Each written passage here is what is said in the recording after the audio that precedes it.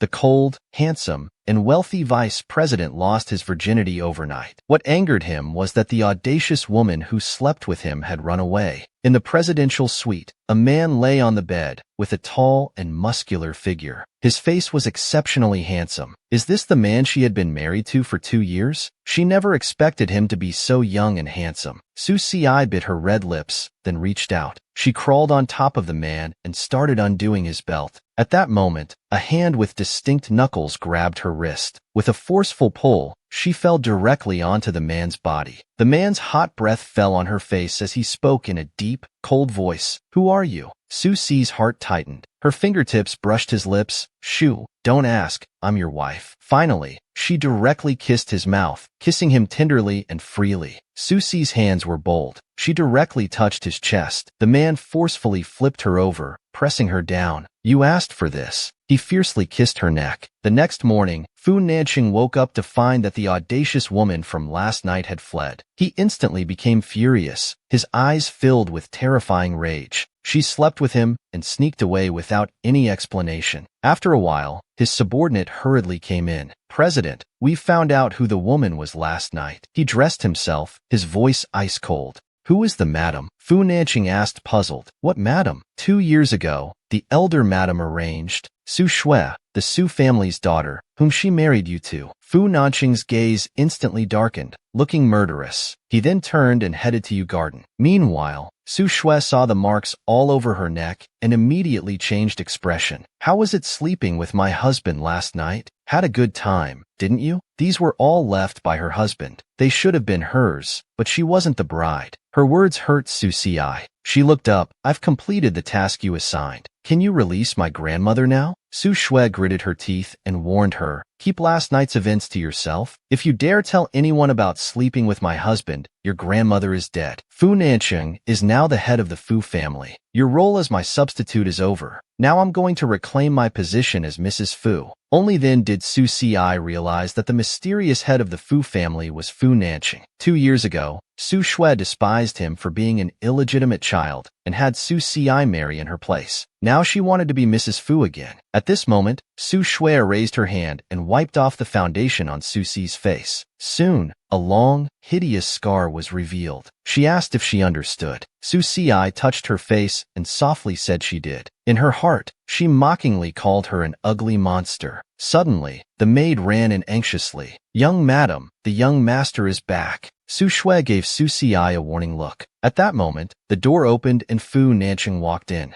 wearing a custom-made suit that emphasized his superior and cold demeanor. Su Shui greeted him with beautiful enthusiasm. She coquettishly threw herself at him. "Honey, you hurt me so much in the hotel room last night." Unexpectedly, Fu Nanqing grabbed her wrist, speaking with icy coldness. "If you're tired of living, just say so. You dare to set your sights on me." Su Shui felt like her wrist was about to be crushed. She hurriedly explained, "Honey, it was the elder madam who urged us to consummate the marriage. She drugged me. I'm a victim too." Fu Nanqing pressed his lips together in great displeasure. "The elder madam again." Su Si stood in an inconspicuous corner, watching him nervously. She had heard that the Fu family's leader was ruthless and dominant in business, showing no mercy. If he found out that she was the one who slept with him, she would be doomed. Su Si turned to leave. At that moment, Fu Nanqing keenly sensed something. He looked up and immediately spotted Su Si. "Stop right there." Su Si's feet froze, her heart racing. Had he discovered something? Fu Nanqing came to stand before Su Si. "Who are you?" "Turn around." His oppressive aura was too overwhelming. Su Si had no choice but to slowly turn around. Fu Nanqing first saw those clear black and white eyes. His gaze instantly became sharp as knives. "It's you." Su Si's heart skipped a beat. Had he recognized her? The vice president had thought that Knight's woman was really his wife. He didn't expect it to be the little maid beside him. Fu Nanqing kept staring at her, his gaze fixed. Under his stare, the bite marks on her neck seemed to burn. Seeing the situation turning awkward, Su Shui quickly spoke up. "Honey, are you mistaking her for someone?" "This is Su Si, the the new maid. Fu Nanqing looked down at her, his composed demeanor masking a hint of investigation and boldness. The little maid met his gaze. Su Si felt nervous, but calmly raised her head, deliberately showing the long scar on her right cheek. She displayed it fully before his eyes. "Young master, you've mistaken me for someone else. I don't know you. I'm just a maid here." Fu Nanqing slightly furrowed his brows. "Indeed, this isn't the face. Then why were you running just now?" "Young master, I wasn't running. I was just heading to the kitchen to work." Fu Nanqing stared at her for several seconds. The face he saw in the room was Su Shue's, yet in front of Su Shue, he had mistaken a little maid. His voice turned cold. "Go." Su Si turned and walked to the kitchen. Fu Nanqing left Su Shue and went upstairs. Su Shue also entered the kitchen, furious. "Su Si, I warn you, stay away from my husband." Su Si gave her a bland look. "I can leave now if you want, but you must release my grandmother." Su Shue shouted at her, "The task isn't over. I've already said you're a maid here. My husband will be suspicious if he doesn't see you. You'll stay here as a maid." She smirked. "Then you'd better use everything you've got to secure your position as Mrs. Fu quickly. You surely don't want me staying here watching your embarrassment." Su Shue glared at her furiously, speechless. Suddenly she noticed. How could an ugly woman have such beautiful eyes? Why did she have features similar to her expensive surgically enhanced face? The master had said the template was from a young girl he encountered on the streets of the capital. As Su Shue left, she smugly insulted, "Mind your own business, ugly monster." She instructed the servants to assign Su Si the smallest maid's room and give her the dirtiest, most tiring work. She returned to the maid's room. Sitting before the mirror, she looked at the long scar on her face. Staying here meant facing that man, but for her grandmother's sake, she had no choice. At least Fu Nanqing didn't know her true appearance. Although she was the Su family's biological daughter, she had been switched at birth. After they found her, they despised her for growing up in the countryside, being unsophisticated, and having a scar, refusing to officially acknowledge her. They only arranged for her to stay in the nanny's room, enduring cold treatment. The Su family's second daughter, Su Shue, particularly enjoyed bullying her. When she wanted to return to the countryside, the Fu-Su marriage alliance began. The Su family took her grandmother hostage, forcing her to be a stand-in. She was controlled by others in every way. Su Si's bangs concealed the meaning in her eyes. She must rescue her grandmother. Fu Nanqing returned to the master bedroom, took a cold shower, then put on black silk pajamas. He stood by the floor-to-ceiling window, taking a sip of red wine. A moment later, he put down the wine glass. He lay down on the soft bed. Su Shue had slept in this bed for 2 years. Fu Nanqing caught a faint, intoxicating fragrance lingering on the pillow. He had smelled this fragrance last night too. Surprisingly, he had slept well. He had suffered from severe insomnia for years, but last night, he fell asleep. Was it because of Su Shue's fragrance? To verify this, Fu Nanqing got up and went downstairs. Soon, he found that delicate figure in the living room. Su Si was trimming flower stems and arranging them in a vase. Then steady footsteps approached from behind, coming to stop behind her. The next second, 2 large hands settled on her waist. Through the thin fabric, the man's broad and lean chest pressed against her from behind, holding her delicate form in his embrace. Su Si trembled, her whole body freezing. Without turning, she knew it was Fu Nanqing. Suddenly his handsome face drew close, his voice low. "Su Shue, why do you smell so nice? What perfume are you wearing?" The handsome, tall vice president had a special preference. He didn't like his own wife, but rather the little maid beside him. He had mistaken her for Su Shue. Su Si immediately turned around. "Young master, you've mistaken me. I'm not the young madam." Just then, a maid's voice came from outside. "Young madam, this way please." Su Shue had arrived. Su Si panicked. Her fingers were cut by the flower thorns. Fu Nanqing finally realized he was holding the little maid, not Su Shue. He imperceptibly frowned his handsome brows. This was the second time he had mistaken her. She hurriedly pushed him away. "Young master, let go of me. The young madam is coming." Fu Nanqing watched her panicked state. She seemed very afraid of him, always keeping her head down, afraid to meet his eyes. He asked softly, "Where are you hurt?" Su Si finally looked up at him, somewhat slow and shy. "It's nothing. Thank you for your concern, young master." She randomly grabbed her fair fingers, putting them in her mouth to stop the bleeding. Fu Nanqing's eyes darkened, his gaze falling to her lips. Her cherry-like mouth was moist, naturally showing an alluring watermelon red. At this moment, Su Shui walked in. Seeing Fu Nanqing and Su Si standing together, her face changed dramatically as she immediately scolded, "Su Si, what are you standing around for? Get to the kitchen now." Su Si ran away quickly. Su Shui looked at Fu Nanqing coquettishly. "Honey, let's go have breakfast." In the kitchen, Su Si steadied her breathing and heartbeat. She had been terrified earlier, thinking Fu Nanqing had recognized her. Fortunately, he had just mistaken her for someone else. Now she only wanted to rescue her grandmother and avoid unnecessary trouble. Outside, a servant ordered, "Su Si, take the milk out." She carried the milk to the dining room, just in time to hear Su Shui speaking ill of her. "Honey, this Su Si is from the countryside. Everyone avoids her ugly face. Only I was kind enough to keep her as a maid." Su Si showed no expression. She was used to it. Su Shui belittled her. She looked up at the man. Fu Nanqing sat at the head of the dining table, reading a newspaper. He seemed not to hear what Su Shui was saying. During the day, Su Si went to school as a substitute. After school, she immediately left, standing by the road trying to hail a taxi to Yu Garden, but couldn't get one here. Suddenly, a luxury car slowly stopped in front of her. The back window slowly rolled down, revealing Fu Yu's handsome face. "Little clown, can't get a taxi? Get in, I'll give you a ride." Su Si hesitated, but had to get in. "Thank you." She opened the back door and got in. Fu Yu introduced, "Little clown, this is my uncle." Su Si looked toward the driver's seat. It was actually Fu Nanqing. She immediately regretted it. How could Fu Nanqing be Fu Ju's uncle? What a coincidence. "Uncle, this is my classmate Su Si.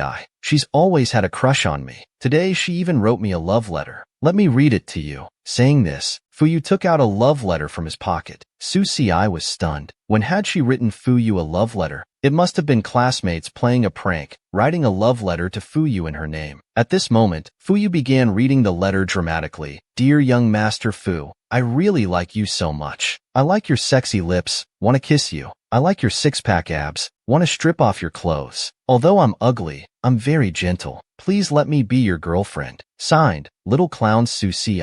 Su Si looked up, instinctively glancing forward. Her eyes met Fu Nanqing's in the rearview mirror. Su Si's heart immediately raced. She dared not meet his gaze because when their eyes met, she remembered that night in the hotel room, his hands gripping her soft waist, the way he stared at her. Fu Yu put his arm around Su Si's shoulders. "Little clown, I didn't know you liked me so much. Alright, let's start dating. From now on, you're my girlfriend." Su Si resisted the urge to kick Fu Yu out of the car. "Shut up." Fu Nanqing's eyes were fierce and cold. He slammed on the brakes. His voice was extremely cold. "Fu Yu, get out?" he asked confusedly. "Uncle, I haven't reached my destination." Fu Nanqing's face grew darker. He said word by word, "If your legs aren't broken, walk." What does their dating have to do with him? What was he being awkward about? Fu Yu was very afraid of his uncle. He let go of Su Si. "Little clown, see you tomorrow. I'll take you on a date tomorrow. Goodbye, uncle." After he got out, Fu Nanqing stepped on the gas and left. Now only the two of them remained in the luxury car. The man didn't speak. Su Si sat very stiffly. Half an hour later, the car stopped at the entrance of Yu Garden. Fu Nanqing got out. He pulled Su Si out of the car. In a very irritated tone, he warned her not to mess with his nephew. She was the most despised substitute in others' eyes. By day, an ugly, humble little maid. At night, removing her disguise, willingly becoming the lover of $1 trillion CEO. Fu Nanqing returned to his room and lay in bed but couldn't sleep. The lingering fragrance on the bed had completely dissipated. Without it, his insomnia returned. Fu Nanqing sat up, picked up the phone and made a call, asking the young madam to come upstairs. Downstairs, Su Shui jumped with joy. She quickly found Su Si to boast, "My husband wants me upstairs. Tonight, I'll share a room with him." Su Si showed no reaction. She said happily, "Come help me bathe." After bathing, Su Shui took out a bottle of luxury perfume and sprayed herself generously. "Are you jealous, Su Si? Remember, you're just a lowly substitute. I'm the real Mrs. Fu." After saying this, she left arrogantly. Su Shui entered the master bedroom and immediately pounced forward, saying coquettishly, "Honey, I'm here." Fu Nanqing had been waiting for Su Shui, waiting for her scent, but when she pounced, she brought a pungent perfume smell. He immediately pushed her away. "What's that smell on you? Why isn't it the bed's fragrance?" Su Shui froze at the mention of the bed's fragrance. She hadn't slept in this bed yet. It was Su Si who had. He wanted Su Si's scent. Fu Nanqing narrowed his dangerous eyes. Perhaps the person sleeping in this bed wasn't you? Oh no, he was about to find out. She quickly made up a lie. It was me. It was me. I just took a flower petal bath. It covered up the scent. Fu Nancheng was very angry. What are you waiting for? Go shower quickly. I want the original scent. Otherwise, you can forget about being Mrs. Fu. Su Shui felt his mood was very bad today and hurriedly ran out. Had someone upset him? Su Si was preparing for bed when she saw Su Shui enter with a gloomy face. Why are you back? Did Fu Nancheng kick you out? Su Shui reluctantly ordered. Su Si,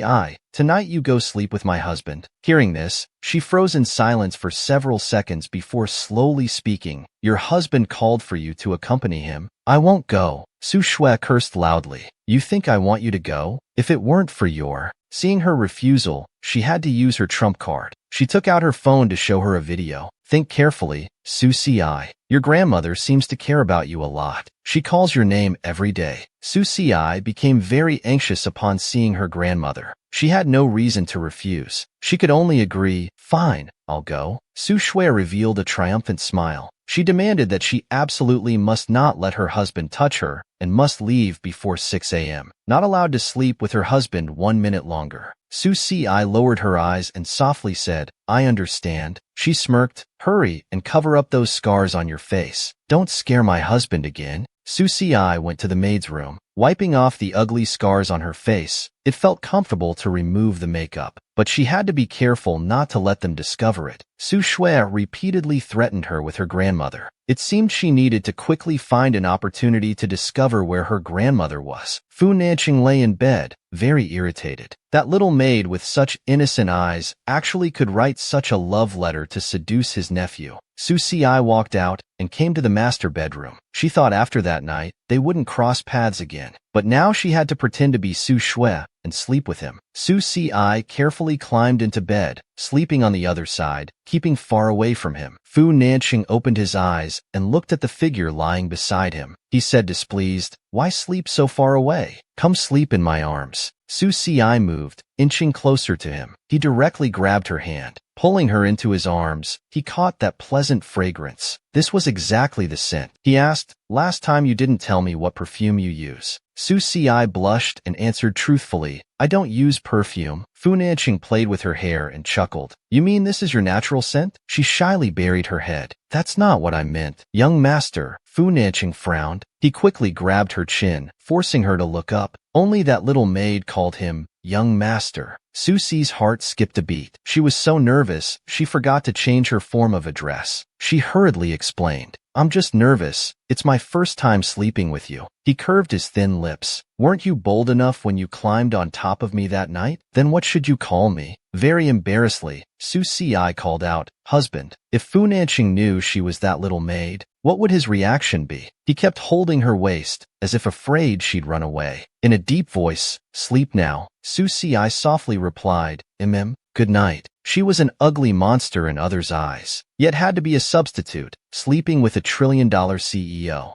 Su Si opened her eyes early in the morning. Looking at the time, it was already 6 o'clock. Oh no, Su Shui told her to leave before 6, not to sleep a minute longer. She was late. She moved to get up, but Fu Nancheng's strong arm was wrapped around her slim waist. Why are you up so early? Stay and sleep with me a while longer. He had always suffered from insomnia, but surprisingly slept so well holding her. He wanted to hold her and sleep a bit more. Su Si dared not sleep anymore. She immediately broke free from his arms and stood up. I'll get up first. You sleep more? Fu Nancheng frowned slightly, not understanding why she left so quickly, as if in a hurry. She wouldn't even stay when he asked her to sleep with him longer. When Su Si came out after fixing the scars on her face, she saw Su Shui with a gloomy expression. Su Shui scolded her. Su Si, why did you sleep with my husband 5 minutes longer? Was his embrace too warm that you couldn't bear to leave? Su Si felt like her thoughts were exposed. If you're so worried, then don't let me sleep with your husband next time. It was lucky she ran away quickly. She almost didn't have time to apply makeup. Su Shui was about to explode with anger, but she had more important things to do. What perfume did you spray? Hand over the perfume. Why did both Fu Nancheng and Su Shui ask about what perfume she used? Su Si raised an eyebrow. and took out a bottle of perfume. Su Shui grabbed it. It was CC perfume. This bottle was empty, just an empty container. This meant she had to buy this perfume to be able to sleep in Fu Nanqing's bed. Su Shui's face turned vicious as she raised her hand to slap Su Si's face. You ugly monster, what perfume? Using CC perfume on you is just a waste. As the slap came, Su Si caught Su Shui's wrist. She smiled carelessly. Oh, so it's not a waste when you use it? Then why don't you go buy it? Such a luxury brand. Su Shui and her mother couldn't get it for so long. This country bumpkin probably bought a fake one. Su Shui wanted to explode. But at this moment, from the corner of her eye, she saw the master bedroom door open. Fu Nanqing walked out. She smiled strangely. Su Si, are you mocking me for not being able to buy it? Then she let out a scream, stumbling back several steps. Su Si, why did you push me? At this time, a tall, straight figure walked over, standing in front of Su Shui.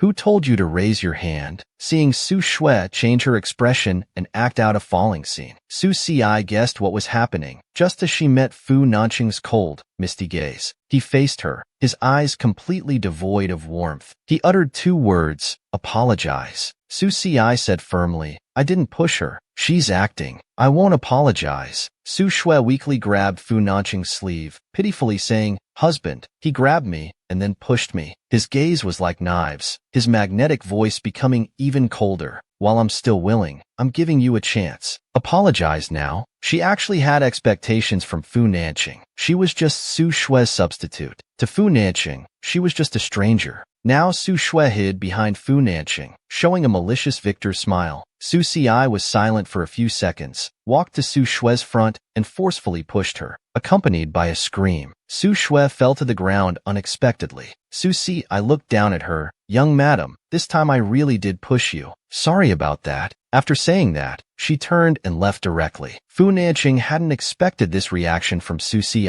Looking at the girl's cold and stubborn figure, his eyes deepened. She turned back to look at him once. Young master, I've already apologized. I'm going down to work now. Su Shui trembled with anger, getting up awkwardly. Husband, he's just a maid. How dare he treat me like this? You must stand up for me. Fu Nanqing's face turned ugly, his voice very cold. Su Shui, don't bring such clumsy acts to me in the future. Su Shui was mortified. He knew? Then why did he still? Fu Nanqing showed no emotional fluctuation. I helped you just now because I was satisfied with your performance last night. Come to my room again tonight. She stood frozen. After just one night, Su Si was about to steal Nanqing's heart. If he was exposed, even the position of Mrs. Fu couldn't be kept. No, Fu Nanqing must not know. Su Shui immediately took out her phone and called her mother, crying, Mom, quickly help me get a bottle of CC perfume. That's how Su Si seduced him. On the other end, she laughed, Shue, don't worry. I've already asked someone to buy the perfume. As for Su Si, your father and I plan to marry her off. Hearing this, she smirked. Marriage? The woman chuckled. We have connections with young Master Sunday. He can help us establish connections with CC perfume. Your father and I have prepared generous gifts for Su Si to deliver. So while at school, Su Si received a call from Lilan. Lilan invited her to Cloudly Hotel to discuss her grandmother's matter. She wanted to see what these mother and daughter were up to. She curved her red lips. She sent a text to Su Shui. I forgot my room card. Bring it to me quickly. I can't get in otherwise. He was an ugly duckling in everyone's eyes. Little did they know, the billionaire CEO was gradually drawn to him. After school, Su Si took a taxi straight to Cloudly Hotel. Half an hour later, she arrived at her destination and walked into the hotel. At this time, Fu Nanqing's car was parked on the roadside, and he happened to see her. He and Secretary Song walked in and saw his little maid, Su Si,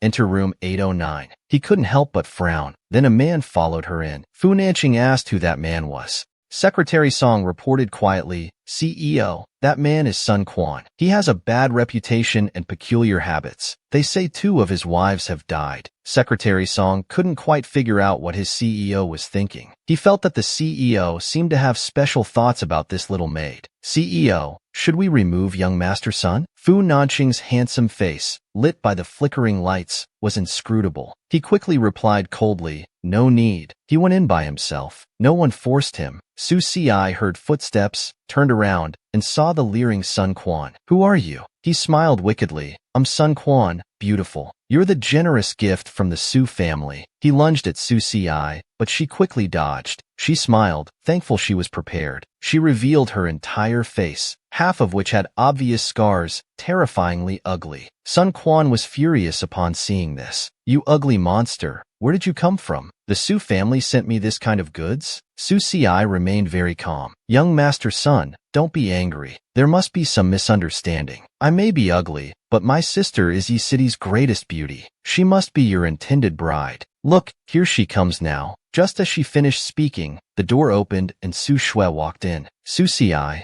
you stupid? You forgot your room card and made me bring it to you. When Sun Quan saw Su Shui, his lecherous eyes immediately lit up with excitement. He rushed over. Bride, you've finally come. Su Shui was stunned. Young Master Sun, what are you doing? Let me go. Su Si is your intended bride, she shouted. Su Shui, shut up. You mean the Su family wants to marry me, an ugly country girl, to young Master Sun? What do you take young Master Sun for? Sun Quan forcefully pushed her onto the bed, laughing happily. Now your Su family won't dare trick me. Su Shui, beautiful, come play with me. Su Shui was terrified. It should have been Su Si who was sent to the bed. How did it become her? Young Master Sun, let me go. No, Su Si, save me, save me. Amidst Su Shui's cries for help, Su Si walked out. Su Shui, only you, Yi City's greatest beauty, are worthy of young Master Sunday. She firmly closed the door. Suddenly her phone dinged. She opened it to look. It was actually a message from Fuyu. Little ugly girl, I've finally found you. A few seconds later, Fuyu called. Su Si didn't answer. She thought Fuyu was joking. Why did he keep calling to harass her? She must not get involved with this uncle and nephew again. But at this moment, a familiar figure approached from ahead. Fuyu had actually followed her. Su Si was speechless. There was nowhere to hide now. She could only push open the door of a presidential suite next to her and quickly hide. But Fuyu also headed straight for this presidential suite, shouting, Uncle, Uncle. Only then did Su Si realize. This couldn't be Fu Nanqing's room, could it? She scanned the spacious room, then ran to the bed and dove under the covers. Fu Nanqing walked out of the bathroom. His deep, displeased voice rang out, Fuyu, why are you yelling? It really was Fu Nanqing. Su Si could tell just from his voice. So to avoid Fuyu, she had hidden in Fu Nanqing's bed. The ugly girl, to avoid an ordinary person, had actually climbed into the billionaire CEO's bed. Fuyu complained, Uncle, I heard you married Yi City's greatest beauty Su Shui. Such big news and you didn't tell me? I want to meet my new aunt. As Fu Nanqing prepared to get into bed, he lifted the covers. Fine, come home for dinner in a few days. Fu Nanqing keenly sensed something was wrong. Someone was hiding in his bed. He narrowed his eyes. He reached out and lifted the covers. Su Si's small face with its long scar suddenly appeared in his view. It was actually his little maid. Fuyu couldn't see inside from his angle. He took out his phone, puzzled. Uncle, have you seen Su Si? She's at the Cloudly Hotel today too, but I can't find her. Her phone's not connecting either. Fu Nanqing smirked. I see her right now in my bed. Facing Fuyu's inquiry, Su Si looked up. Her clean, bright eyes gazed at him pleadingly, shaking her head. Don't give me away. Just let me hide for a while. Fu Nanqing thought, dream on, and was about to grab her off his bed and throw her out. In this critical moment, Su Si lunged forward. She grabbed onto the man's strong legs. Her soft body suddenly pressing against him made Fu Nanqing shudder violently. His straight back pressed against the headboard. His prominent atoms apple-bobbed twice quickly. His damn body inexplicably generated a wave of heat. Su Si clung tightly to him, like a little water snake. At this moment, Fuyu looked up from his phone. Uncle, why aren't you saying anything? Have you seen Su Si, that ugly girl? Fu Nanqing quickly covered Su Si with the blanket, not letting his nephew see what was under it. He shook his head. No, then I'll go look elsewhere. Goodbye, Uncle. Fuyu left. Now only the two of them remained in the room. Fu Nanqing lifted the covers, angrily saying, Had enough hugging? Let go. Su Si had never been so embarrassed. She quickly released him and opened her mouth to explain, but her long hair had caught on his bathrobe button. She was pulled back again. Fu Nanqing's handsome face darkened completely. Gritting his teeth, his handsome jaw rolled out ominous words. Su Si, are you doing this on purpose?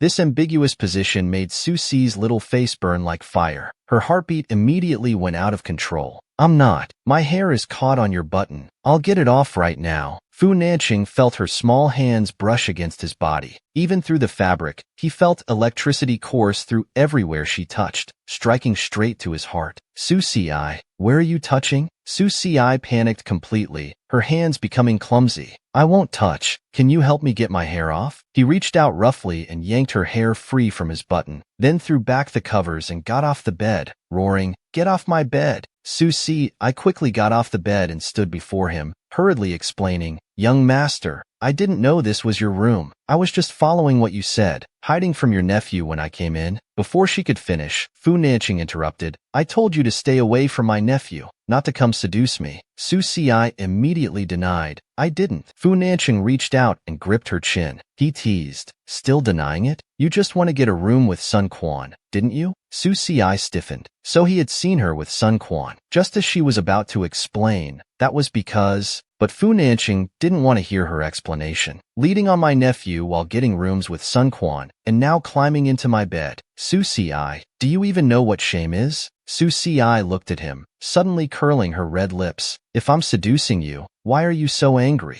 Could it be that you're actually seduced?" The ugly girl actually dared to forcefully kiss the billionaire CEO Fu Nanqing. "What are you saying?" Su Ci raised her eyebrows, her bright eyes exuding a hint of charm. "Isn't it true? The way you're acting now, you're just angry because you can't accept being seduced by someone like me." Fu Nanqing's eyes suddenly darkened. He reached out and grabbed her slender neck. "Su Ci, are you asking for death?" She couldn't breathe fresh air, the feeling of suffocation growing stronger. She didn't want to die like this. She still had many things to do. Fu Nanqing glared at her viciously, showing no sign of letting go. Suddenly Su Ci thought of something. She immediately leaned forward and kissed his thin lips. Fu Nanqing froze. She actually forced a kiss on him. He wanted to push her away, but her lips were clean, soft, and sweet, fragrantly intoxicating. Taking advantage of his distraction, Su Ci pushed him away and retreated several steps. Fu Nanqing's face was dark with anger. He felt he must be crazy to think that this flirtatious little maid could be that girl from that night. That girl was Su Shui, not her. He warned harshly, "This is the last time. If you dare climb into my bed again, you won't see tomorrow's sun." He grabbed some tissues and wiped his lips. "Even if I were to like someone, Fu Nanqing would only like beautiful women. Don't dream on. I have no interest in you." His cold, heartless words crashed down heavily. Su Ci said nothing. "Humph, who cares if he's interested?" Then she turned and left directly. Su Ci went to the bathroom and washed her face with cold water. It didn't matter if Fu Nanqing hated her. They had no relationship anyway. Once she rescued her grandmother, she would disappear from his sight. Then she walked out of the Cloudly Hotel, trying hard to forget everything that just happened. At this moment, Fu Yu ran over from ahead. "Ugly girl, so you're here. I've been looking everywhere for you." This persistent Fu Yu had found her. It seemed her earlier hiding was in vain. She looked at him coldly. "Young Master Fu, did you need something?" Fu Yu smiled. "Do I need a reason to find my girlfriend? Come on, let's go on a date." She explained, "Young Master Fu, I didn't write that love letter. I don't like you. I won't be your girlfriend." Su Ci wanted to leave, but at this moment Fu Yu's eyes widened, looking at her in complete shock. "Ugly girl, your face? My God, Su Ci, you're so beautiful. Why do you pretend to be ugly?" At this moment, a tall and straight figure walked out of the Cloudly Hotel. It was Fu Nanqing. Fu Yu immediately spotted his uncle and shouted loudly, "Uncle, uncle, quick, look at Su Ci's face." Su Ci quickly hid behind him, not letting Fu Nanqing see her face. "Young Master Fu, please don't tell anyone about my disguise, especially you." "Why?" Fu Yu asked, confused. "Because the reason is very complicated. Young Master Fu, please, help me keep this secret. Don't tell anyone." Seeing Su Ci's serious expression, Fu Yu nodded in agreement. "All right, I promise to keep your secret. But you have to agree to one thing for me." He hesitated. "It's nothing." Fu Yu was overjoyed. "Be my girlfriend." This person was taking advantage of the situation. She quickly refused. "No, I already said I don't like you. Don't waste your time on me. I have to go now." She looked up and saw Fu Nanqing's dark eyes staring at her. She had no choice but to continue hiding behind Fu Yu. Seeing this scene made him even angrier. He strode towards them. Fu Yu smiled. "Then give me a chance. Be my girlfriend for 1 month. After a month, if you still haven't fallen for me, I'll leave you alone." If she didn't agree, everything would be exposed. Fine, I agree. The handsome, wealthy vice president despised her as a lowly maid. Little did he know she was the boss behind the scenes. Su Si quickly applied makeup behind him. At this time, Fu Nanching walked over. Fu Yu, what are you shouting about? What's wrong with Su Si's face? He lied without blinking. Oh, I wanted you to see how ugly Su Si is. She's even uglier today than yesterday. Haha, Su Si finished applying her makeup. She walked out from behind him. Fu Yu laughed loudly. Ugly girl, don't be shy. Come to me. Uncle, the ugly girl has officially agreed to date me. Su Si felt Fu Nanching's cold, sharp gaze fall on her, almost piercing holes through her. She had just gotten off his bed, and now she was his nephew's girlfriend. No wonder he thought she was a shameless woman. At this moment, Secretary Song reminded quietly, President, the meeting starts in half an hour. We should return to the company. Fu Nanching withdrew his gaze and turned to leave. Fu Yu was very happy today. I'm very loyal, right? I didn't reveal anything about your matter. Let's go on a date. I'll treat you to a movie. Su Si refused. No thanks, young Master Fu. I don't want to watch a movie. I'm leaving first. After saying that, she turned and left. Fu Yu sighed. Why does she keep leaving me alone? Just as she left, a melodious phone ring sounded. Li Lan was calling her. Su Si pressed the button and answered. Su Si, come home right now. She hung up immediately. As soon as Su Si entered the living room, she heard Su Shue's crying. You must help me get justice. Mom, she definitely did it on purpose. Su Si stood quietly to the side watching them perform. Li Lan immediately stood up and accused, raising her hand in the air. Su Si, you're so vicious. You actually tricked your sister into going to Sun Quan's place. Do you know what kind of person Sun Quan is? She was about to strike down. Su Si grabbed her hand and smiled gently. So Mom knows what kind of person Sun Quan is? I thought you didn't know. At this moment, Su Changrong walked in with a gloomy face. Li Lan asked, Husband, what did young Master Sun say? Su Changrong was very angry. What else could he say? Young Master Sun had already helped us deliver the bid to CC Perfume. We were just about to formally cooperate. But now Su Shui has cracked young Master Sun's head. If it were you, would you still want to be the middleman? Su Shui felt wronged. Dad, Mom, I'm the victim. This is all Su Si's fault. Su Changrong scolded. Even if you grew up in the countryside without guidance, you shouldn't behave like this. Do you know how important young Master Sun and CC are to our Su family? She sneered. I didn't know before, but now I do. For cooperation with CC, you're willing to sell your daughter. You're a Su family daughter. When the Su family prospers, won't you benefit too? You should contribute to the family. Su Si smiled coldly. I am a Su family daughter, but aren't Su Chinro and Su Shui too? Why don't they make this contribution? Li Lan angrily said. Su Si, Shui is marrying Fu Nanching. How can she contribute? And Chinro has high education and perfume-making talent. She's been studying in France for years. She's always been the Su family's hope. I never thought you'd be so selfish, only thinking about making others contribute. Su Shui cursed loudly. Su Si, our family raised you, paid for your grandmother's medical treatment. With your face, being able to attract Sun Quan is already lucky. Don't be ungrateful. Su Si stood straight with her slender waist. I wanted to contribute to the Su family, but unfortunately, I'm just an ugly country girl. Young Master Sun doesn't like me. I can't help you. After speaking, Su Si turned and left directly. Su Changrong was so angry his chest hurt. After the rebellious Su Si left the Su house, she took out her phone and sent a message, return Su's bid documents. Soon the other end replied, yes, boss. Then she left the place swaggeringly. Soon Su Changrong received a phone call that made his face change dramatically. Li Lan was a bit panicked. Husband, what's wrong? He gritted his teeth and said word by word, CC Perfume. They returned all our bid documents. The handsome, wealthy vice president mistook the little maid for his wife, bullied her severely, possessed her. Li Lan collapsed onto the sofa. What should we do now? The atmosphere was heavy. At this time, Su Changrong remembered something. Shui, how are things with Fu Nanching? When will he finally make public our family's relationship? Speaking of this, Su Shui became hesitant, not very smooth, but soon. Once I get CC Perfume, Su Changrong slammed his fist heavily on the table. Useless. Can't even handle such a small matter. If you were more capable, I wouldn't need to beg others. They would be the ones begging us. Li Lan protected Su Shui. Changrong, give Shui more time. Su Changrong's face was gloomy. I can give her time, but don't mess things up. Su Shui, don't forget how this marriage came about. Su Shui's face turned pale. Yes, father. I will make Fu Nanqing publicize our family's relationship as soon as possible. 2 years ago, she took a jade pendant from Su Si's room. The Fu family happened to see this jade pendant and agreed to the marriage alliance. But at that time, Fu Nanqing was still an illegitimate son. Zhu Shui didn't want to marry him. Who could have imagined Fu Nanqing would become the Fu family's power holder?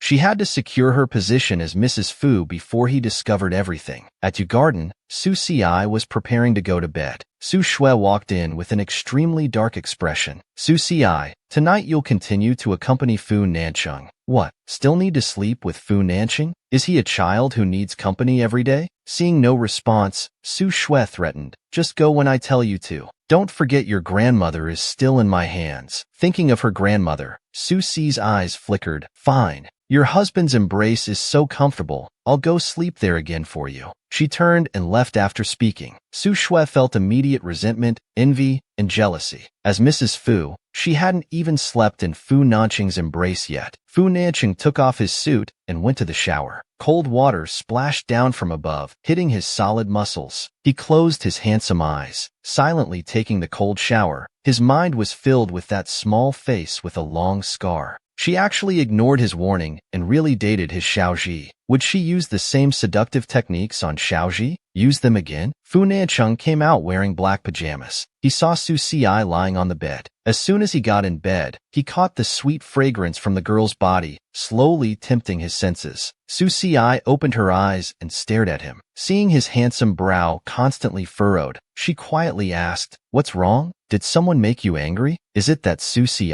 He shouted at her. "Don't mention her. Indeed, it was because of her. Do you hate her that much?" Fu Nanqing realized his tone was harsh and reached out to touch her face. "I just don't want to talk about these annoying things. Did I scare you?" Su Si shook her head, then raised her small hand to smooth his furrowed brow. "It's late. Let's sleep." "I don't want to sleep yet." Su Si asked him. "Then what do you want to do?" Fu Nanqing's eyes fixed on her red lips, growing passionate. "What do you think?" After speaking, he leaned down and directly kissed her alluring red lips. Time stood still at that moment. Su Si couldn't even hear her own heartbeat. She stared straight at the man who suddenly kissed her, momentarily forgetting to react. After a few seconds, she came to her senses. She was only here to sleep, not prepared to do such things for Su Shui. Su Si began to struggle, her small hands pushing against his solid chest. "No, let me go." His body was hard as rock, immovable, as he held her. Su Si had to bite his lip corner hard. Fu Nanqing felt the pain and released her. He wiped his bitten lip corner. What does this mean? Su Si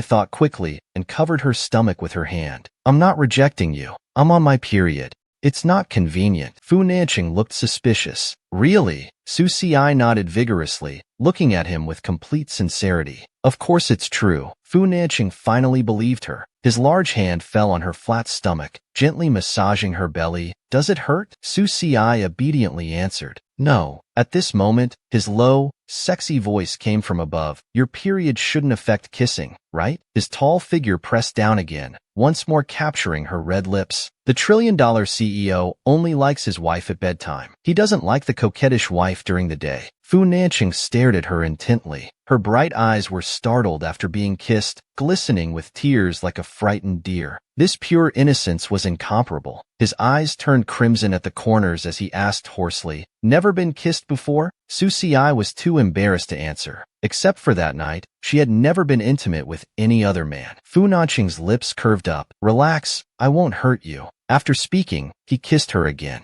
Su Si clearly felt that this time, he became gentler. He softly pressed against her red lips, being extremely patient with her, kissing for who knows how long. Finally, he released her. The girl's black hair spread out on the white pillow, her face flushed and fair, features as delicate as a painting, looking just like a little enchantress. Fu Nanqing turned to his side, held her in his arms, and softly said, "Sleep now." The next morning, Su Si left the master bedroom before 6 a.m. She applied the scar on her face and started working. At this time, Su Shui walked over with a gloomy face. Is my husband awake? No. I told him I was on my period last night. Remember not to slip up? Su Shui immediately caught the key point. Why did you say that? Did he try to touch you last night? You must have seduced him, you shameless woman. Su Si continued working with a cold expression, not answering the question. She just glanced at her. So, why do you let this shameless woman sleep with your husband? Su Shui knew Su Si was quick-witted. She could never win against her in verbal sparring. Suddenly, Su Shui thought of something. Fu Nanqing wasn't awake yet. She could order Su Si to enter the master bedroom in 10 minutes to collect his clothes from yesterday. Seeing Su Shui's calculating smile, Su Si knew she was plotting something again. Su Shui quickly went upstairs and pushed open the master bedroom door. Fu Nanqing wasn't awake yet. This was her chance. She tiptoed to the bed and lay down, slowly moving closer to him. But before she could touch him, Fu Nanqing alertly opened his eyes, his hawk-like gaze shooting straight at her. What are you doing? Su Shui felt guilty. Husband, I came to sleep with you. Fu Nanqing sat up and said coldly, Get down. Tell Zhou to change all the bedding. Don't get on my bed during the day anymore. Su Shui's face turned pale with fear. At this moment, the master bedroom door opened and Su Si appeared. Su Shui immediately pulled down one shoulder strap of her slip dress, exposing her fair shoulder, then coquettishly threw herself into Fu Nanqing's arms. Husband, you're mean? I'm still not feeling well. Fu Nanqing frowned at this sudden embrace. He turned his head toward the door, where Su Si's small face with the long scar came into his view. She stood at the door, clearly not expecting to see this scene between him and Su Shui in bed. She froze for a moment. Fu Nanqing's mood worsened. Get out. The words were chillingly harsh. What manners have you learned? Opening the master's door as you please. Get out. Su Si turned and ran. She thought to herself, as if she wanted to see this. It was absolutely eye-searing. In the living room, she heard Fu Nanqing yell angrily, You get out too. Do it again and you'll lose your hands. Su Si laughed mockingly. He was nothing special after all. Su Shui came up to Su Si and said smugly, Now you see reality? Know why my husband was so angry? Because you interrupted our intimate moment. Su Si remained expressionless. So this was why Su Shui told her to go up in 10 minutes, to see their loving couple act. Crossing her arms, she mocked, Not only did I see it, I also heard your husband tell you to get out too. Just as Su Shui was about to explode, Fu Yu's voice rang out, Uncle, are you up? Su Shui immediately went to greet him. Young Master Fu, why are you here? Fu Yu's eyes lit up. Little clown, why are you at my uncle's house? Hey, where's your scar? Why aren't you playing ugly today? Hearing this, Su Si knew Fu Yu had mistaken Su Shui for her. After all, their faces were identical. She was about to speak, but then a deep voice came from upstairs. What playing ugly? Fu Yu, what are you talking about? Su Si's heart skipped a beat. Oh no. The trillion-dollar CEO finally noticed something was wrong. He directly questioned the little maid. Why is your face identical to Su Shui's? Fu Nanqing looked very seriously at Fu Yu. Why did you mistake them just now? Fu Yu stammered, unable to say a word. Fu Nanqing's gaze fell on Su Si's face. His deep eyes narrowed slowly. He hadn't noticed before that Su Si's unscarred left side looked very similar to Su Shui. He coldly ordered Su Si, Come here. She came before Fu Nanqing. What do you need, young master? Fu Nanqing pulled her over, then covered her scar with his hand. Her clear, beautiful face was revealed. Indeed, it was identical to Su Shui's. His dark gaze became dangerous like a deep abyss. Tell me, why is your face identical to Su Shui's? Su Shui immediately explained, Husband, she got plastic surgery to look like me. That scar is from a failed surgery. Fu Nanqing looked at Su Si.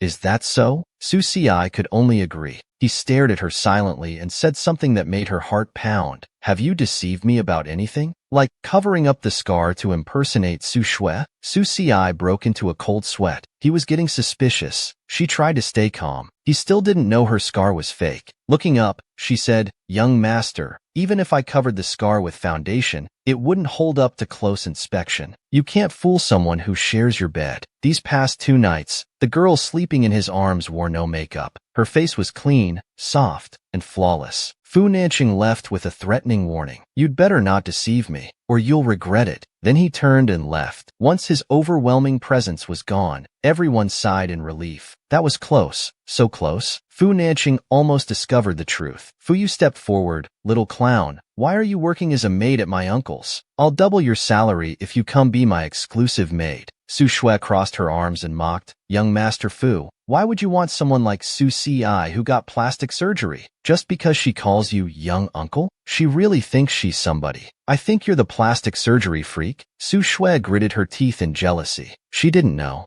When Su Si had managed to hook this young master of the Fu family, he smiled at Su Si. How about it, little clown? Come with me. Young master will take care of you. I have plenty of money. Just then, Fu Nanqing's deep, displeased voice rang out. Fu Yu, come back. You're coming to the company with me. I want to see how your finance and management studies are going. Fu Yu immediately wailed. No, uncle. Then I'll tell your father to cancel all your credit cards. What? Cancel my credit cards? But I have plenty of money. Fu Yu was stunned by his uncle's threat. Fine, I'll go to the company with you. Fu Yu looked reluctantly at Su Si.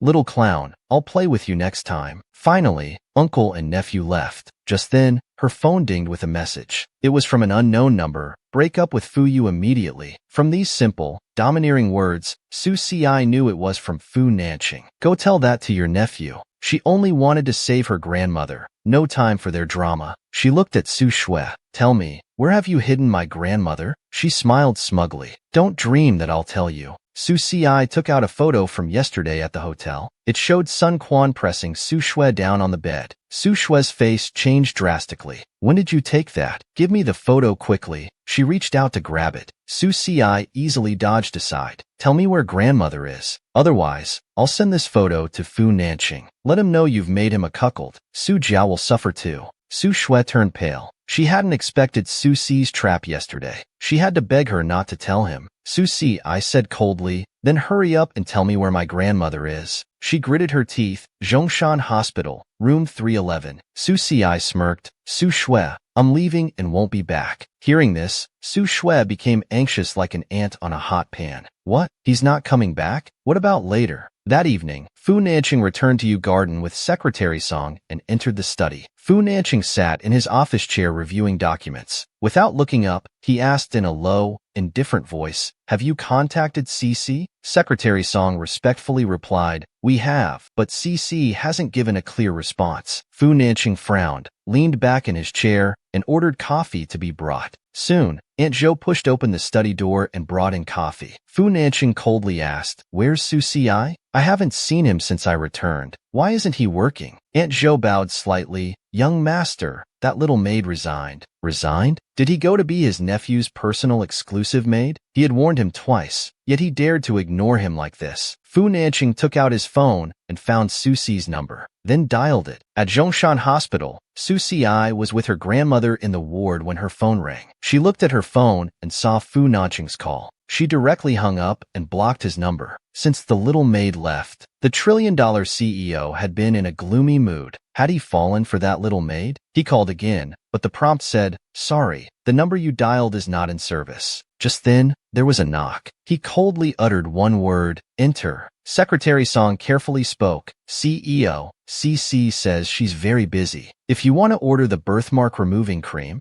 you'll need to make an appointment with her secretary and queue up. Hearing this, Fu Nanqing's face immediately darkened. He dialed again. The same prompt played. Secretary Song reminded him, CEO, don't bother calling anymore. The number seems to be unreachable. He asked puzzledly, why? Because they might have blocked you. Fu Nanqing threw his phone onto the desk. He had never been blocked before. His dark eyes instantly froze over. His handsome face was so cold it could drip ice water. Secretary Song glanced at his call history. It was the little maid. So the birthmark removing cream the CEO ordered was for his little maid? And now he couldn't even contact her. Fu Nanqing's eyes drifted over again. Get out. Secretary Song ran like the wind. He felt like he discovered a huge secret. What juicy rich family drama. Now only he remained in the study. He turned to the floor-to-ceiling window, feeling depressed, not sure if he was angry about CC or about Su Si the little maid. Finally, he realized his mood was being controlled by her. This was a bad sign. It's good that she left. They won't cross paths again. Fu Nanqing left the study. Where's the young madam? Tell her to come to my room. The servant respectfully replied, Young master. The young madam's mother had a fall. She went home to care for her mother. Fu Nanqing's brows twitched. I see. The next day, Fu Nanqing went to the company first, his whole demeanor gloomy. His expression was quite terrible. Everyone sensed their CEO's bad mood and didn't dare provoke him. Someone found Secretary Song and quietly asked who angered their big boss. Secretary Song raised his eyebrows mysteriously, probably because of a little maid. After work, Fu Nanqing drove to Yipin Lawn Villa. He watched Fu Yingying enter the password. As he walked in after the door opened, he heard Fu Yingying's giggles. Cici, feel free to stay here. My little house is nice. I won't kick you out. Yingying, thank you. Su Ci ran while looking back at Fu Yingying. Soon, she crashed into a muscular chest. Su Ci felt like she had hit a rock-hard wall. Ouch! When the young girl's soft body suddenly fell into his arms, Fu Nanqing's tall frame instantly stiffened. It was this little maid. Why her again? Just then Fu Yingying spoke. Little Shu, why are you here? Had she fallen into a den of Fu family members? Fu Yingying teased. Little Shu, why are you still holding my Cici? Her 26-inch tiny waist? Isn't it nice to hold? Su Ci only then realized he was still holding her. She immediately struggled, trying to break free. Fu Nanqing couldn't help holding her a moment longer. Only when she started struggling did he let go. Fu Nanqing hadn't expected his little maid to end up at his villa and even crash into his arms. Fu Yingying, explain what's going on. Fu Yingying held Su Ci's small hand. Uncle, Cici, I invited her to stay with me. Fu Nanqing coldly glanced at Su Ci. Move out immediately. Su Ci, I hadn't expected him to kick her out right away, but she had to stay here. The ghost orchid in the backyard was crucial for her. Su Ci quickly chased after him, reaching out her small hand to grab his sleeve. Mr. Fu, wait, could you give me some time? I'll move out as soon as I find a place. She pleaded pitifully. Mr. Fu, please. My grandmother is hospitalized. We need to pay expensive medical bills daily. I really have nowhere else to go. Fu Nanqing turned his head. His gaze fell on her crimson lips, so delicate and alluring. Suddenly, he remembered that passionate kiss they shared that day. His Adam's apple bobbed slightly, then he said, when you find a place, move out immediately. After speaking, he went upstairs. Su Ci finally breathed a huge sigh of relief. It seemed this man responded better to gentleness than force. The little maid and young niece were looking at a catalog together, full of handsome men's abs. When the billionaire CEO found out, his face darkened. He immediately scolded. How do you explain this? Not studying yourself, and corrupting my niece too. Fu Yingying pulled Su Ci to sit on the sofa. Cici, sit down. Let me share something good with you. Can I refuse? Su Ci remembered the last time Fu Yingying shared something good with her, an inappropriate magazine. At this moment, Fu Yingying mysteriously pulled out a small booklet. This time it's different. This is my harem catalog, full of handsome guys' contact information. Cici, how about this puppy-like guy? He'll stick to you all day. Su Ci quickly shook her head. No.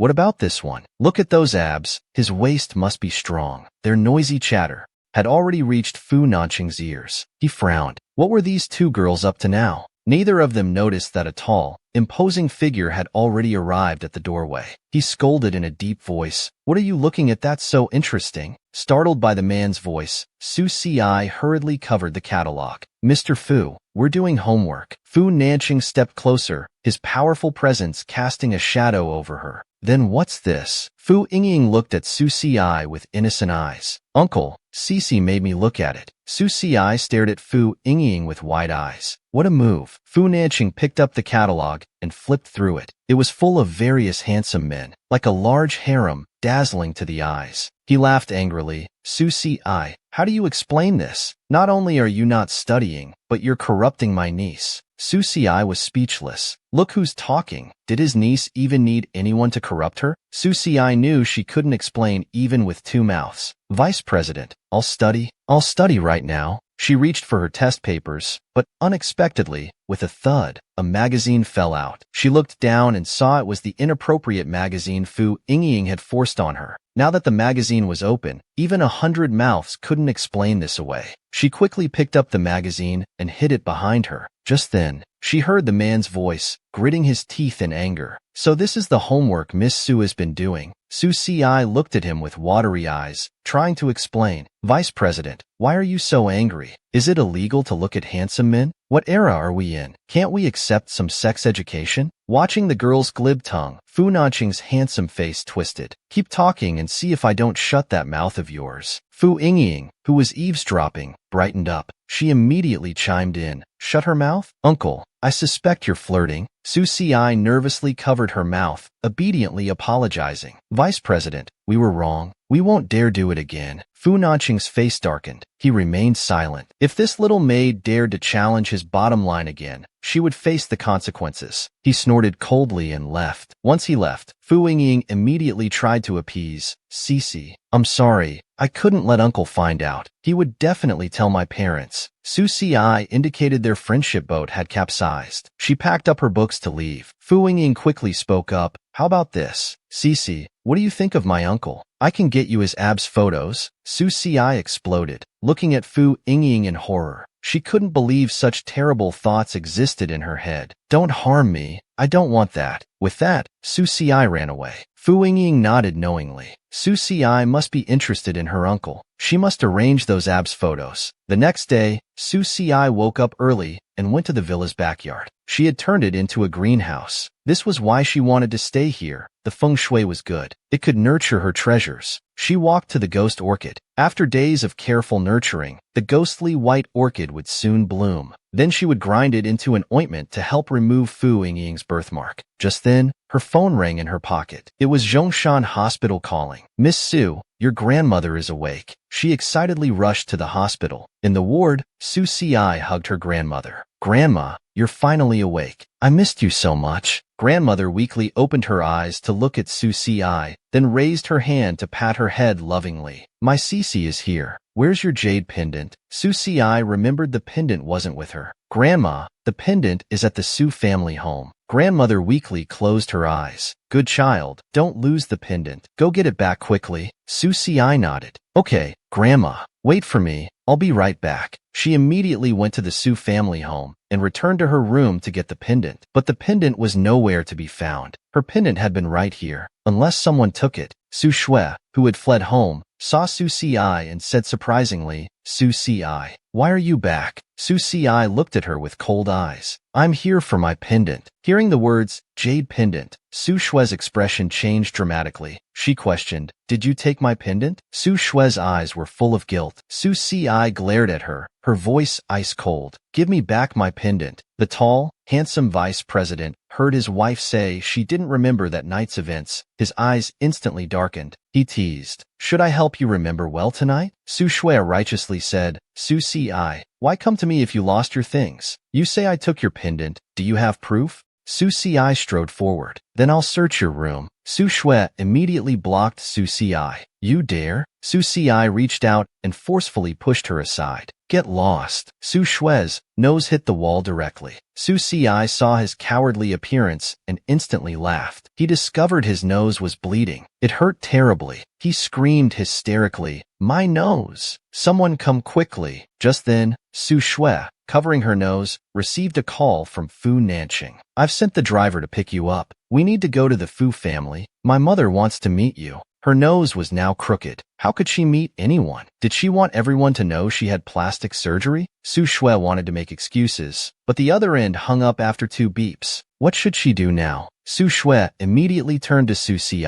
Su Si, go meet my mother-in-law in my place. She remained expressionless and spat out 2 words. You're crazy to want me as your stand-in. No way. Hearing these words, Su Shui's face changed dramatically. If you don't go, we'll both go down. I'll tell Fu Nanqing everything. What do you think he'll do when he knows the truth? Will he strangle you? Su Si's steps faltered. Fu Nanqing had already done that. The terrifying feeling of suffocation seemed to linger. Su Si closed her eyes and said, fine, She arrived at the Fu family home. Fu Nanqing was already waiting, his handsome brow furrowed with cold impatience. "Why are you so late?" Su Si replied softly. "It's my first time meeting mother-in-law. I was nervous and spent extra time getting ready." Fu Nanqing looked her up and down. She seemed like a different person today. Long hair tucked behind snow-white ears, dewy skin, delicate nose wings, and rouge-red lips. Fu Nanqing's voice softened. "No makeup today?" Su Si shook her head obediently. "No. Should I put some on?" Fu Nanqing spoke in a deep voice. "No need. My mother has waited long enough. Let's go in." He extended his large hand. "My mother keeps pushing me to marry and have children. When we're with her, we need to act like a loving couple." Su Si obediently took his hand. Fu Nanqing held it and led her inside. Just as they entered the living room, they heard Mrs. Fu's anxious voice. "Fu Nanqing went to get my daughter-in-law. Why aren't they back yet?" Everyone watched the doors. "Don't let him find an excuse to slip away again."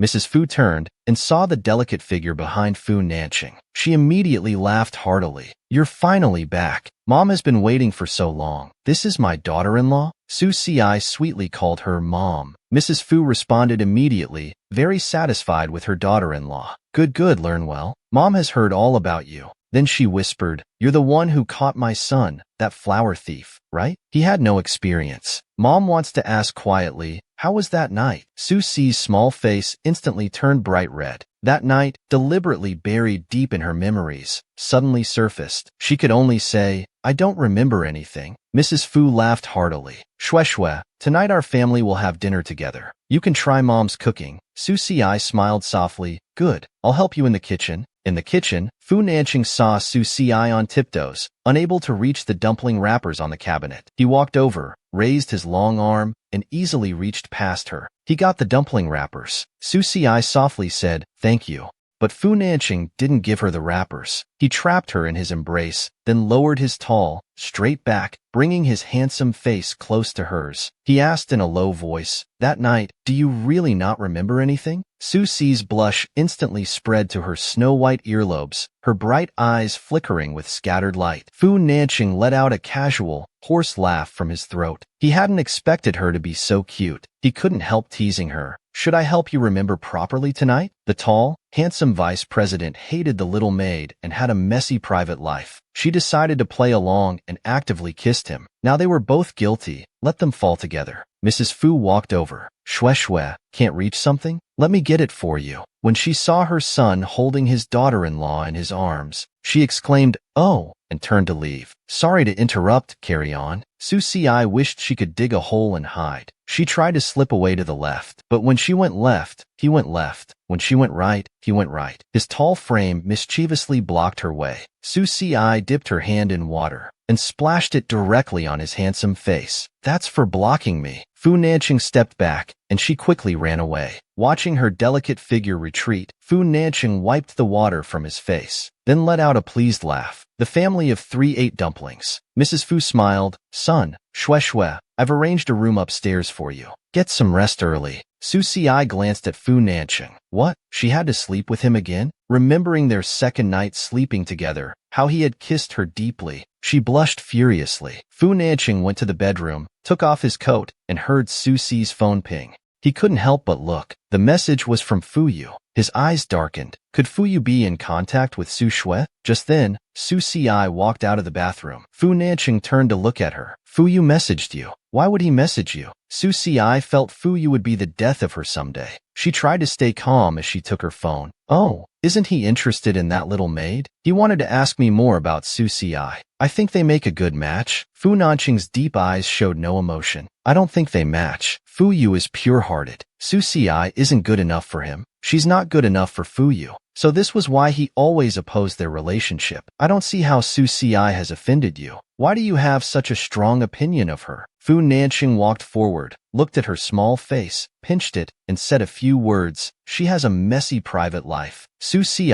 clenched her teeth. He thought Su Shue was pure and she was dirty, right? Su Si was furious. She suddenly stood on tiptoe and kissed his thin lips. In her mind, she thought, now he was dirty too. Let them all be dirty together. Fu Nanqing's tall, straight body stiffened. His hand reached out and held her slender waist. A few minutes later, Fu Nanqing stared at her with dark, heated eyes. Don't rush. I haven't showered yet, Mrs. Fu. Su Si heard her own heartbeat accelerating again. She had been defiant, but she wasn't Mrs. Fu. Su Si pushed him away. Go take your shower first. Fu Nanqing looked at her sensual figure. His Adam's apple bobbed. He went into the bathroom to shower. She got into bed and opened her phone. When she saw Fu Yu's text message, her heart skipped a beat. Clown girl, go on a date with me tomorrow. What date? She was still here being a substitute. Su Si quickly replied, I'm busy tomorrow. Fu Yu sent another message. Did you forget our agreement? If you don't come tomorrow, I can't keep your secret anymore. Su Si turned off her phone and buried herself under the blanket. Soon the blanket was pulled away. The freshly showered man got into bed. What are you doing buried under there? You'll suffocate.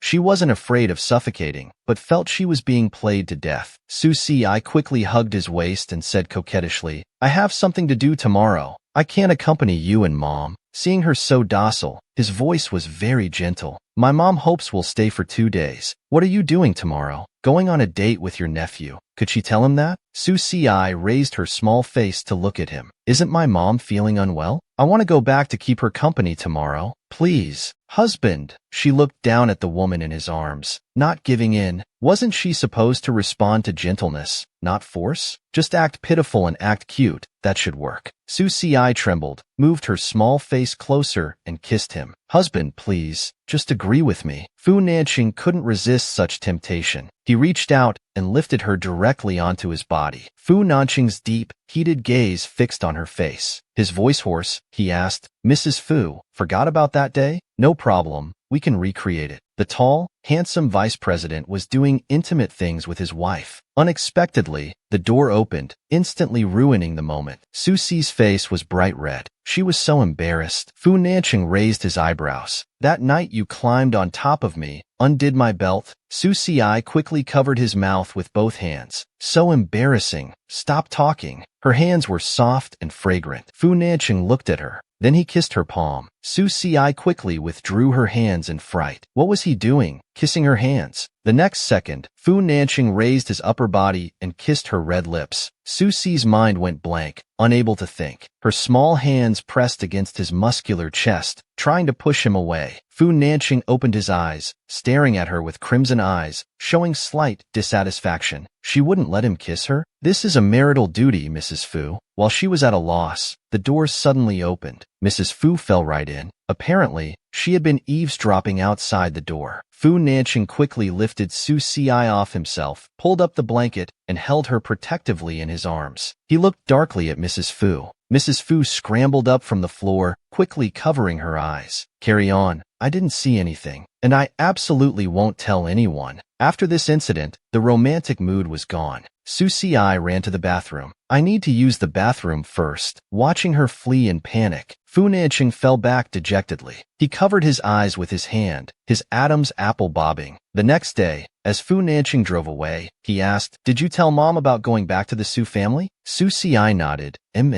Thank you for driving me, husband. Half an hour later, the car stopped at the Su family's entrance. Su Si reached for the seatbelt. Husband, I'm getting off. Fu Nanqing grabbed her directly. Mrs. Fu, are you coming home tonight? Su Si looked up at him. What for? His tall, imposing figure quickly leaned over. To continue what we didn't finish last night. You didn't even open your mouth last night. Last night's intimate scene instantly flashed in her mind. Su Si opened the passenger door and ran away quickly. We'll talk later, bye-bye. Fu Nanqing watched her departing figure, his thin lips curving in pleasure. Then he took out his phone and called Secretary Song. By the Polar Star, send it to the Su family. After running far away, Su Si covered her small face with her hands. Her face was really hot. Every time Fu Nanqing teased her, she would blush. Her heart would race. Her body would go weak, out of control. She knew this wasn't right. She added a scar on her face, changed clothes, then met up with Fu Yu. Fu Yu arrived in a flashy Ferrari. He was holding a large bouquet of red roses. Clown girl, these flowers are for you. Su Si quickly refused. Young Master Fu, there's no need. Fu Yu directly pushed the roses into Su Si's arms. It's our first date today. Take them, he said, putting his arm around her shoulders. Let's go watch a movie first. Su Si stiffened at his touch. She found Fu Yu's contact made her extremely uncomfortable. Just then, a sharp car horn sounded. A car stopped nearby. Fu Nanqing's handsome, cold face appeared in view. Fu Yu greeted him enthusiastically. What a coincidence, uncle. Su Si's heart jumped. Running into him here? Why was he everywhere? Fu Nanqing's deep gaze swept over them condescendingly. With the dignity of a mature elder mixed with an authority figure's presence, he said, "It's not weekend, is it? Instead of going to class, you're sneaking out for dates." Being caught on their first date by his uncle, Fu Yu was speechless. Su Si felt extremely awkward. She had always disliked him, and he probably thought it was her fault again. Get back to class. After dropping these words, Fu Nanqing drove away. Fu Yu was very afraid of his uncle and naturally didn't dare disobey his orders. With a dejected face, "Clown girl, our date is ruined today, but I'll drive you back to school anyway." I suddenly felt that running into Fu Nanqing wasn't such a bad thing. At least he had saved her from having to go on the date. The little maid secretly looked at the billionaire CEO's abs photos. Unexpectedly caught in the act. Now she's in trouble. He's demanding she take off her clothes. Su Changrong slapped her hard and berated her harshly. Useless. Why haven't you gotten into Fu Nanqing's bed yet? Look at yourself now. What chances will you have in the future? Su Shui trembled in fear, not daring to say a word. At this moment, Uncle Su Jun arrived with his wife and their daughter Su Air. I've come at a bad time, catching second brother disciplining his daughter. He went over to help her up, sarcastically saying, "Second brother, CC perfume returning your shipment isn't Xiao Shui's fault. You can't take it out on the child." Aunt added fuel to the fire. "Yes, second brother, if you hit her like this, how will Shui find a boyfriend? Our Wanner is now hot in the supermodel circle. Why don't we let her make some introductions?" Su Shui glared at them through gritted teeth. "Save your fake sympathy. I already have a boyfriend." Su Air smiled contemptuously. "Oh, Sister Shui,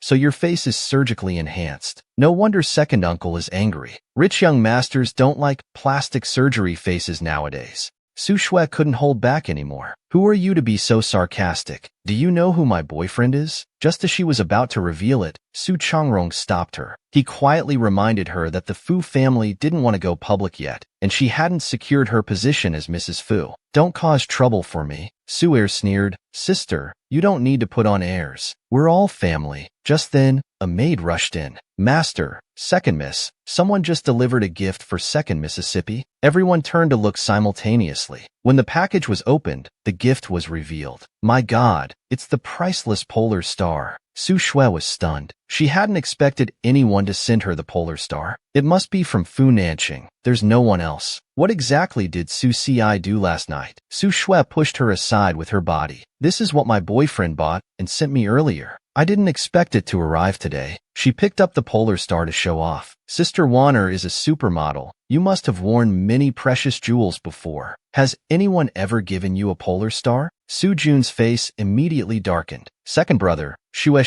you've never mentioned this boyfriend before. We must have been remiss." Changrong looked smug. "He's an important figure. He'll come to my birthday party in a few days. You'll meet him then." Aunt put on a fake smile. "Since Shui already has a boyfriend, we won't make any introductions. We'll look forward to second brother's birthday party to meet this important figure." Then, they tactfully left. "Second brother, we'll take our leave." Once outside, they showed their true colors. Bah, what important figure. Who knows if that polar star is even real? Let's wait for the show at second brother's birthday party. Su Changrong praised her. "Well done. At my birthday party in a few days, you must get Fu Nanqing to come. It'll be perfect to announce your relationship then." Su Shui nodded. "I know," she said before turning back to her room. She was furious, violently throwing things. What methods did Su Si use to seduce him? At this point, she must seize this opportunity to make their relationship public. Meanwhile in the villa, Su Si's phone made a ding-dong sound. She yawned and picked up her phone to check. What she saw almost scared her soul away. It was a message from Fu Yining. "Zizi, don't be mad at me. Look at my uncle's abs photo. You like him, right? Why don't you become my aunt?" She opened the image. Fu Nanqing's abs photo was clearly displayed before her eyes. His body was absolutely perfect. Any woman would like it. Su Si's face turned red looking at it. Just then, a cold voice spoke. "Haven't seen enough?" Su Si turned around in shock. She saw his sharp eyes suddenly narrow, looking terrifyingly fierce. Fu Nanqing strode over. You like me and want to be the aunt? Susi wanted to explain,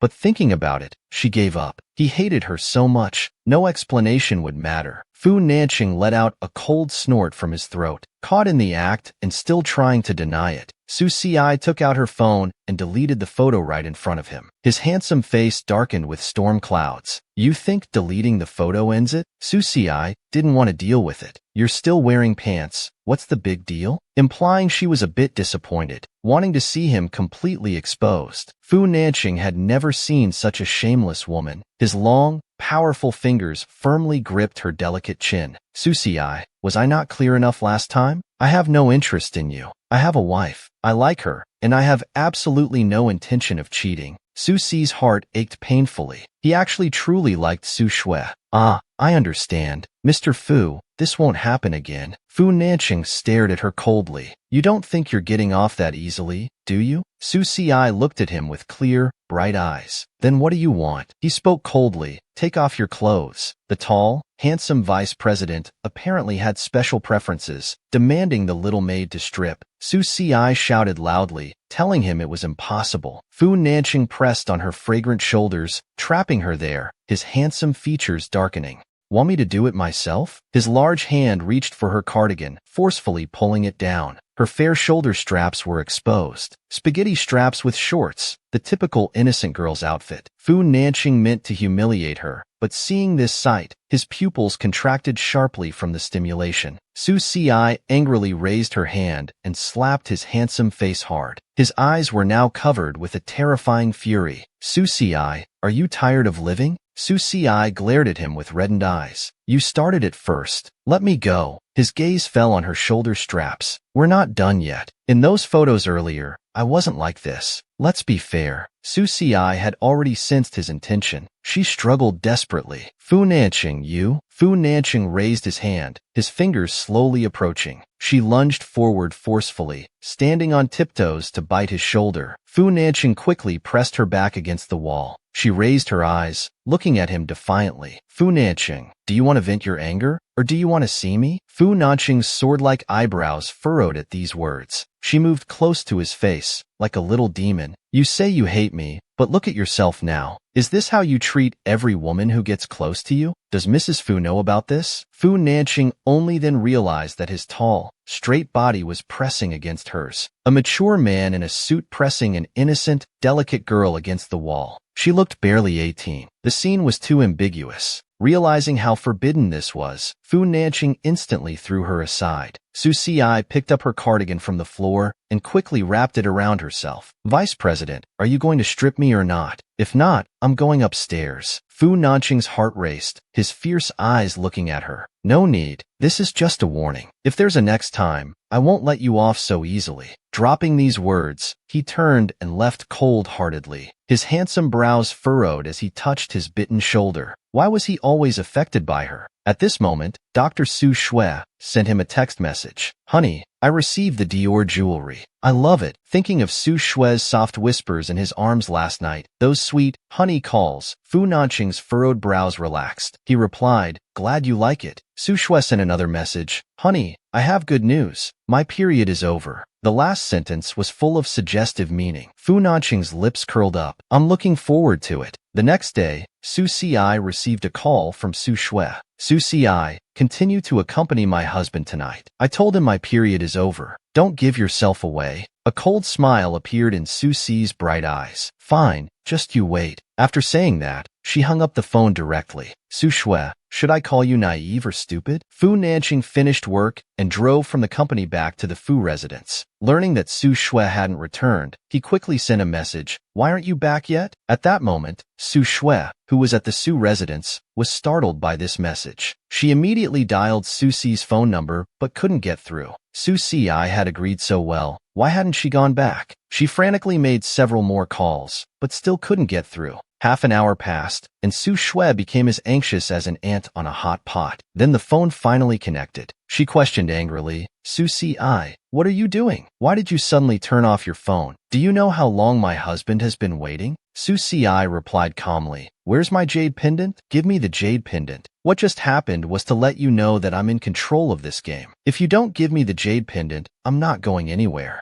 Su Shui felt cornered and was furious. I'll give you the jade pendant tomorrow, but tonight you must go to Fu Nanqing. If we're discovered, we'll both go down together. Su Xi didn't want to go anymore, but she had no choice. She could only nod. Fine, I'll go, but this is the last time. She hung up after saying that. Tonight would be her last time as a substitute. This was her last time as a substitute. Also the last time sleeping with the billionaire CEO. Mrs. Fu saw Su Xi arrive and immediately went to greet her. Shue, you're back? Mom will have someone heat up food for you. She smiled and waved her hand. No need, Mom. I've eaten. Mrs. Fu noticed. Her wrist was bare. Mrs. Fu immediately took out an emerald jade bracelet and put it on Su Xi's delicate wrist. Shue, this is from Mom. This jade bracelet is clearly a family heirloom, very precious. Su Xi felt guilty, feeling like a fraud deceiving Mrs. Fu's feelings. Mom, I can't accept this. Mrs. Fu smiled. Take it, Shue. It was meant for my daughter-in-law anyway. You're the most suitable. This is your home now. No one can bully you. Su Xi felt warmth in her heart. Having Mrs. Fu as a mother-in-law was wonderful. For the first time, she envied Su Shui. Su Xi accepted it for now, planning to return it to Mrs. Fu when she had the chance. She took out a sachet. Mom, I made this myself. It has some spices in it. It's not worth much, but please keep it with you. Mrs. Fu took the sachet and immediately smelled a refreshing fragrance. She loved it. It's beautiful, Shue. This gift is so thoughtful. Just then, steady footsteps sounded. Fu Nanqing arrived. He looked at her and said, You're back. Su Xi nodded with a Mrs. Fu urged, You two go rest then. I'm going to bed too. Fu Nanqing held Su Xi's small hand and led her back to their room. Back in the room, Fu Nanqing felt her hand was cold. Why are your hands so cold? Before he could finish, Su Xi pulled her hand back and removed the jade bracelet from her wrist. She handed it to Fu Nanqing. Fu Nanqing looked at the bracelet. Then his gaze fell on her small face. He asked softly, Don't you like it? I don't. Seeing he didn't reach out to take it, Su Xi placed the jade bracelet on the bedside table. Things that weren't hers, she wouldn't keep. Su Xi turned and entered the bathroom. I'll take a shower first. Fu Nanqing's handsome brow furrowed slightly. He didn't understand why she was so cold towards him tonight. Soon, Su Xi came out after taking a shower. She lifted the blanket and lay down beside him, but kept her distance. Fu Nanqing extended his arm, asking her to come closer. Su Xi moved slightly, settling into his embrace. The girl closed her eyes, her long eyelashes falling like butterfly wings, quiet and beautiful. Fu Nanqing reached out to touch her face. What's wrong today? Su Xi turned her face away, avoiding his hand. Fu Nanqing's gaze fell on her tempting red lips. He leaned in to kiss her, and she didn't resist. However, she didn't reciprocate either, just passively accepting it. Fu Nanqing pressed half his body over her. Seeing her reluctance, he propped himself up beside her, his low voice carrying a hint of indulgence. Mrs. Fu, open your mouth. Su Xi opened her eyes and refused. No. Fu Nanqing's gaze burned like magma. He laughed. No? Then why did you accept my diamond? Why did you send me flirtatious messages? It was Su Shui who had accepted his diamond and sent those flirtatious messages. Su Xi blinked at him. I was just teasing you. Is that not allowed? She turned away, showing her delicate back to him. I'm really tired today. Fu Nanqing had no choice but to lie back down, irritably scratching his head. When Su Xi fell asleep, Fu Nanqing kept staring at her. He turned this heartless little thing back towards him, pulling her into his embrace. His movements suddenly froze. Through her collar, he saw her beautiful collarbone, and below the left collarbone, there was a 3-petaled peach blossom birthmark. He remembered the night he returned to the country when she appeared in his room. He had seen that 3-petaled peach blossom then. It seemed his previous worries were unnecessary. Fu Nanqing fell asleep holding her. The next morning, Fu Nanqing woke up to find the bed empty beside him. Su Xi was already gone. Why did she always get up so early? Just then, his phone dinged. Su Shui had sent a message. Honey, did you sleep well last night? Fu Nanqing's lips curved as he replied with 2 words. Very well. Su Shui sent another message. Honey, I have something to tell you. Tomorrow I'm holding my father's birthday party. Can you come? Fu Nanqing raised an eyebrow and replied, Sure. The little maid went to the hotel's hot dance floor by herself, attracting many men. Unexpectedly, The billionaire CEO kept staring at her. His face showed a cold chill. He was instantly jealous, wanting to possess her completely. Su Xi received a call from Su Shui, who said the jade pendant wasn't with her. 2 years ago, that jade pendant had entered the Fu family with her dowry. They needed to search the Fu house. Su Xi was speechless. The Fu house was huge. How could she search for her jade pendant? How it got to the Fu house? The matter suddenly became complicated. Suddenly her phone dinged. Fu Yingying sent her a message. Cici, are you free? Let's go shopping together later. Half an hour later, they met at the mall. The two of them were chatting and laughing together. Then they saw some familiar faces, Su Shui and her good friend Li Xian.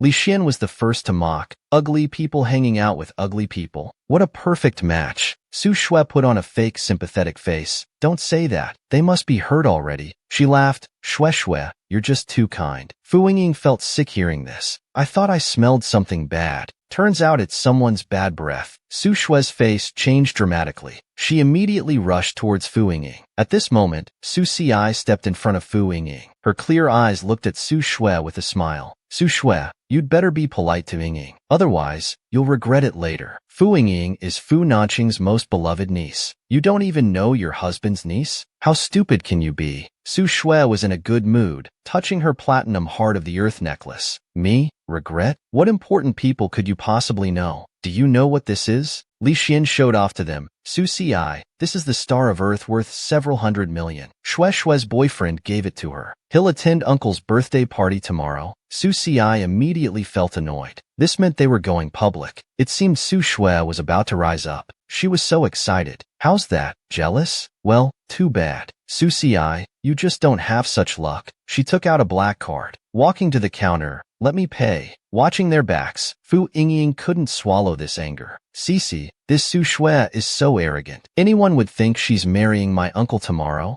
Su Xi glanced at the unknowing Fu Yingying. What an accurate guess. She pulled Su Xi's hand forward. Such a nice day. Why did we have to run into them? So unlucky. I'll take you to a bar tonight to relax. That night at the Tianshang Renjian Hotel, Su Xi was a bit worried. Yingying, we should go back. If your uncle finds out, he'll definitely be angry. Fu Yingying assured her. He's not here anyway. She took out 2 masks. Put this on. Let's go dancing. Su Xi took it and put it on, covering her face except for her eyes. Fu Yingying pulled Su Xi to the center of the dance floor. The heavy metal music was playing, everyone dancing wildly. Fu Yingying started moving her hands and feet. She pressed against Su Xi and did a hot dance. Su Xi smiled helplessly. Then tonight, let's forget all unhappy things. Let's just indulge ourselves. She started swaying her waist like a water snake. The two immediately became the highlight of the dance floor. Many men rushed over, dancing around Su Xi and Fu Yingying. At this moment, in a quiet, secluded private room, Fu Nanqing sat in the main seat, his long fingers holding a lit cigarette. His handsome face, his deep hawk-like eyes, penetrating everything, fell on the dance floor, on those 2 figures. He had seen them when Su Xi and his niece came in earlier. He was here for business today.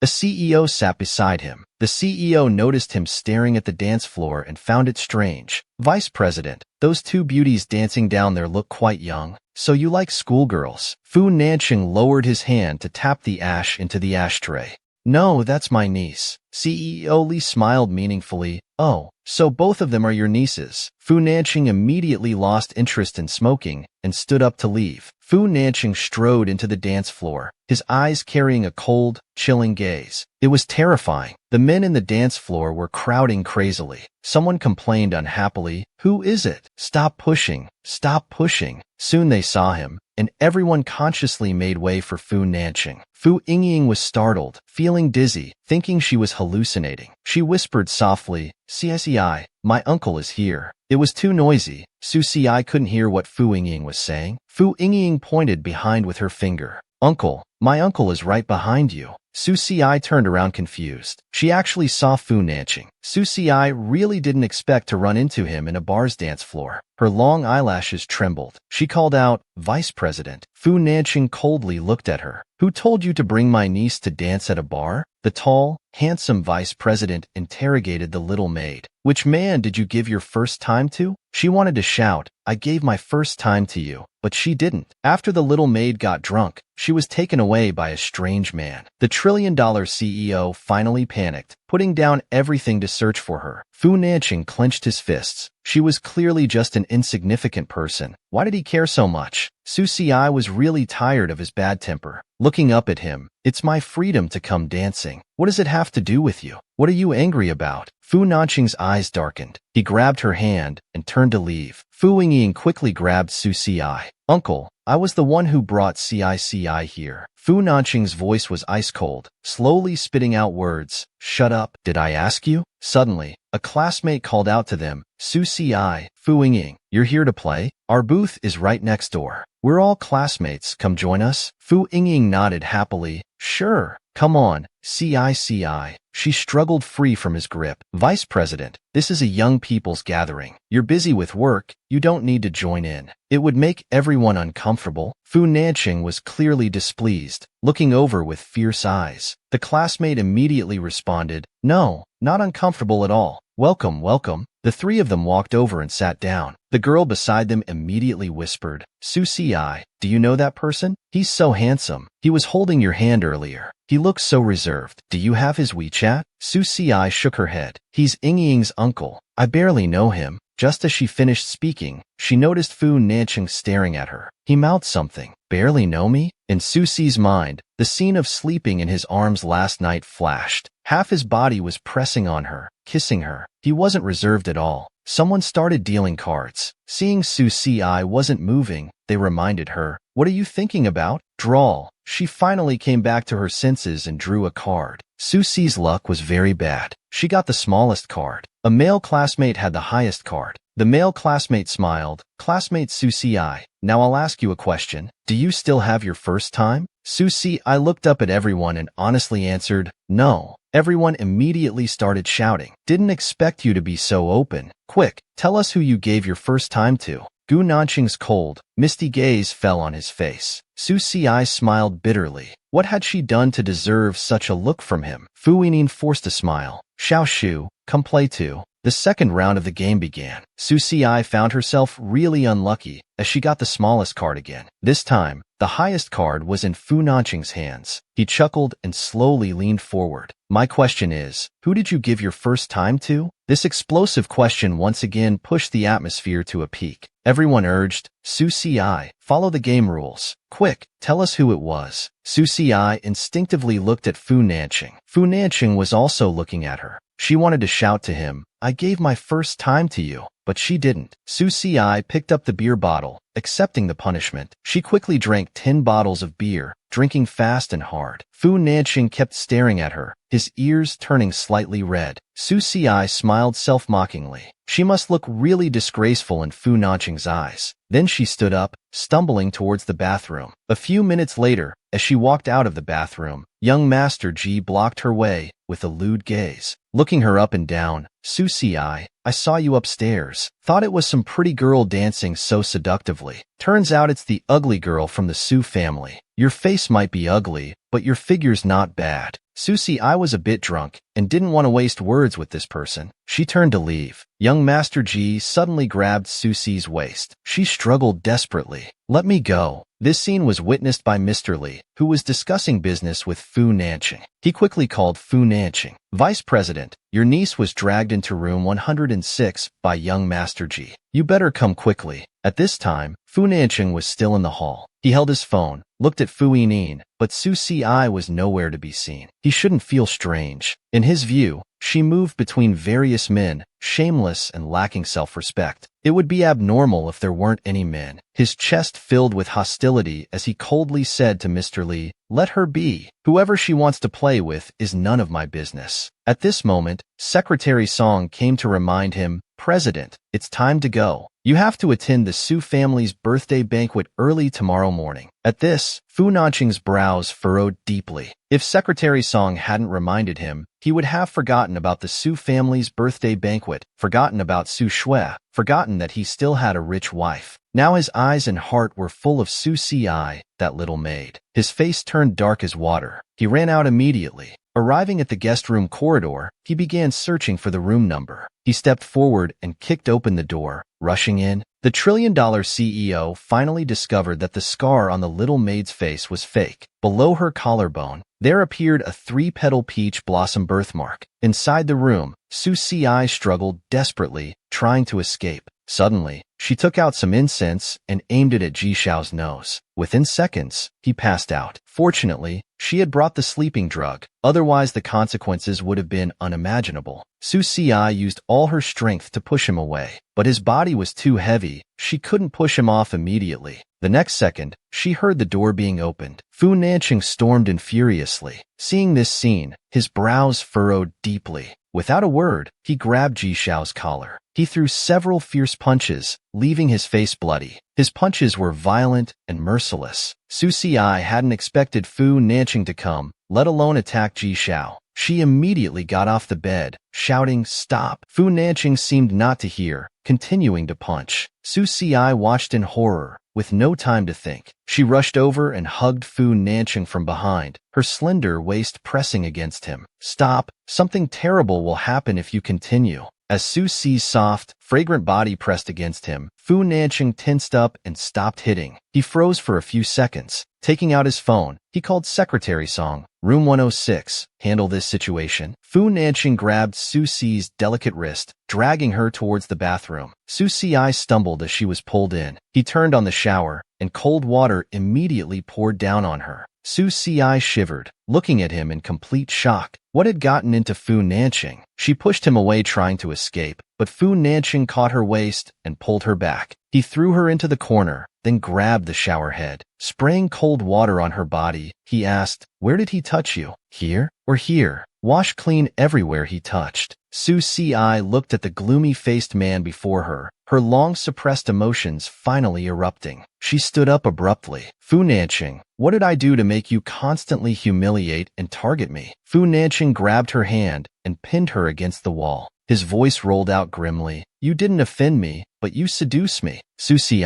every time I meet you, I lose control. It's you who keeps seducing me." Su Si felt deeply wronged. Her clean, wet eyes looked at him, like a stubborn little beast staring back. "When? Tell me, when did I ever seduce you?" Fu Nanqing barely contained himself. Looking at her tear-filled eyes, her fragile beauty intoxicating, he said, "Right now." Fu Nanqing released her and cupped her small face in his hands. His lips pressed against hers. Su Si shrank back. What was he doing? Didn't he hate her? Su Si quickly turned her face away, avoiding his kiss. "Fu Nanqing, what are you doing? Have you forgotten? You're a married man." These words were like ice water poured over his head. Fu Nanqing's tall, straight figure froze. He was indeed a married man. But what was he doing now? Losing control with another woman. He spoke coldly, "Leave." Su Si turned to go.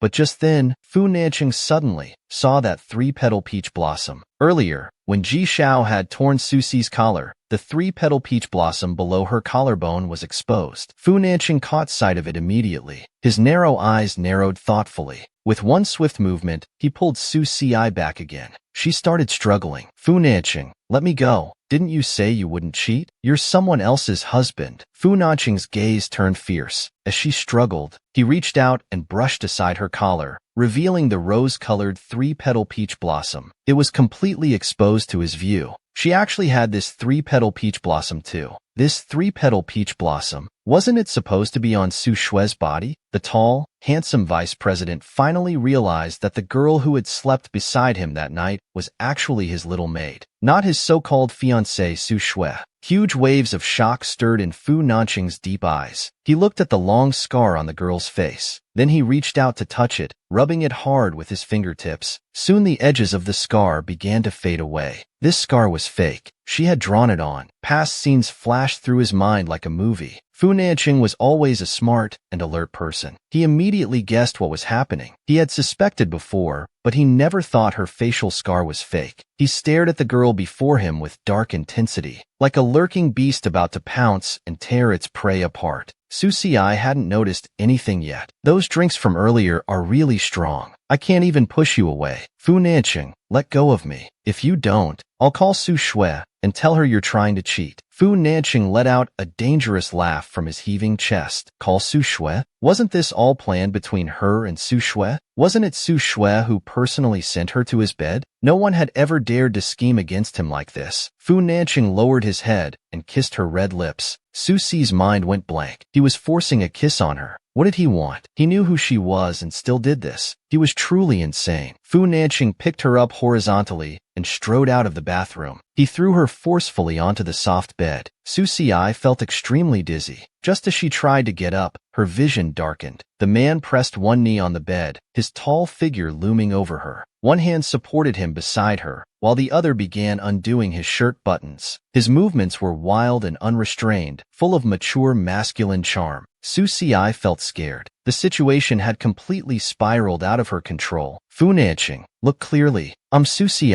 not Su Shui. Fu Nanqing curved his lips, touching her face.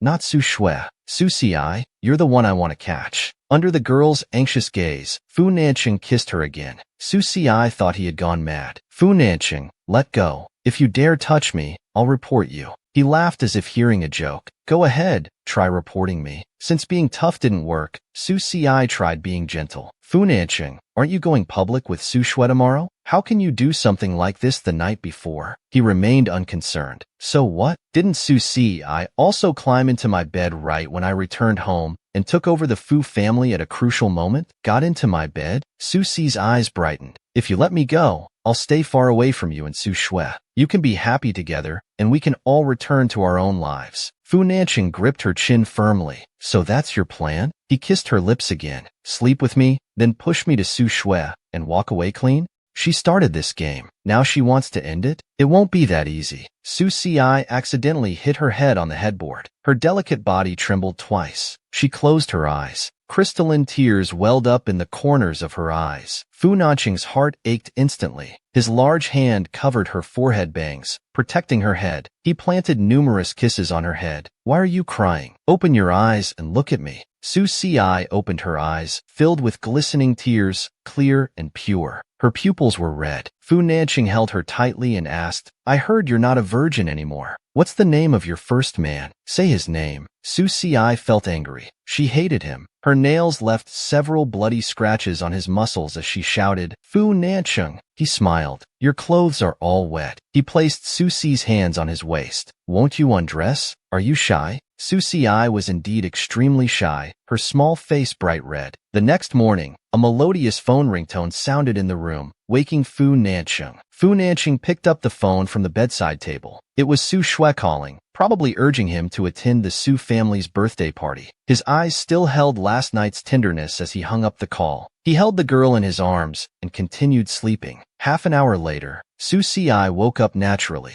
She opened her eyes, staring at the ceiling for a while, her eyes full of confusion. Then, a man's deep, magnetic voice came from beside her ear. Awake? Su Si turned her head and saw the man's incomparably handsome face. It was Fu Nanqing. Last night's memories instantly flooded back. It wasn't a dream. She really did sleep with Fu Nanqing. Seeing her terrified eyes, Fu Nanqing curved his thin lips mysteriously. How did you sleep last night? Want another round? Su Si sat up in fear. Her mind was in complete chaos. She couldn't understand why he had slept with her. Not good. Very bad. Just then, knock knock knock sounds came from the door, followed by the secretary's voice. President, the items you requested are here. Fu Nanqing took the items and handed them to Su Si. Take this. Su Si looked at him and asked, What is this? He said coldly, Morning after pill. The tall, handsome vice president, after learning the truth, had severely punished Su Shui. He publicly took back the emperor's heart. Fu Nanqing's voice was cold and heartless, like a knife. Su Si, you don't think I'd have children with you, do you? Take the pill. I don't want any accidents. Su Si understood his meaning perfectly. She took the morning after pill and swallowed it in front of him. I've taken it. Vice President, can I leave now? Fu Nanqing warned. About last night, I don't want anyone to know. Especially my Mrs. Fu. Su Si ignored him and turned to leave. If you didn't want Su Shui to know, you shouldn't have done it. Psycho. Just as she walked out, she received a message from Su Shui. It's Dad's birthday today. Why aren't you here yet? She just wanted her to witness her going public with Fu Nanqing, acting like she was being filial. She then got into a taxi. Her mind was filled with thoughts of last night. Doesn't Fu Nanqing like Su Shui? Why did he touch me? Half an hour later, Su Ci arrived at the Su family banquet hall. A group of people envied Su Shui greatly. Wow, Shui, is this the imperial star? It's so beautiful. Shui, let's go shopping and get spa treatments tomorrow. Don't forget about us sisters, just because you have a rich boyfriend. Su Shui pretended to be apologetic. Tomorrow might not work. I need to accompany my boyfriend. He's so clingy. It's okay. I'll wait for you all. Su Shui was thoroughly enjoying all of this. Then she saw Su Ci arrive. She's still so ugly, doesn't even have decent clothes. While she herself was about to become a legitimate wealthy wife today, Li Lan quickly walked up to Su Ci, showing displeasure. Su Ci, didn't I tell you not to show your face? Do you want everyone to know we have an ugly daughter from the countryside? At this moment, Shui walked over, swaying her hips. Mom, I asked her to come. Su, today I'll show you how I become a wealthy wife. After watching, you'd better give up any inappropriate thoughts. Su Ci's expression remained bland, saying nothing. Su Changrong came anxiously. Shui, did you call President Fu? The banquet has been going on for so long. Why isn't he here yet? Su Shui had called Fu Nanqing several times, but couldn't get through. Dad, Nanqing must be busy. I'll try again. The call still wouldn't connect. She felt slightly uneasy. Su Ci stood aside and sighed. What busy? Fu Nanqing is probably still at the bar. Who knows if he's even awake? Suddenly, a commotion arose. Someone exclaimed excitedly, He's here! He's here! Su Shui's wealthy boyfriend had arrived. Su Shui boasted to Su Ci, My husband is here. Just watch carefully. I will keep my eyes wide open. People discussed among themselves, Has anyone seen Su Shui's boyfriend? No, but we're about to. Someone who can give the imperial star must be extraordinary. Soon a figure appeared. It wasn't Fu Nanqing, but an old man. The old man's entrance made everyone's smiles freeze. Instead of the handsome and noble Fu Nanqing, it was a man in his 70s or 80s. The scene erupted in chaos. Su exclaimed, Oh my God! Shui, is this your wealthy boyfriend? How could you date such an old man? The old man had reached her. Su Shui angrily said, Who are you? Who let you in? Someone get him out of here. The old man wore a Zhongshan suit, clearly a butler from a prestigious household. Miss Su, hello. I'm here to take back the imperial star. It doesn't belong to you. Su Shui immediately covered the imperial star on her neck. What right do you have to take back my imperial star? This imperial star is mine. If it's not mine, whose is it? The old man smiled slightly and made a gesture. Two burly bodyguards in black immediately stepped forward. They yanked the imperial star from Su Shui's neck. The brilliant diamond scratched her neck, leaving a bloody mark. Su Shui immediately let out a scream. Li Lan quickly protected Su Shui in her arms, shouting angrily, Who are you people? How dare you commit violence in our Su family home? Help! Someone help! Su Changrong, exasperated, glared at Li Lan and Su Shui. Shut up, stop making a scene.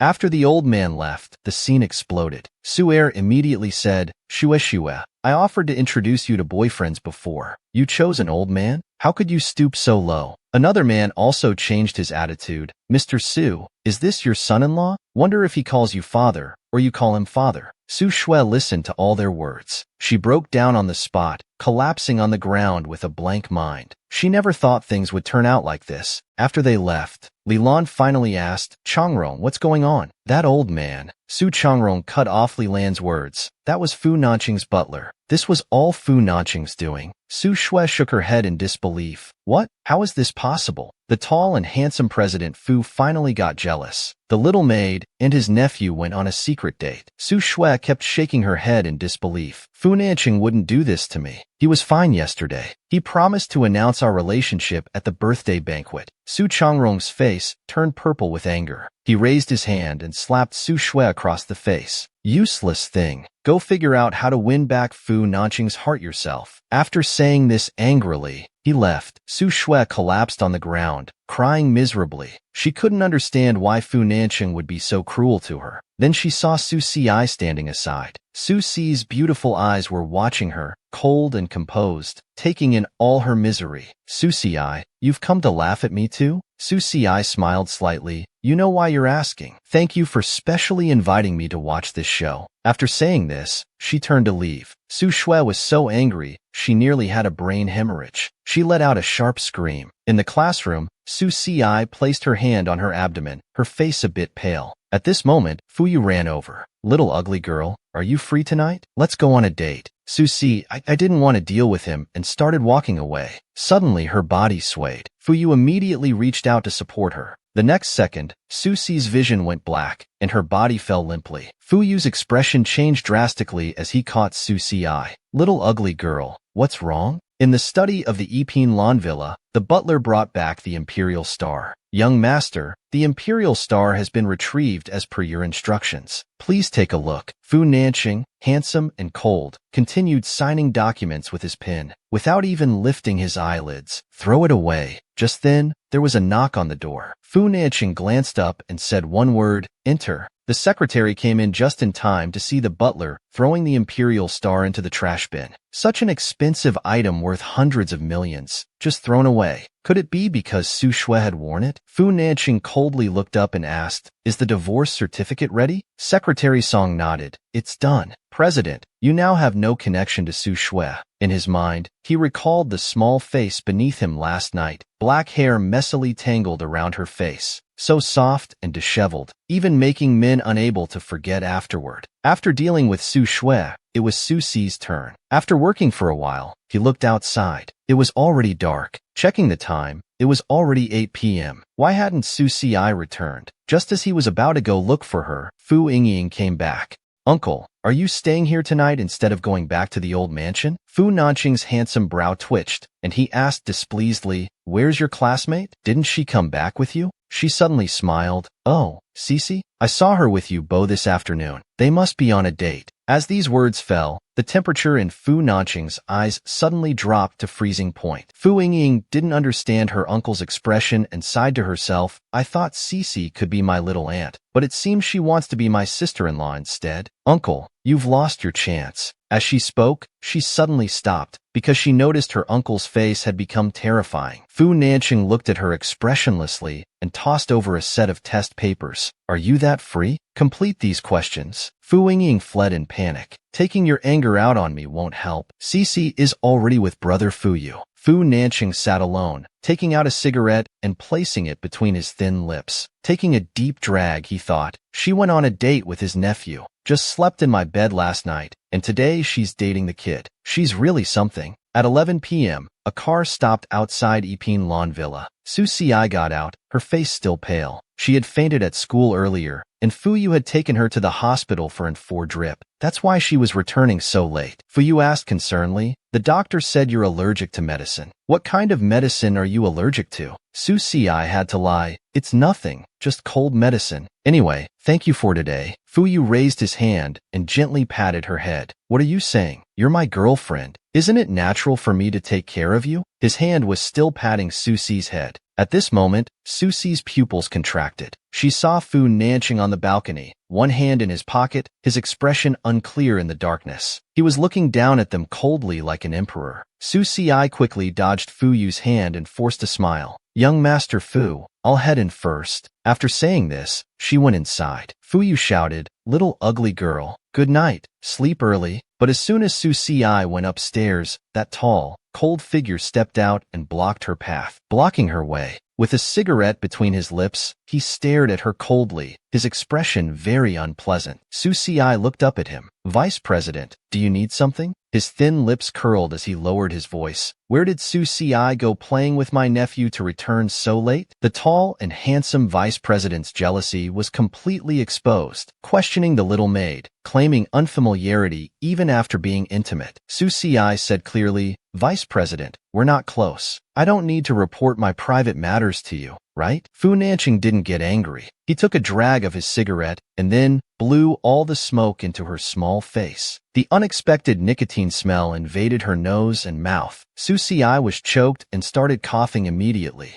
Then, his fingers holding the cigarette grabbed her small chin, forcing her to lift her tear-streaked face. He smiled frivolously, claiming unfamiliarity even after sharing a bed. Su Ci's pale face flushed red with shame and anger. How could he say such things so casually? She looked at him defiantly. "Vice President, I'm your nephew's girlfriend now. Do you need to monitor where we go on dates too? Fu Nanqing's fingers tightened on her chin, the smile completely gone from his face. Were you this sharp-tongued when Fu Yu kissed you? Su Si was in pain from his grip. She looked at him and parted her red lips, showing a bit of her red tongue. Her lively eyes, full of defiance. What sharp tongue? Like this? Fu Nanqing's face darkened, but his Adam's apple still couldn't help but bob. How did she become so rebellious, full of defiance, and so provocative? Fu Nanqing's handsome brows reddened with anger as he spoke carelessly, laughing bitterly. Looks like I was prepared correctly. Otherwise, if you got pregnant, we wouldn't know if it's the nephews or the uncles. Before he could finish speaking, Su Si's eyes narrowed, and she raised her hand to slap his hateful handsome face hard. A crisp slapping sound rang out. Fu Nanqing's handsome face was struck sideways. He slowly turned his face back, staring at her fiercely. She actually dared to hit him. Su Si's palm was tingling. She had used all her strength to slap him. She thought this slap should have been given last night, when he forcefully took advantage of her. She brought her small face closer. Vice President, why don't you hit me back? After all, you're the high and mighty figure. With just a move of your finger, you can make me disappear from Yi City. Torture me however you like. Fu Nanqing clenched his fists. Looking at her delicate face, he ultimately couldn't bring himself to hurt her. He finally left in anger. Su Si went into her room, feeling pain in her stomach. Fu Nanqing had bullied her since their first meeting, step by step pushing her into the abyss. But she wasn't Su Shui. Fu Nanqing didn't know. He didn't know about her drug allergies either. He knew nothing. He was simply a complete bastard. Several days later, Su Si returned home. Opening her bag for keys, she found she hadn't brought them. She had to call Fu Yingying. I forgot my keys. When can you come back? Fu Yingying's anxious voice came through. I can't get back right now. There's another key with my uncle. I'll send him a message. You go get the key from him. Before she could say anything, the call ended. Now she had no choice but to find Fu Nanqing for the key. In a private room at Song Hotel, Fu Nanqing sat in the main seat, playing cards with a group of young masters. He wore a white shirt with the collar button undone, his expression cold and silent. Song Zilin whispered, my second brother's been in a bad mood these days. Who upset him? His temper's quite bad. When Xiaoqian told him not to mind Nanqing, saying he'd adjust himself, Song Zilin couldn't help but speak up. Brother, Fuji Jewelry selected 10 spokespersons today. All types, each one prettier than the last. Should we invite some to join us? Fu Nanqing lifted his beautiful eyes to look at him. Do you have something to say? Acting as if he hadn't spoken, Song Zilin immediately shut up. Suddenly, a woman's voice rang out. Vice President, she timidly approached, her voice soft and sweet. Vice President, let me help you with your cards. Fu Nanqing only turned his head to look once, expressionlessly saying 2 words, get out. His mind wandered to Su Si again. Not a single word of submission from her, only knowing how to make him angry. When Xiaoqian raised his eyebrows, that's not right. Nanqing, isn't this your type? Song Zilin laughed loudly. What's the point of being plain? I say you need someone sexy. There's a supermodel called Su Air who's really hot. Interested? Second brother? Fu Nanqing smoked while looking down at his phone. He coldly said one sentence. No need. Su Air was applying lipstick in the main hall. Soon she saw Su Si's face in the mirror. She immediately turned to look. Su Si, I wanted to pretend not to see her, but finally called out, Sister. She stepped forward and scolded. This is Song's territory. Who do you think you are to come here? Leave quickly before you cause trouble and implicate me. Su Si's cold eyes looked at her. I'm here to find someone. I'll leave once I find them. She mocked. Finding someone? How could you know anyone here? Who are you trying to fool, Su Si?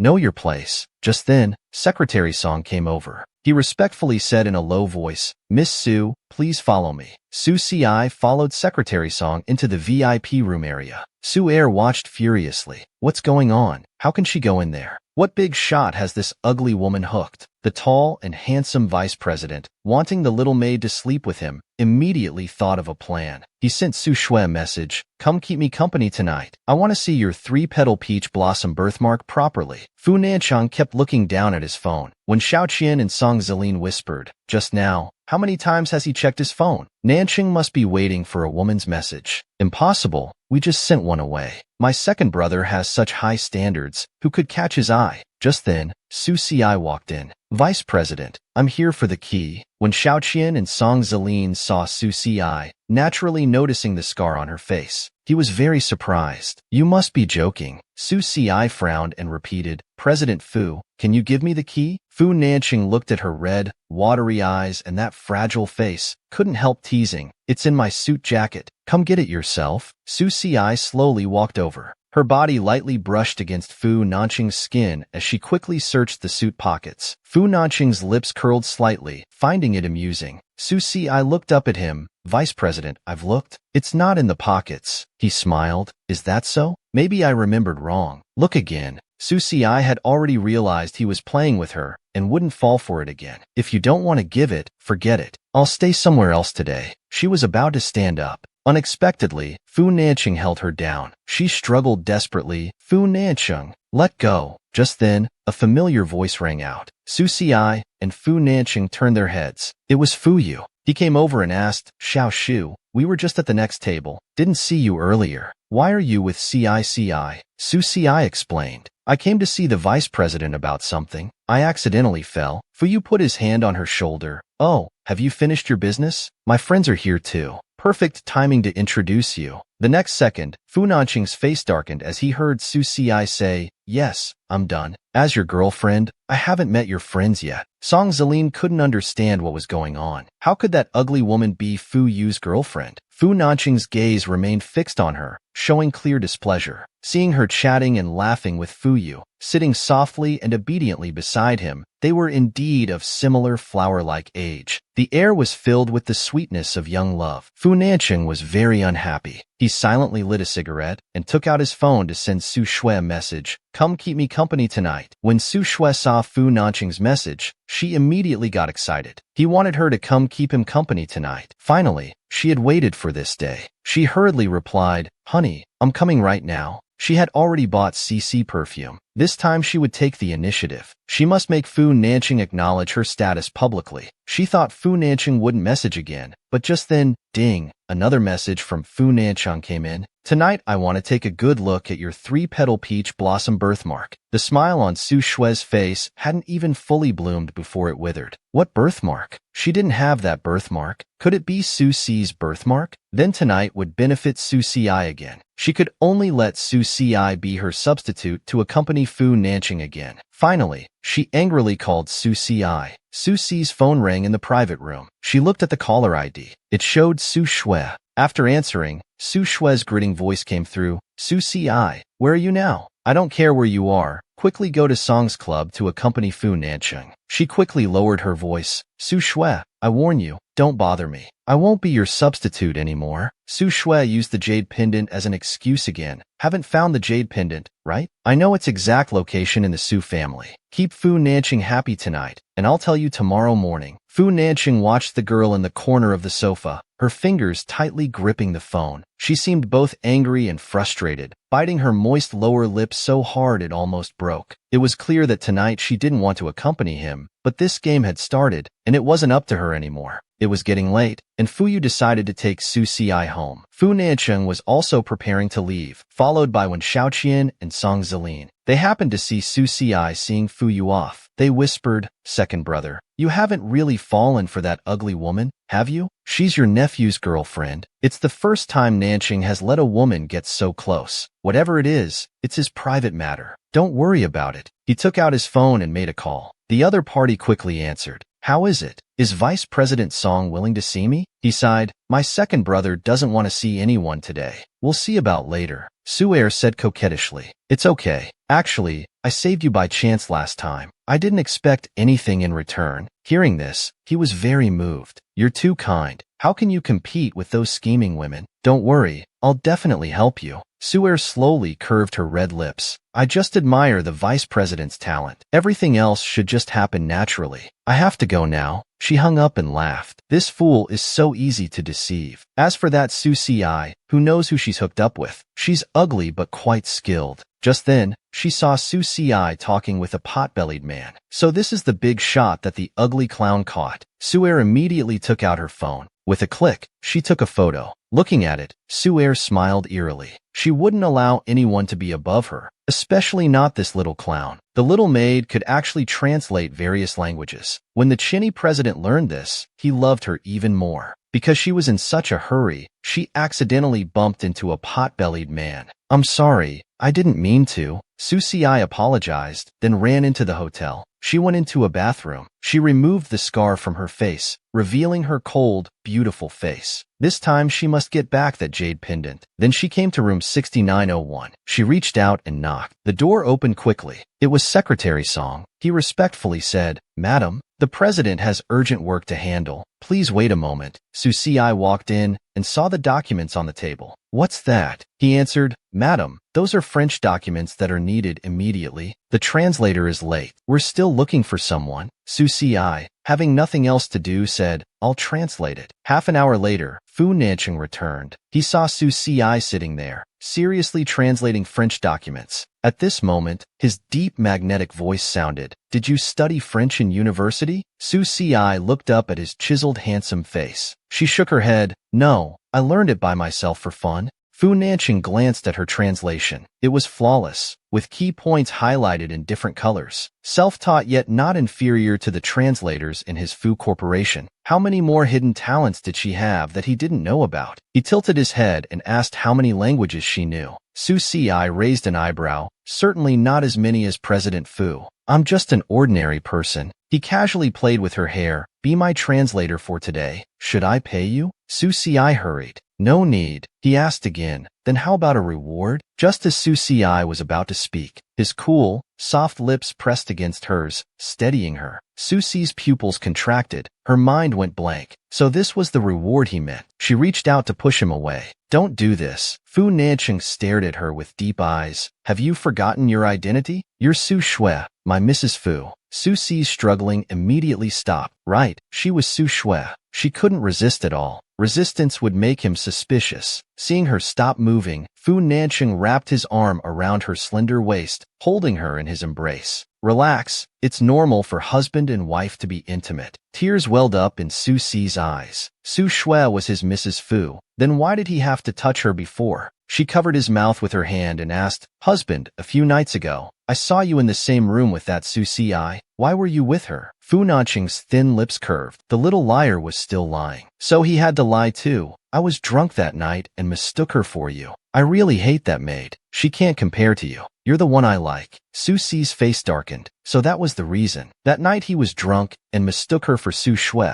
Susi forcefully pushed him away. She got up and went into the bathroom, feeling nauseated. Fu Nanching followed and saw her standing by the sink, washing her hands with cold water. Her long eyelashes drooped, clearly showing her bad mood. He stood behind her, arms around her waist. "Why are you angry?" Susi struggled, not wanting his touch. "Let go of me." Just then, her waist hurt as the man sternly tightened his grip and lifted her onto the counter. "Mrs. Fu, am I too easygoing with you?" Susi's eyes reddened. "Fu Nanching, please calm down, my body." He interrupted her, teasing, "Your period hasn't ended? Your period has been going on for almost a month now." Susi stared at him steadily, speechless. The atmosphere became awkward at this moment. Suddenly Fu Nanching lifted her thighs. Susi turned her head away, extremely embarrassed. He kissed her again, but her mouth remained tightly closed. Fu Nanching laughed in frustration. "Deliberately provoking me? Your mouth won't open?" His large hand pinched her small face until her mouth formed a diamond shape. He kissed her again, but this time without the previous gentleness and consideration, disregarding her feelings. Suddenly, he deliberately called out, "Su Shui."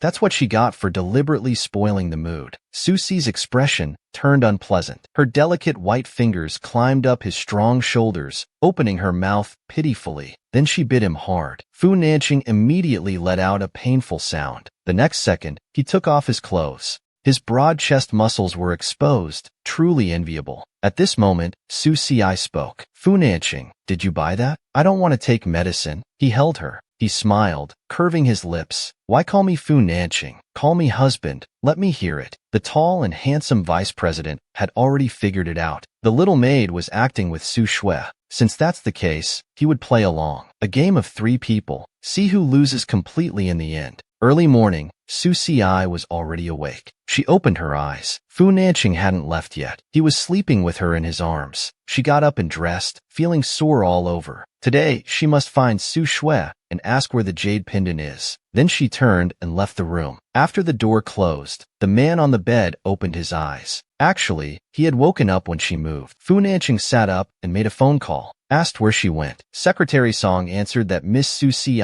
went to see Miss Su Shui, still downstairs. In the downstairs bathroom, Su Shui sarcastically said, "Hurry up and change my clothes. Why are you coming out later and later? Don't tell me you really want to be a rich man's wife." Su Si didn't want to waste words. "Su Shui, where's the jade pendant?" She threw a piece of clothing at her. Su Shui became angry and directly questioned, "Did you sleep together again?" Su Si, remember your place. You're just a dash at this moment. A voice interrupted. What's going on? They both looked up. They saw Fu Nanqing's tall and straight figure walking out. He had come out so quickly. Su Shui immediately reacted and hurriedly put on her clothes. She prettily went to greet him, calling husband in a sweet voice. "I was saying how happy I was last night." Fu Nanqing turned his head, looking tenderly at Su Si. "I was happy too. Do you have time? I'll take you shopping." Su Shui immediately got excited. "Really? I'm free anytime." No, today she must find out where the jade pendant is. Otherwise, Su Shui might change her mind again. So she called out to wait. "I'll come too." Su Shui was stunned, clearly unwilling. "Su Si,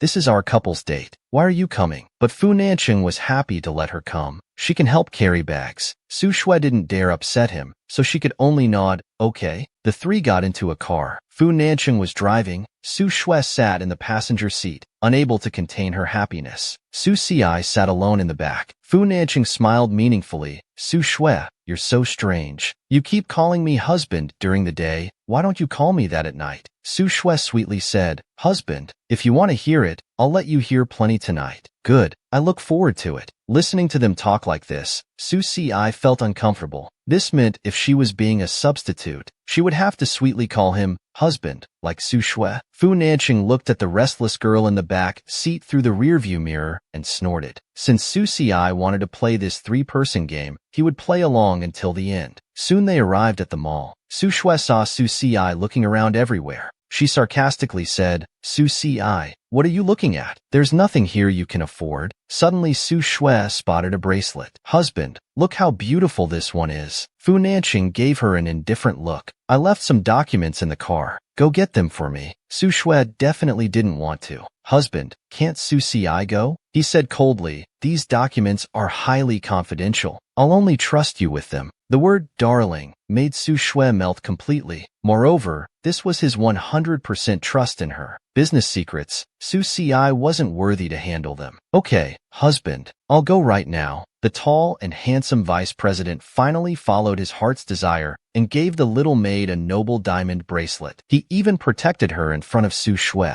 Su Si watched Su Shui walk away. How gullible. If they were confidential documents, how could they be carelessly left in the car? At this moment, the female store manager brought over a diamond bracelet. "Sir, this bracelet. It's made with 6 sets of top-grade pink diamonds. The design is very dreamy. Which lady will be wearing it?" Fu Nanqing looked at the bracelet, quite satisfied. Then his gaze fell on Su Si.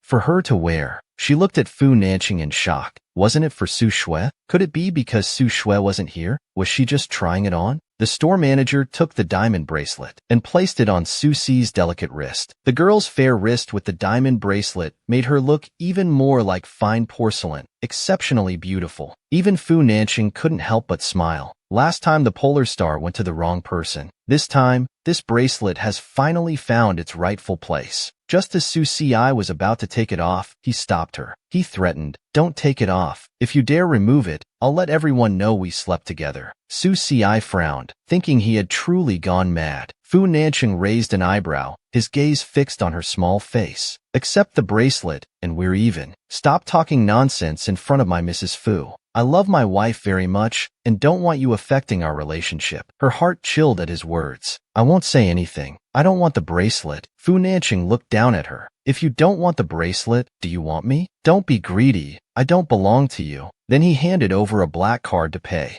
At this moment, Su Shui rushed back as quickly as possible. "Husband, did you remember wrong? I searched the car twice. There weren't any documents you mentioned. Fu Nanqing's handsome features remained indifferent. I must have remembered wrong. Su Shui greedily looked at the jewelry and diamonds. Husband, let's look at more accessories. That diamond bracelet just now is especially beautiful. Fu Nanqing turned to leave. Suddenly remembered, I have an important meeting. Can't accompany you anymore. Su Shui looked completely disappointed. Wasn't he supposed to buy her jewelry and diamonds? She just ran one errand and hadn't bought anything. At this moment, Su Shui's sharp eyes noticed the diamond bracelet on Su Si's wrist. Su Si, isn't this that bracelet from earlier? Why is it on your wrist? Husband, did you buy it for her? Su Shui was about to explode with anger. Su Si, I never realized you were so skilled. In just a moment you got a man to spend money on you. Su Si reluctantly said, I didn't ask for what you like. Take it quickly. Su Shui raised her hand to slap Su Si's face. Su Si,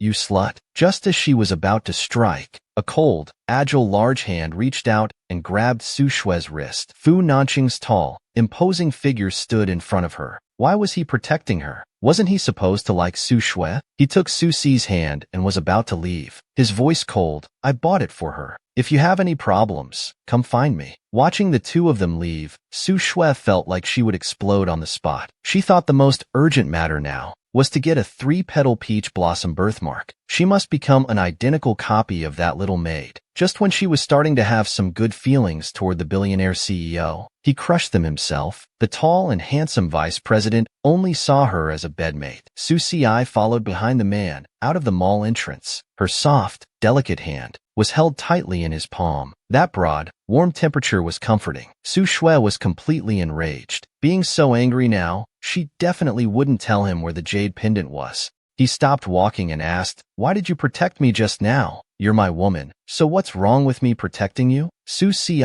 quietly objected. I'm not your woman. Fu Nanqing curved his lips. Then whose woman are you? Your nephew's. Su Si opened her mouth to explain, but Fu Nanqing said, don't get entangled with my nephew. I don't have a habit of sharing bedmates. The word bedmate felt like cold water being poured down, extinguishing her excited heart, extinguishing the warmth left in his palm. So he just saw her as a bedmate. Without looking back, he said, I'm going on a business trip. Call me if anything happens. Then Su Si received a call from the Su family mansion. Miss Wan has secured the position as Fu Jewelry spokesperson. In a few days, the old madam will hold a celebration banquet at the mansion. Don't forget to come. She replied, all right, I'll be there. When sleepiness comes, a pillow arrives. She was worried about not being able to contact Su Shui these days, but she had to attend the family banquet. A few days later, the old madam held her hand and repeated good 3 times. Good, good, good. Our Wanner has made something of herself, becoming Fu Jewelry spokesperson, successfully getting an invitation to Fu Corporation's banquet. You're one step closer to the Fu Corporation. Su Wan said, Grandmother, why are you teasing me about such a small matter? Su Jun deliberately mocked, Wanner, being modest in front of family? The Fu banquet isn't something anyone can attend. Like your sister's family, they didn't even get one invitation. Su Shui's face immediately darkened. Now everyone was envying Su Er. Suddenly, she noticed the diamond bracelet on Su Si's wrist. When did she have money to buy jewelry? She suddenly spoke coldly, Su Si,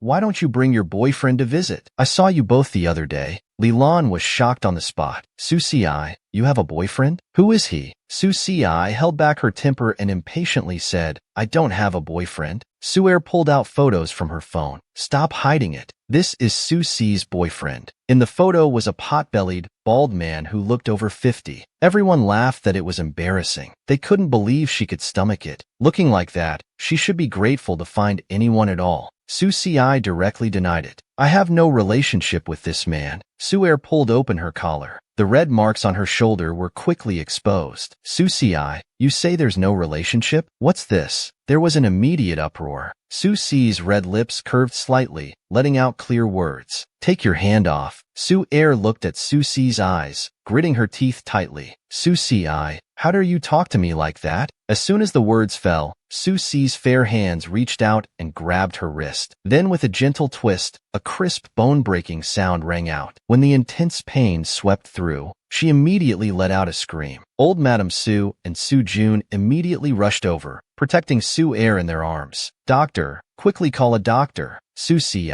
how dare you lay hands on your cousin? Your cousin is a supermodel and Fu spokesperson. If anything happens to her, even 10 of your lives wouldn't be enough compensation." Su Si's face remained calm. "She attacked first. I warned her, but she didn't listen. I was just defending myself." Su Air broke out in a cold sweat from the pain. "Grandmother, it hurts so much. I think my bone is broken." Su Si turned to leave. "Looks like I won't be having this meal. Su Shui, remember to come find me." Half an hour later, Su Air opened her phone and started searching for the diamond bracelet Su Si was wearing. She found it quickly. When she saw the price, she gasped. It was so expensive. How could Su Si afford it? But at this moment, her heart was burning with envy and jealousy. Suddenly, she thought of something. She made a phone call. "Young Master Song, I need your help with something." Song Zeline was quite pleased. "Tell me, there's nothing I can't handle in Yi City." Su Air revealed a sinister smile. "It's about my sister Su Si. The other day she was in a hotel with an old man, bringing shame to our family. The family wants to teach her a lesson, but can't. Young Master Song, can you help me?" Song Zeline immediately agreed. "Don't worry, I'll teach her a lesson." After hanging up, when Xiaoqian looked up at Song Xiling, "Xiling, Nanqing is still away on business. You'd better not touch Su Si." But he dismissed it. "Brother Xiao, she made my second brother a cuckold. How can I let her off? She must be taught a lesson." Su Si was taking things to visit her grandmother at the hospital. Just as she arrived, she received a call from the hospital. "Hello, Miss Su. Please come quickly. Young Master Song has broken into your grandmother's ward. We can't stop them." Upon hearing this, Su Si's heart panicked. The things in her hands crashed to the ground. She rushed to the ward immediately. Su Si recognized this man at once. He was the one playing cards with Fu Nanqing in the private room that night. Fu Nanqing's good friend, the Song family's young master. Song Zili demanded, "Young Master Song, what do you mean by this?" Song Zeline stood up and came to her face. He scolded, "I mean nothing. Just telling you not to have thoughts you shouldn't have. Don't seduce people you're not worthy of." Su Si coldly stared at him. "Are you sick?" Song Xiling saw she wouldn't take the easy way. He ordered people to remove her grandmother's oxygen mask and throw her out of the hospital. A cold, murderous intent appeared in her eyes. "You dare?" Song Xiling slightly raised his hand, ordering them to proceed. "What wouldn't I dare? If you're smart, leave my second brother and go back to your countryside." Ice-cold fury filled Su Si's eyes. She bent her knee and struck upward, hitting him in the groin. The tall and handsome vice president frantically rushed up, helping the little maid solve her grandmother's hospitalization problem. He came when she needed him most. Song Zeline jumped up in pain, gritting his teeth. "Su Si, you clearly don't know your place. Just wait. No hospital in Yi City will dare take your grandmother." As he left, he gave her one last gloomy glare. Su Si quickly checked her grandmother's pulse. Thanks to her heart medicine, her grandmother's heart rate was still normal despite having the oxygen mask removed. But they needed to reconnect the oxygen mask quickly. Soon the doctor came in. "Miss Su, we dare not keep the patient anymore." She laughed bitterly. "Your hospital is eager for a lawsuit. The media in Yi City will laugh. Who knew someone would be so eager to feed themselves trouble?" In the end, they only gave Su Si a few hours to transfer hospitals. Su Si took out her phone and made a call. The other end quickly connected, and a charming male voice came through. "Hello, Cici, senior brother. How long would your fastest medical team take to get here?" From the other end, "At school, it would take until tomorrow at least." "What's wrong?" Su Si was anxious. "Grandmother can't wait, but no local hospital will risk offending the Song family." He gave a suggestion. "Since you've offended the Song family, you can only go to Fu Hospital. Fu Nanqing has been wanting you to blend perfumes for him. He'll surely do you this favor." Then he hung up. Putting down the phone, Su Si stayed by her grandmother's bedside. She had thought of Fu Nanqing earlier, but didn't want to ask him. But grandmother couldn't wait any longer. She needed the oxygen mask. Su Si hesitated before finding his phone number. When she dialed, the call was suddenly answered. Su Si said, "Hello," but it wasn't Fu Nanqing who answered. Instead, it was a very sweet voice. "Hello, the vice president is taking a shower. May I ask who's calling?" Su Si hadn't expected that he would have a woman with him on his business trip. She immediately hung up. she realized how inappropriate it was to call him. What was she to him? At most, just a bedmate. Perhaps just one of his many bedmates. Just then her phone lit up. Fu Nancheng was calling back. Was it him calling? Or that woman again? Su Si didn't answer. The phone kept ringing. He called several times, but Su Si still wouldn't answer. Soon there was a knock at the door. Someone had come. She went to open the door. Outside was a well-dressed man in a suit. "Hello, Miss Su.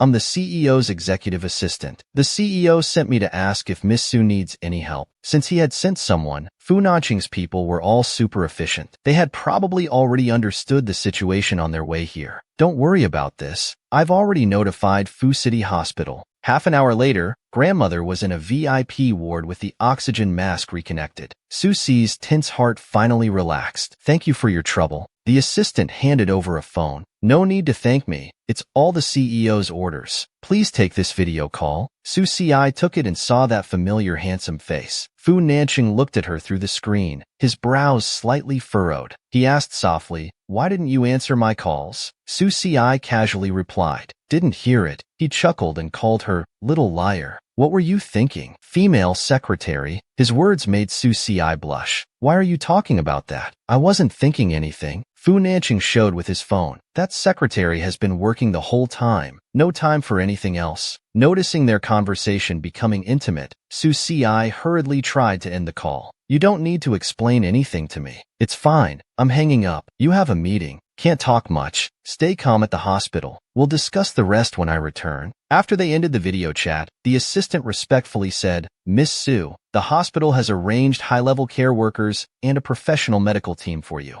If there's any emergency, just call me. I'm on standby." Su Si returned the phone, saying thank you. Su Si sat by her grandmother's bedside. This time she was grateful to Fu Nancheng. It seemed that whenever Fu Nancheng appeared, her chaotic world would become peaceful. As night deepened, being too tired, she fell asleep leaning on grandmother's bed. At this time, in the corridor outside, steady footsteps could be heard. Then the hospital room door opened. Fu Nancheng had returned. The man came late at night, wearing a suit, having rushed back travel-worn, his eyes fixed on Su Si.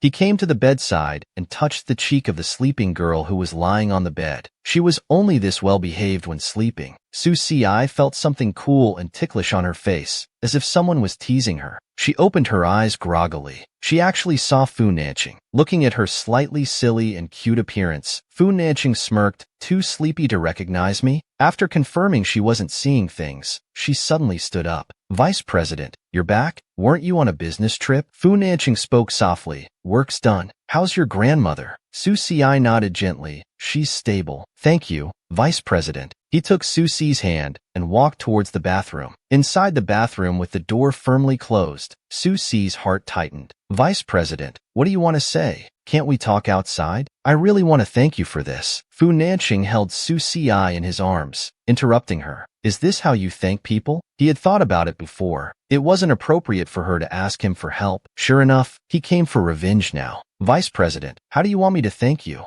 I know you helped me because of Su Shui. How about I treat you both to dinner sometime?" She brought up Su Shui to remind him of his married status. Fu Nancheng was clever enough to understand. His smile unchanged. "No need to tell me that. Why do you smell so good?" Su Si's delicate body stiffened, her heart racing. "I used lily sandalwood shower gel. If you like it, I can give you one." Fu Nancheng gently caressed her small face. "Sure, give me one. We like the same things." Su Si pushed against his lean chest with both hands. "Vice President, please show some restraint." He spoke teasingly. "My secretary said you called," said Vice President, once and hung up, then wouldn't answer when I called back. "What happened?" Su Si's fair face instantly burned red. She didn't speak. Fu Nancheng grabbed her small chin, forcing her to look up at him. "Did Song Xiling give you trouble?" The tall, handsome vice president was good at conversation. After playing hero, he asked the little maid for a reward. Su Si logged into Su Shui's account, refusing to sleep with him. Unexpectedly, the billionaire CEO noticed she was the little maid. He even wanted her to send a voice message calling him husband. She hadn't felt wrong before, but now with his question, her eyes turned red. Song Xiling said I seduced you, that I'm not good enough for you.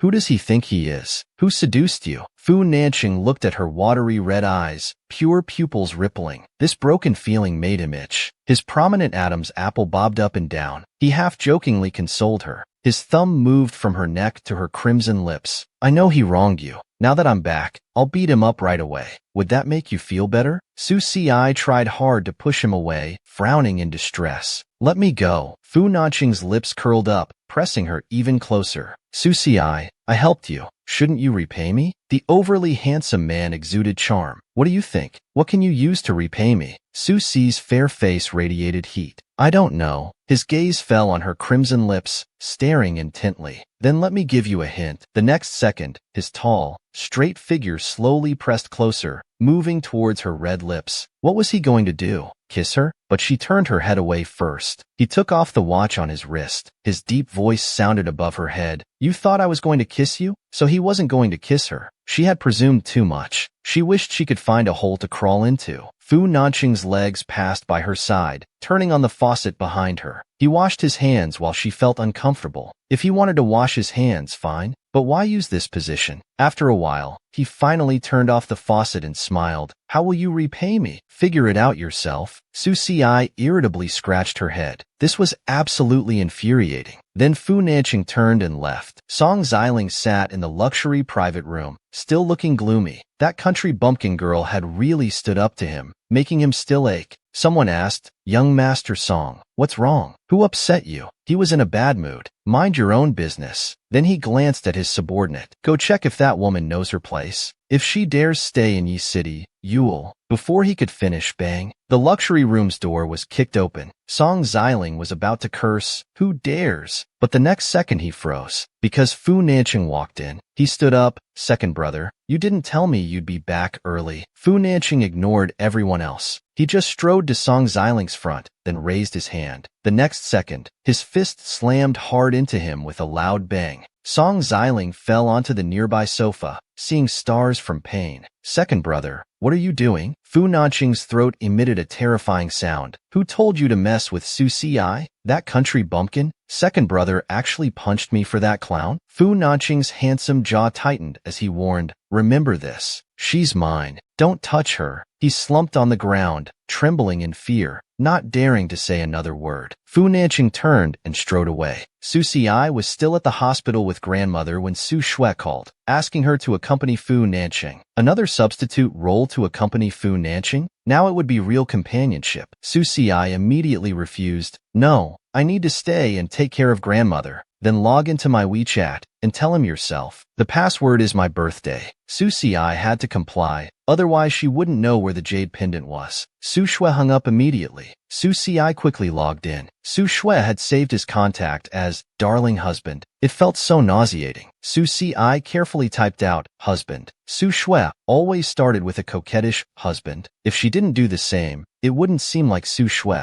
This was really embarrassing. Fu Nanqing was in a meeting when his phone dinged several times. He checked and saw messages from Su Shui.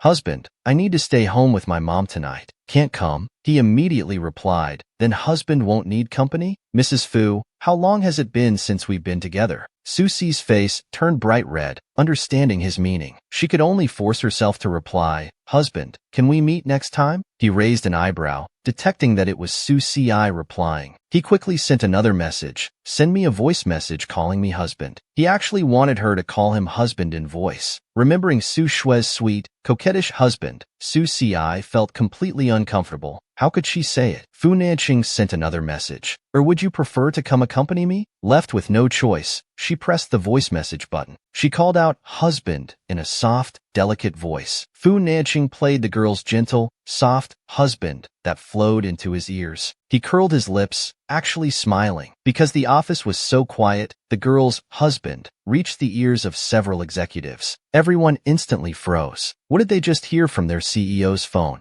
A girl was actually calling him husband. The CEO was being called husband. Fu Nanqing also realized that others had heard the husband. He turned his head. His hawk-like eyes swept disapprovingly across the executives. The executives hurriedly left with their files. CEO, we didn't hear anything. We'll get back to work. Secretary Song asked, CEO, for tomorrow night's Fusher banquet, should we invite Miss Su? Fu Nanqing knew her well. No need to invite. She probably won't come anyway. Suddenly thinking of something, there's a way to make her come. The Chinese CEO actually invited a little maid to attend the Fusher banquet. What's special was that while others needed invitation cards, she didn't. Su Si was at the hospital caring for grandmother, carefully covering her with a blanket. Just then, her phone rang. It was Fu Nanqing calling. Why would he call at this time? Su Si answered, "Hello?" The man's deep, magnetic voice came through. "I left my watch at your place. Bring it now. I'll send you the banquet address." Not returning it earlier or later, but during the Fusher banquet, he said, "I'll wait for you," and hung up. Su Si quietly checked on grandmother before leaving, then sighed and left the hospital. Half an hour later, outside the banquet hall, the legendary mysterious Fu family ruler would appear in Yi City tonight. All upper-class socialites and noble ladies were present. The scene was luxurious and grand. Just then, a luxury business car stopped, and Su Air arrived. Click, click. Media photographers excitedly snapped photos. Tonight, Su Air wore a designer black gown. The deep V-neck revealed her sexy cleavage. She was stunningly beautiful, causing quite a sensation upon arrival. As expected of Fusher's spokesperson, "Those legs are amazing." Hearing these praises, Su Air became even more excited. The elderly Mrs. Su held her hand lovingly. "Warner has ambition. Grandmother fully supports you." The family was about to enter. Su Air suddenly saw a familiar figure. She was shocked to see Su Si. Su Si was here. How did she come? Su Air immediately walked over aggressively. "Su Si, what are you doing here?" Su Si's bright eyes looked at Su Air. "Cousin, I just have some business." Su Air laughed. "What business could you have? The Fusher banquet isn't a place for just anyone. Do you have an invitation?" Su Air showed off her gold-stamped invitation card. Su Si shook her head. "No, I don't." Chun Lian impatiently tried to drive Su Si away. A country bumpkin like her couldn't possibly have one. "Su Si, leave now. Don't ruin your cousin's big moment." When Su Si didn't move, Chun Lian immediately shouted, "Security! Security!" Several burly security guards came over. "Who's causing trouble here?" Chun Lian pointed at Su Si. "It's her. She has no invitation but wants to attend the banquet. She's lowering the event's standards." The security guard looked at Su Si. "Miss, please show your invitation." Su Si shook her head. "I don't have one. Someone called and asked me to come." Su Air showed contempt. "Who? That bald old man you stayed in a hotel with? This is the Fusher banquet. What power could he have to get you in?" Bald old man. Su Air really was addicted to saying that. Just hope she wouldn't say it in front of Fu Nanqing. Otherwise, Fu Nanqing would probably want to see her. Su Si playfully winked and said, "Cousin, I've already said someone called me here. As for who it is, I can't tell you." Su Air had run out of patience and shouted, "I don't care who it is. Just leave now. Stop embarrassing yourself here." Just then, a voice suddenly rang out. "Who dares to make Miss Su leave?" Su Air looked up. Secretary Song was walking over with some people. Secretary Song came to Su Si and respectfully said, "Miss Su, please come this way. I'll take you inside." Su Si nodded. "Okay." Chun Lian panicked. "Wait, she doesn't have an invitation card. How can she go in?" Secretary Song looked at them. "Miss Su is an important guest tonight. You all need invitation cards, but she doesn't." As she left, Su Si turned her head, her beautiful eyes glancing at them. She innocently waved and smiled, saying bye-bye. Chun Lian exploded. "Warner, she got in without an invitation card. Who exactly is that bald old man?" Su Air was also agitated. "Mom, forget about it. I've prepared so much for tonight's banquet to connect with the Fu family ruler. We can't let this small matter disturb us." Old Mrs. Su immediately nodded. "Warner is right. We can't delay important matters." With that face of hers, could she possibly catch the Fu family ruler's attention? Su Jun laughed. "If Su Si could catch the Fu family ruler, I'd call her grandmother." Su Si was led to the back of Song Hotel. Not seeing Fu Nanqing, she asked, "Secretary Song, where is the CEO?" He smiled gently. "Miss Su, the CEO is busy with the banquet tonight. He'll arrive later." Su Si handed the watch to Secretary Song. I just came to return the watch. I don't want to attend the banquet. Since the CEO isn't here, please pass it to him. He quickly refused. That won't do. Miss Su, please get your makeup and change clothes first. You can give it to the CEO personally at the banquet. He hurried away after speaking. Su Si looked around, wondering if she really needed makeup and new clothes. Just then, the makeup artist approached. Miss Su, let's do your makeup first. She felt as small as a quail, wondering what was happening. At the Fusher banquet auction, the little maid unexpectedly bid a sky-high price. She could now dance the first opening dance with the billionaire CEO. At the banquet, several socialites surrounded Su Er, envying her. Su Er smirked. This time, Su Jia had spent a fortune for her to attend this Fusher banquet, securing this haute couture dress for her. Just then, another man approached. Miss Su, may I add you on WeChat? This was the 10th man tonight asking for Su Er's WeChat. Su Er wasn't interested in these men and politely declined, but her vanity was greatly satisfied. A socialite came to her side, excitedly asking, later, will the Fu family ruler ask you for the opening dance? Su Er's eyes lit up, but she modestly waved her hand. How could that be possible? I'm just Fusher's jewelry spokesperson. I've never even met him. He'll surely choose the most suitable partner.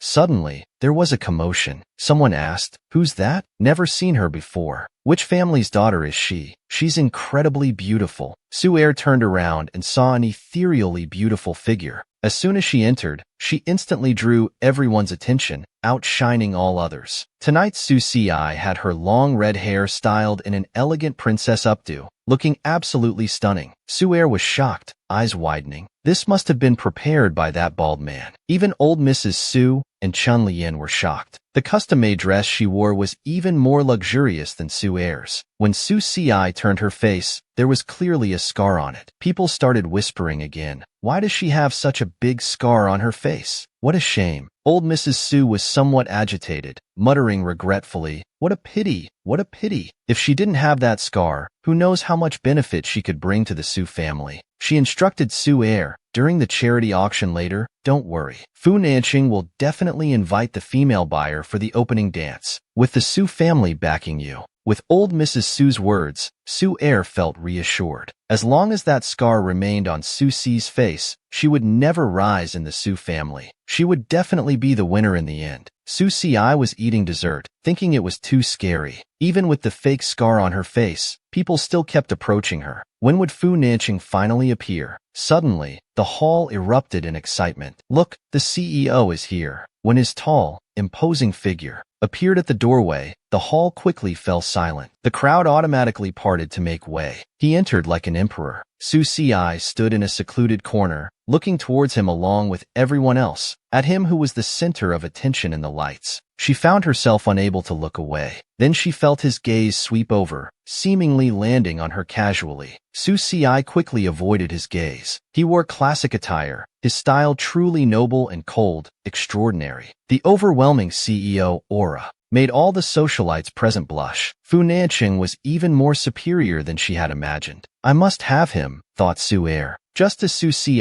was about to return the watch, she suddenly heard the host's booming voice. Distinguished guests, the Fu Corporation charity banquet officially begins. The first auction item is provided by our CEO, a crown worn by a foreign queen in her youth, temporarily in private hands. It was collected by our CEO's mother. The item itself is precious enough, but the winner will also get to dance with today's protagonist, our CEO. Is everyone excited? Starting price is 5 million. Raising your hand counts as a bid. Each increment must be at least 500,000. The atmosphere instantly heated up. Everyone was enthusiastic. 5.5 million, 6 million, 7 million. Su Er saw the timing was right. She immediately raised her hand. 7.5 million. As she was about to win, her heart pounded. It seemed the first dance would be hers. Had he fallen in love with her at first sight? Just then, another voice rang out, 100 million. Everyone looked towards the source. They saw Su Si. It was unfair. She had just been watching, neither moving nor raising her hand. She wouldn't join the battle for Fu Nanqing. But just now, a socialite beside her suddenly shouted, 100 million, then pushed her hand and ran away. So everyone thought she had made the bid. The host brought down the gavel. 100 million, going once, twice, sold. Just as Su Si was about to explain, she was invited onto the stage. Su Si looked at Fu Nanqing's incomparably handsome face as he stood tall and straight. There, behind him, the city's elite were also watching her. Their eyes met, and Su Si felt nervous. She thought there might still be time to explain. He interrupted her softly. "Want to dance with me?" Fu Nanqing gentlemanly bowed, sincerely extending his hand to invite her to dance. Su Er watched this scene, nearly dropping her jaw. Originally, Fu Nanqing's first dance should have belonged to her, but Su Si had suddenly appeared and bid 100 million. 100 million from this country clown girl? Su Er immediately spoke up. "Stop joking around. How could you have 100 million for the auction?" Chunlian, receiving his daughter's hint, immediately stood up. "Su Si, you just came back from the countryside. Forget 100 million, you probably can't even come up with 10,000. This is fraud." People whispered below. "She's that ugly girl the Su family brought back. No money but pulling this stunt. Attention-seeking. After all, she's from the countryside. Never seen such occasions. Just wants attention." Su Er seized the opportunity to rush onto the stage, reaching out to pull Su Si. "Si, come down with me." But she couldn't reach her because Fu Nanqing stepped forward, standing in front of Su Si. Su Er quickly withdrew her hand in fear, her heart pounding. Fu Nanqing bent slightly. He extended his hand again, inviting her to dance once more. Su Si was stunned, feeling a bit embarrassed, but instinctively reached out her hand. Su Er became anxious, shouting, "CEO, I'm not lying to you. She's making a joke of charity. She's not worthy to dance with you." Su Si honestly said, "CEO, I have no money." Fu Nanqing slowly curved his thin lips. "It doesn't matter. Just tell me one thing. Do you want to dance with me?" The tall, handsome CEO actually paid an astronomical price just to invite the little maid to dance romantically. And in front of everyone, he passionately kissed Su Si. Su Si shook her head, honestly saying, "CEO, I'll say it again. I have no money." Everyone burst into laughter, starting to mock her. "She has no money. She didn't bid anything. Ha ha ha, poor people. Maybe watched too many romance dramas, dreaming of catching the CEO's eye. As if he would like her. Don't make me laugh." Fu Nanqing also slowly curved his lips, saying 3 words. "Little poor thing." Su Si was speechless. That 100 million bid wasn't hers at all. She really had no money. Then Fu Nanqing spoke again. "I'm just asking if you want to." Su Si didn't answer him, which he took as agreement. Everyone was dumbfounded, no longer able to laugh. What was going on? The CEO seemed interested in that girl. Did they know each other? Wasn't she from the countryside? How could she know the CEO? Fu Nanqing raised an eyebrow, reluctantly saying, "Since you have no money, I'll pay the 100 million for you." Secretary Song quickly wrote out a check, then threw it into the box. The host's voice brightened. "The CEO has donated 100 million to charity in Miss Su's name. Everyone, please applaud." Fu Nanqing looked at the girl before him, slowly raising his firm jaw, rather proudly saying, "Little poor thing, what are you spacing out for? Hurry up and invite me to dance." Su Si's delicate frame trembled in panic. He just donated 100 million just like that, just to dance with her. Now with everyone watching, she couldn't even run away. Her fair fingers tugged at her dress hem. Su Si awkwardly imitated a gentleman's manner, one hand behind her back, the other extended toward him. "CEO, may I have this dance?" Fu Nanqing offered his well-defined hand to her. "Yes." Su Si took his large hand and walked toward the center of the dance floor. At this moment, melodious music began playing. Fu Nanqing extended one arm, wrapping it around her soft, slender waist. He pulled her close to himself. Everything happening today was too sudden. Su Si thought for a moment, then explained, "Although you helped me out of this situation, that 100 million wasn't my bid." Fu Nanqing smiled. "Whether it was you or not, everyone here today saw you spend a fortune just to dance with me." Su Si cooperatively softened her body, following his lead. Su Si was speechless. Wasn't he the one who spent a fortune? She looked sincerely at Fu Nanqing. "CEO, thank you for today's matter, and for helping my grandmother." He kissed her the next second. "If you want to thank me, you can try different ways next time." Su Er was furious. After preparing for so many days, Su Si ended up taking the prize. Why him? At this moment, the music reached its climax. Fu Nanqing gently pushed her soft waist, and Su Si spun several circles. The brilliant rose dress floated in the air. Soon, the man held her soft waist and pulled her back. He whispered, "Su Si, you're beautiful tonight." The dance ended. Thunderous applause erupted. Chun-Lian immediately stood up, loudly saying, "Su, don't be fooled by her. Usually, family shame shouldn't be aired, but I'm afraid you'll be deceived. I have to reveal Su Si's shameful deeds." Su Si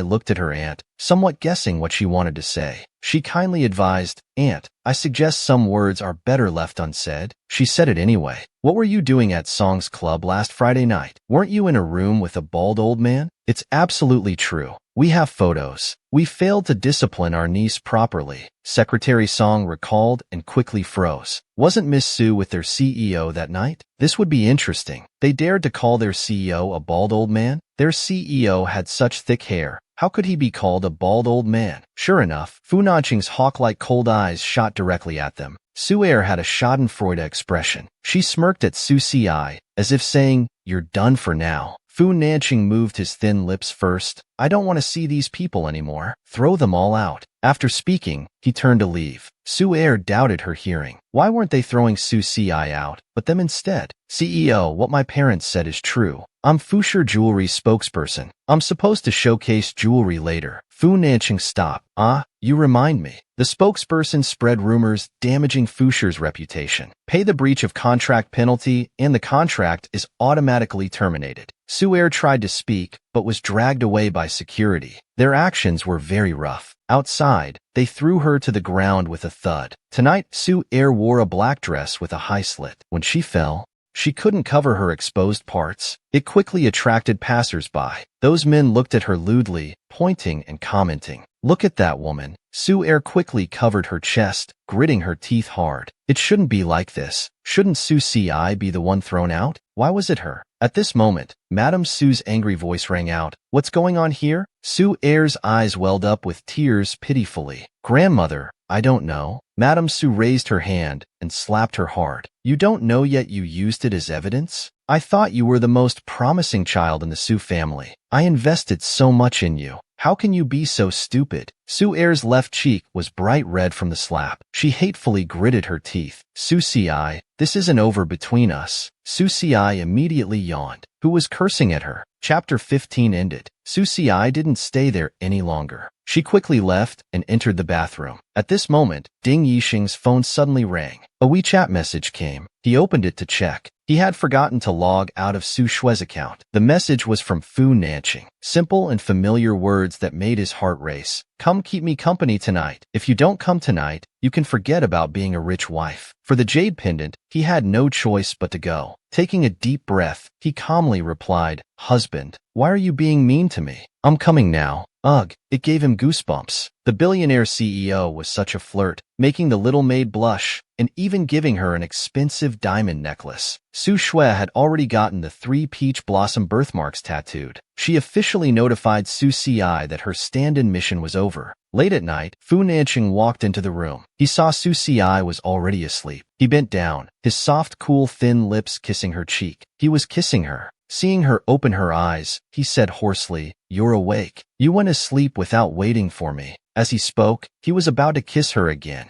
Su Si couldn't handle his intimacy and quickly said, "Wait, let's chat first." Fu Nanqing looked at the naturally beautiful girl, delicate and charming. "Chat about what? Do you think I'm a 3-year-old? Su Si sat up in panic, face blushing. "I haven't showered yet." The next second, she fled into the bathroom. Fu Nanqing lay on the bed. Time passed. He turned to his side, smiling. She's being shy. Su Si came out, and Fu Nanqing called to her, "Come here. I'll dry your hair." Su Si walked over and obediently sat down. He took the hairdryer and started drying. For some reason, Su Si felt a bit down. Was this how he usually interacted with Su Shui? At this moment, he took something and placed it on her delicate, beautiful neck. Su Si looked. It was a diamond necklace. She asked what it was. He said softly, "Saw it abroad, thought it would suit you. Why do you like giving me gifts so much?" Hearing this, Fu Nanqing smiled indulgently. "If you like it, would you want to stay with me forever?" Su Si's heart skipped a beat. She quickly changed the subject. "Are you hungry? I'll go downstairs and make you some noodles." In the kitchen, Su Si stood by the counter.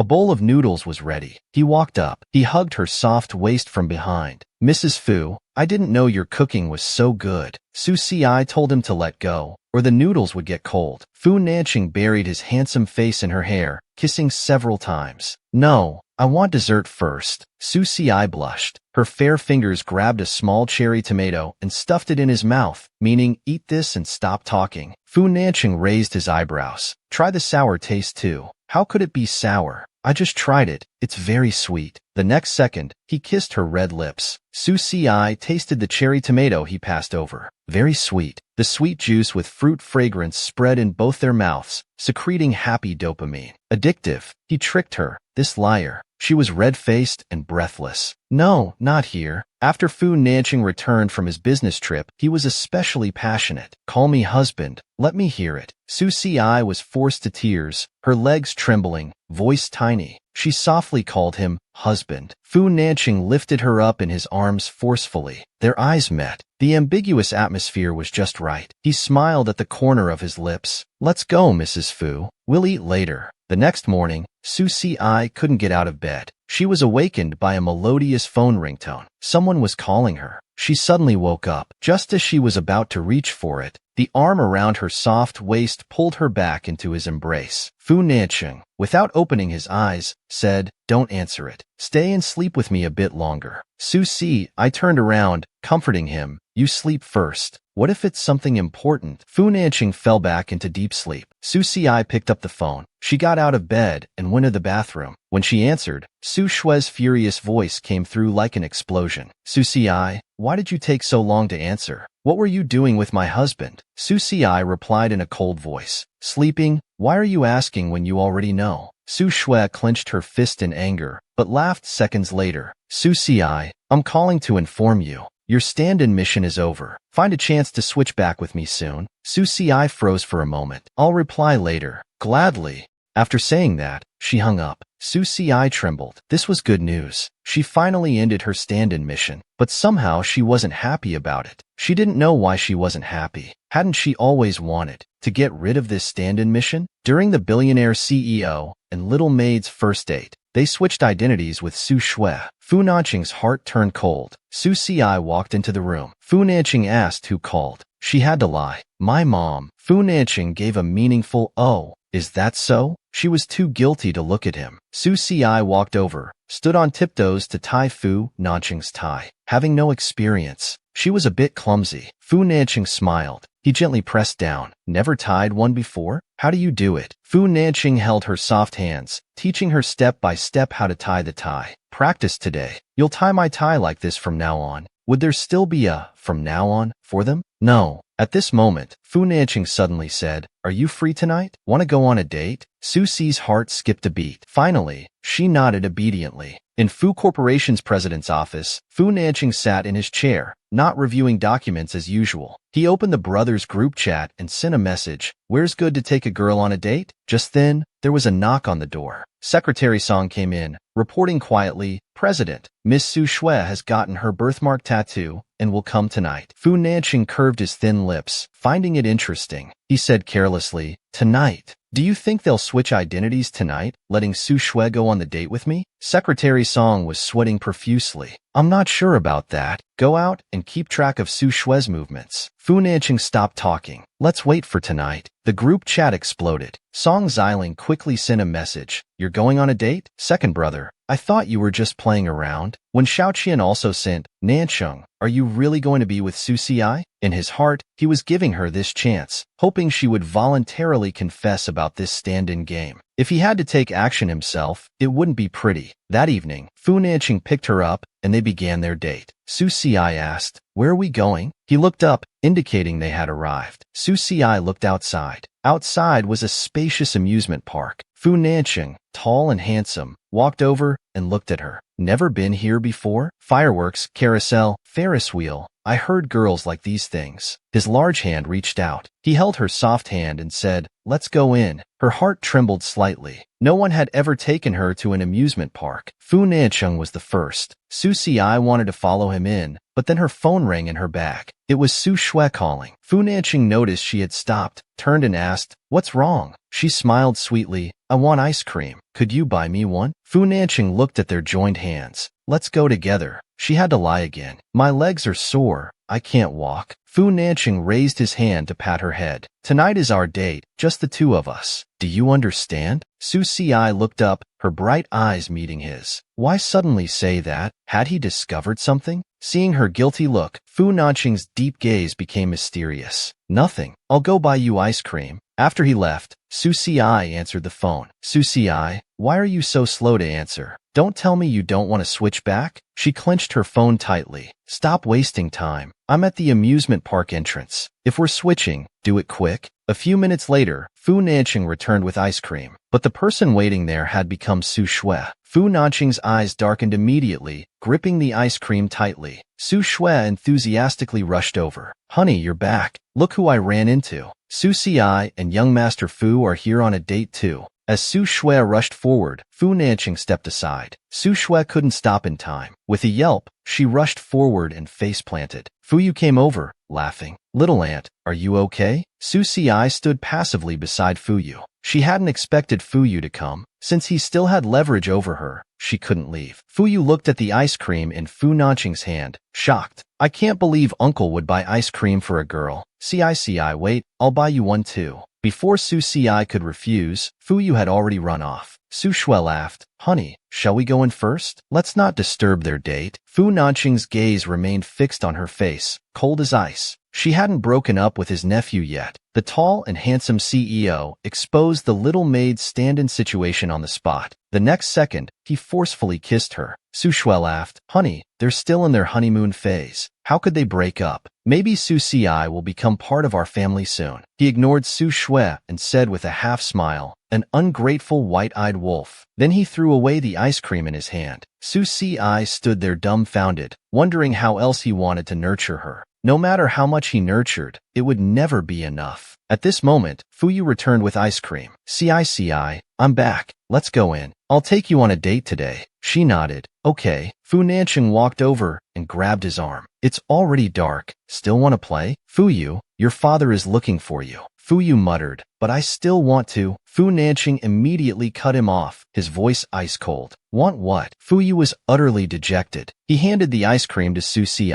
Sorry, Ci, I have to go home. I can't take you out today. As he left, Fu Nancheng also turned to leave. We're leaving too. We'll stay at a hotel tonight. Su Shui chased after him. Honey, aren't we going in? She was utterly confused. What was this about now? Wasn't he the one who wanted to date? Anyway, it had nothing to do with her anymore. Just as she was about to leave, Fu Nancheng stopped her. Where are you going? Do I need to invite you up? The three arrived at the duplex hotel. The hotel manager hurriedly came out to greet them. President, how many rooms should I prepare? Su Shui immediately said, Honey, let's share a room. Fu Nancheng didn't object. He agreed to share a room with Su Shui. Su Shui gave Su Xi a provocative look. He didn't say anything. He strode into the elevator. Su Shui immediately followed. Honey, wait for me. In the room, Su Shui took a shower and came out wearing sexy sleepwear, contentedly sliding down a shoulder strap, wanting to get into bed. Honey, let's go to bed early. That night, he chain-smoked. Suddenly he asked, Where's my surprise? Su Shui was confused. Surprise? Fu Nancheng slowly turned sideways. His eyes, hidden behind the smoke, narrowed. Didn't you say you had a surprise prepared for me tonight? Meanwhile, Su Xi had just finished showering and was blow-drying her wet hair. Then bang bang bang, someone knocked on her door. After opening the door, Su Shui rushed in. Su Xi, what surprise did you prepare for my husband? Why didn't you tell me about such important news? Su Xi frowned. She had never mentioned any surprise to Fu Nancheng. At this moment, a tall, straight figure appeared at the doorway. Su Xi noticed Fu Nancheng had arrived, but Su Shui had her back to the door. Unable to see him, she continued, You did this on purpose. You wanted my husband to know it was you accompanying him all along. Now you don't want to be a stand-in anymore, dreaming of becoming a rich man's wife. He immediately interrupted Su Shui.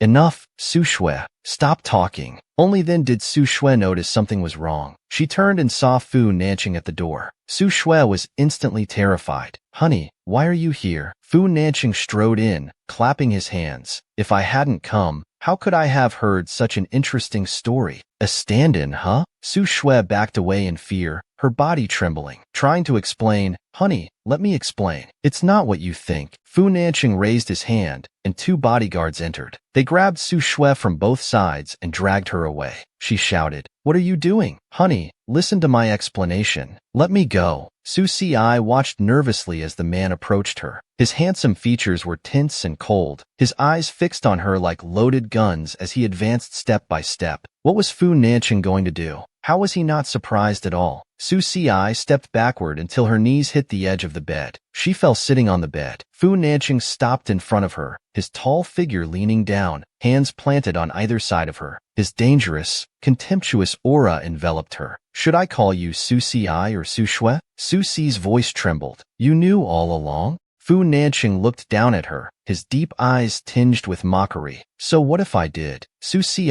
stared at him in shock. You knew and still? Fu Nanching slowly curved his thin lips. Can't I just play with you for a while? Su Si felt a cold wind pierce her chest. Her face turned pale. Move aside. Fu Nanching took out his phone to show her. It was your voice message. I told you to leave, but you came throwing yourself at me, calling me husband. What are you pretending now? Su Si's humiliation reached a breaking point. So you knew everything. All those things were just to humiliate me, to laugh at me. He chuckled. Listen to who's talking. How amusing. Su Si immediately interrupted, her voice ice cold. Don't touch me, Fu Nanching. I hate you. I hate you. Fu Nanching's eyes turned blood red. He pinned her to the bed, smiling cruelly. You hate me and won't let me touch you? Then who do you want to touch you? Fu you. The next second, he forcefully kissed her. He didn't satisfy you, so you couldn't wait to climb into his uncle's bed? After a long while, Su Si gasped for air, her soft voice choked with sobs. Fu Nanching, you're a bastard. I hate you. Fu Nanching quickly moved his handsome face and reached to undo her clothes. Hate me then. It's not like I care. He gripped her chin, still smiling. Now you're playing victim? You're the one who slept with me and pretended to be my rich wife. You came after me first. A melodious phone ringtone suddenly rang out. He was calling. Fu Nanching picked up the phone and looked. The screen showed two words, Fu Yu. He picked up the phone and showed it to Su Si.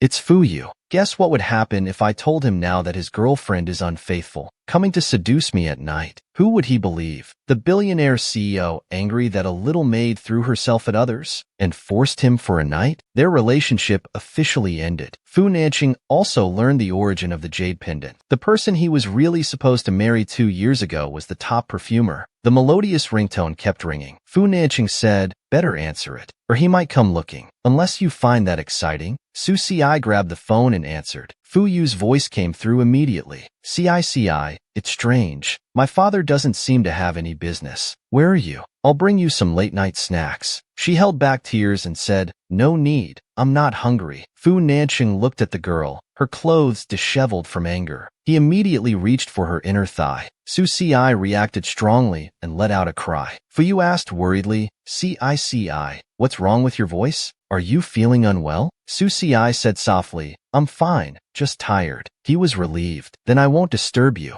I'll bring you breakfast tomorrow morning. He leaned down and said, so this is how you talk to my nephew. If I wasn't here tonight, you two would have slept together, right? Su Si had reached her limit of tolerance. She seized the opportunity to slap him hard across the face. Fu Nanching's face was turned aside by the blow. When he turned back, his eyes were filled with fury. Then he captured her red lips in a kiss. Fu Nanching gripped her wrists tightly. She cursed, Fu Nanching, get out. This time he was truly angry. His hands kept loosening her collar. Tell him to leave? After he spent money, time, and emotions playing games with her, and this is how she treats him, throwing him aside for Su Su. Such an ungrateful wretch. Su Si kept resisting, her hands constantly scratching his body. Stop scratching. Afterward, Fu Nanching lazily leaned against the headboard. His upper body was bare, chest and back covered in scratches from the woman. He grabbed a cigarette from the nightstand and lit it. His deep voice was still hoarse. Take the medicine yourself. Don't give me any children.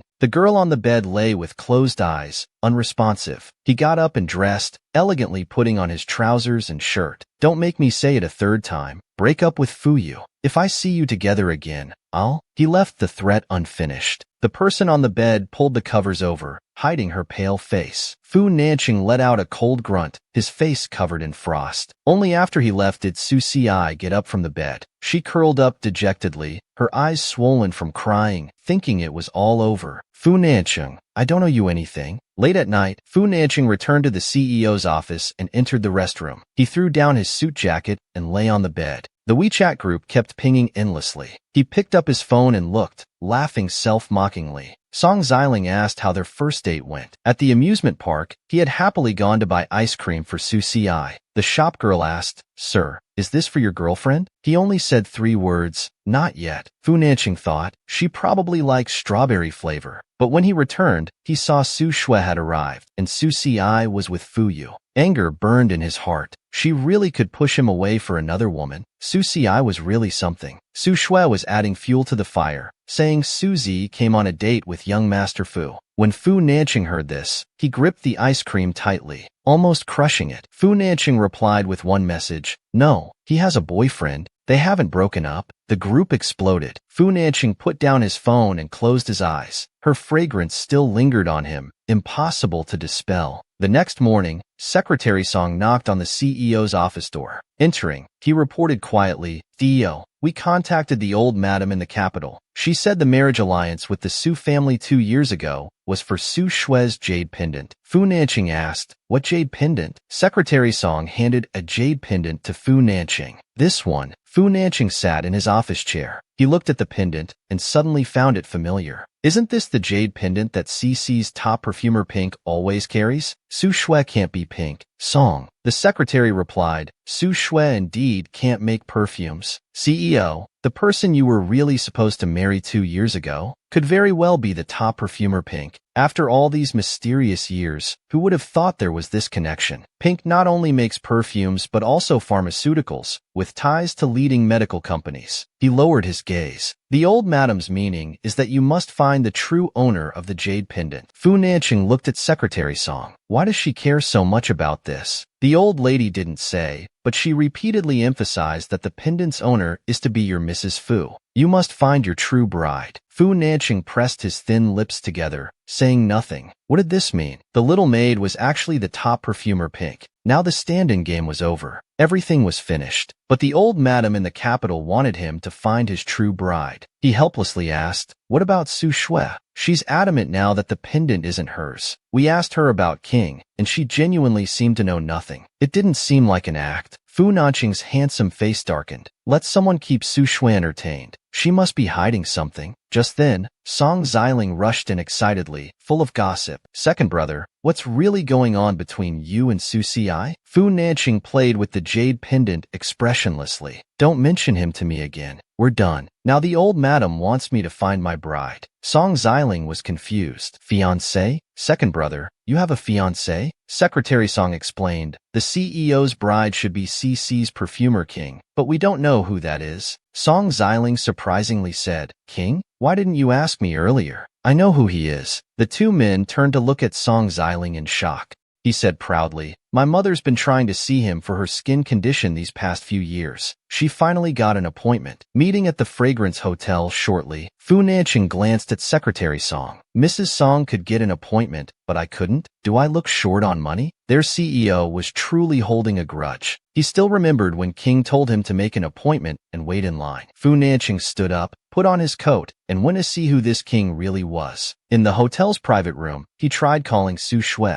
The call wouldn't go through. They'd need another way to deal with the jade pendant. Today, he'd deliver the perfume to the client first. Suddenly, Song Xiling's voice came from outside. "Second brother, it's this room. Pink will be here soon." Su Si trembled. Could Mrs. Song be Song Xiling's mother? He hadn't expected them to meet so soon. Su Si didn't want to reveal his identity. Now with footsteps approaching, where could he hide? Su Si opened the window, thinking of jumping out, but it was too late. The sound of the door handle turning echoed. They were already opening the door. Song Xiling gasped. "Su Si, why are you here?" My mother has an appointment with King. Where is King? Su Si, holding a tray, replied coolly, I haven't seen any King. I'm working here as a waiter, just bringing tea. Song Xiling didn't believe it at all. He mocked, a waiter? If you need money, just ask my second brother. He's given you so much already. Have you no shame? Su Si put down the teapot. Young Master Song, I'll take my leave. As Su Si walked toward the door, Fu Nanqing's tall, straight figure stood there. Su Si looked up, his cold gaze meeting the man before him. Excuse me, Fu Nanqing asked emotionlessly. Have you taken it? His eyes were cold. Vice President, if you're worried, I can take it again in front of you. Fu Nanqing stepped aside. Su Si left. Song Xiling approached. Second brother, look at that country bumpkin. What's she playing at? As soon as he finished speaking, Fu Nanqing shot him a look.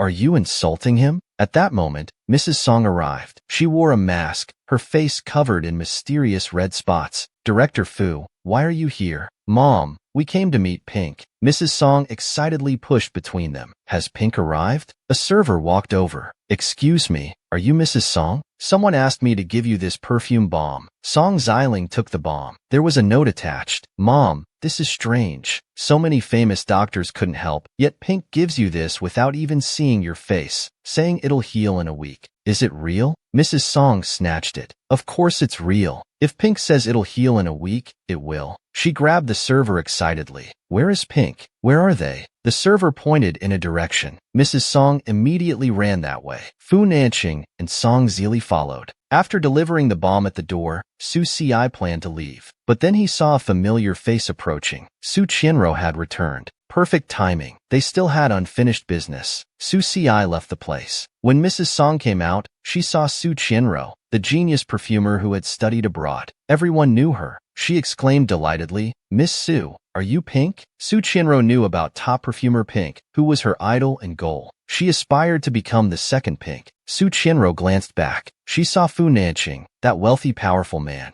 Su Qianro smiled apologetically. Mrs. Song, I can't answer that question. Mrs. Song exclaimed happily, Oh King, I mean Miss Su. Don't worry, I'll keep your secret. Song Xiling behind them looked at Su Qianro. Second brother, so Su Qianro is king. Secretary Song added, yes, she's Su Shue's sister. Always a perfume genius. The background matches. The jade pendant must be hers too, stolen by Su Shue. Song Xiling approved of Su Qianro. Second brother, you didn't like Su Air last time. This one's better, right? Plus you have an engagement. When will you marry her? Fu Nanqing said nothing and left. Watching the man's tall figure walk away, Su Qianro also bid farewell. Mrs. Song, I have matters to attend to. Fu Nanqing is interested in King. He thought it was him. Well, not just thought. Since King never appears, why couldn't it be him? The tall, handsome VP deliberately made the little maid jealous by announcing his marriage to Su Qianro. But Fu Nanqing couldn't get his message through.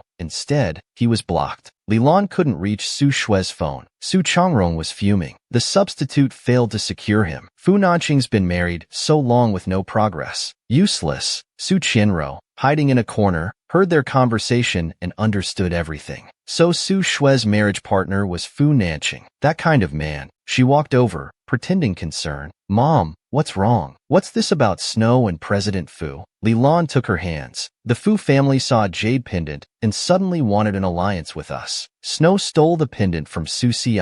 Now we can't contact her. I'm worried we've been found out. Su Qianro smiled. Mom, I also think something's wrong. Where does the VP live? I'll go with you and Dad to find him. In the study of Yipin Lan Villa, Fu Nanqing was reviewing documents. Secretary Song said, President, the Su family is here. Fu Nanqing didn't look up, saying coldly, let them in. Su Changrong, Lilan, and Su Qianro entered Yipin and Villa. He stammered, VP, sorry to disturb you. We're actually looking for my daughter. We can't reach her phone. Fu Nanqing's sharp eyes swept towards Su Changrong. I didn't call for you. You've come on your own. What's the story with the jade pendant? Su Changrong and Li Lan's expressions changed dramatically. He knew the truth. Something flashed quickly in Su Qianro's eyes. She stepped forward gracefully, speaking in a sweet, gentle voice. VP, actually 2 years ago, my sister was thoughtless and stole my jade pendant. I'm here to apologize for her. I was the one who should have married you 2 years ago. I am your true wealthy wife. Su Changrong and Li Lan looked at Su Qianro in shock, but they quickly caught on. Su Shue was exposed, but they still had Qianro.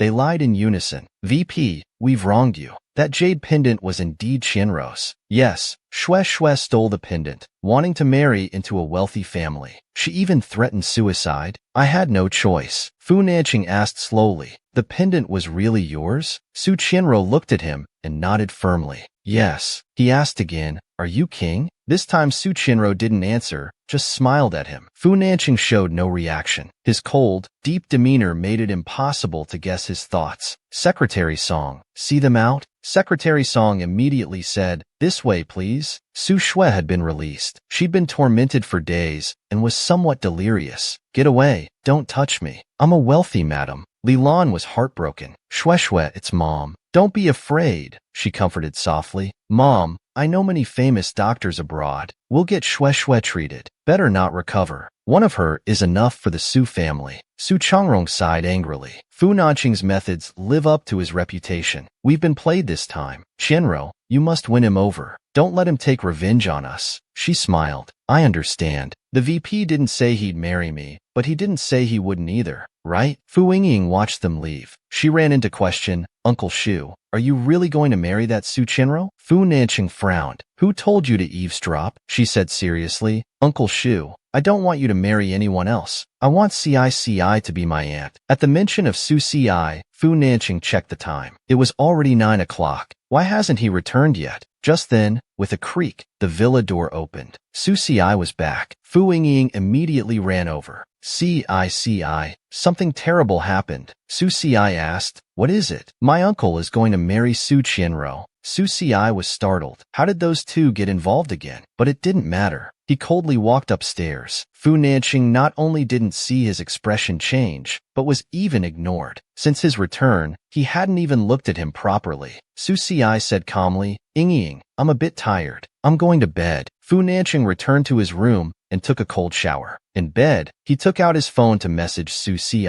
Out dating Fu Yu again tonight? He didn't reply. Fu Nanqing sent another message. Have you broken up? The message didn't go through. He had been blocked. Fu Nanqing angrily threw his phone on the ground. He was the substitute, yet he had the nerve. Fu Nanqing knocked on Fu Yingying's door. Give me your phone, he ordered coldly. She had to obediently hand over her phone. Fu Nanqing opened WeChat and found Su Ci.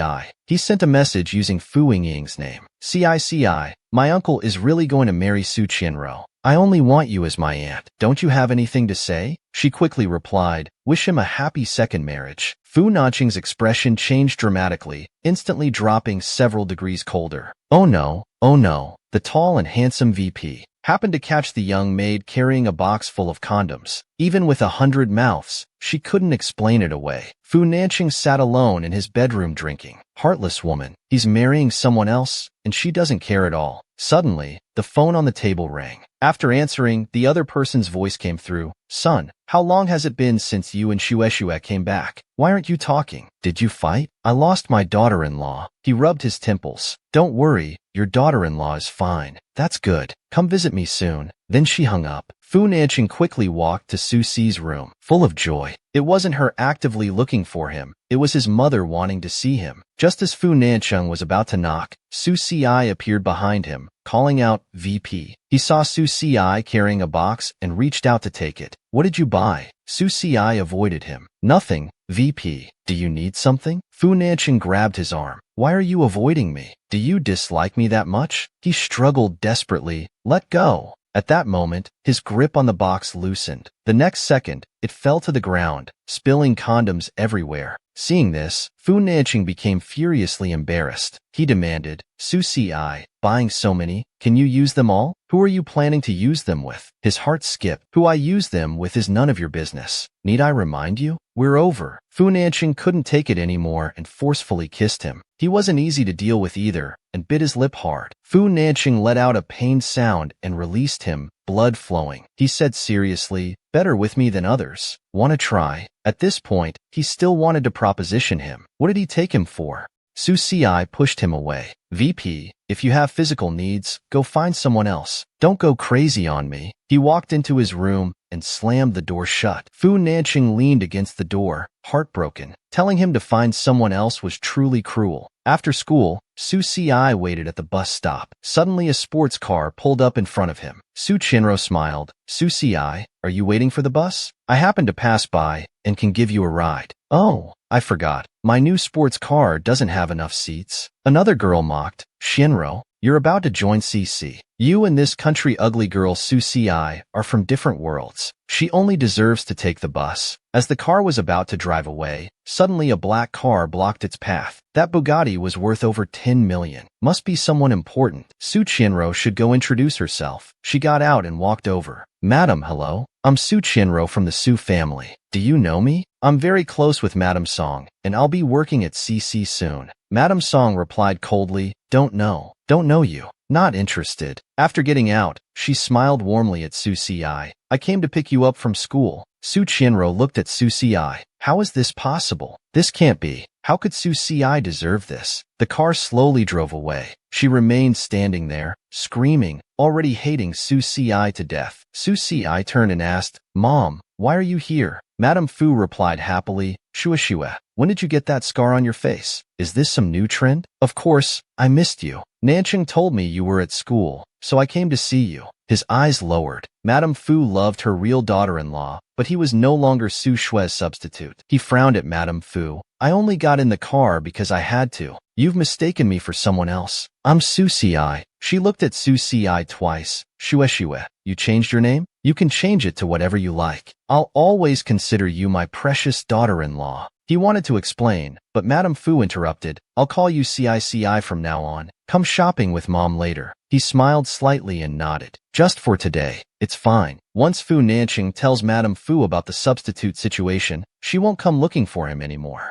That evening, Su Ci was video calling Lin Jiaojiao. Did you receive the small gift? As your best friend, I wanted to contribute something for you and Mr. Fu. Su Ci was speechless. Don't mention it. Fu Nanching saw that box of condoms. Who knows what madness he'll get into now? Lin Jiaojiao realized she'd caused trouble and went silent with an ah. Changing the subject, she mentioned that Su Chinro indeed said she was going to CC and even impersonated you in front of the city's noble ladies. He smiled. That's perfect. I'll go too. Once Su Chinro enters my territory, she won't escape unscathed. I must avenge grandmother. The billion-dollar CEO's little darling caused trouble. The VP didn't pamper her, instead scolded her. Su Chinro arrived at the CC building office. The supervisor looked at her. This is your office. From now on, you're my subordinate. You can ask me if you need anything. Then, Su Chinro suddenly noticed another office next to hers. She curiously asked whose office it was. Another perfumer starting today, also under my supervision. Su Chinro froze. Wasn't CC only hiring her this season? Su Ci walked over, looking at Su Chinro with bright eyes. You're here? I thought you weren't coming until afternoon. Su Chinro's eyes widened in shock. It was Su Ci. The supervisor beside her explained. He was recommended by King. Su Chinro composed herself, thinking King was too mysterious. He might not have actually met him. Su Ci, I never heard you mention perfume making. No wonder you quit being a maid. So you came to CC.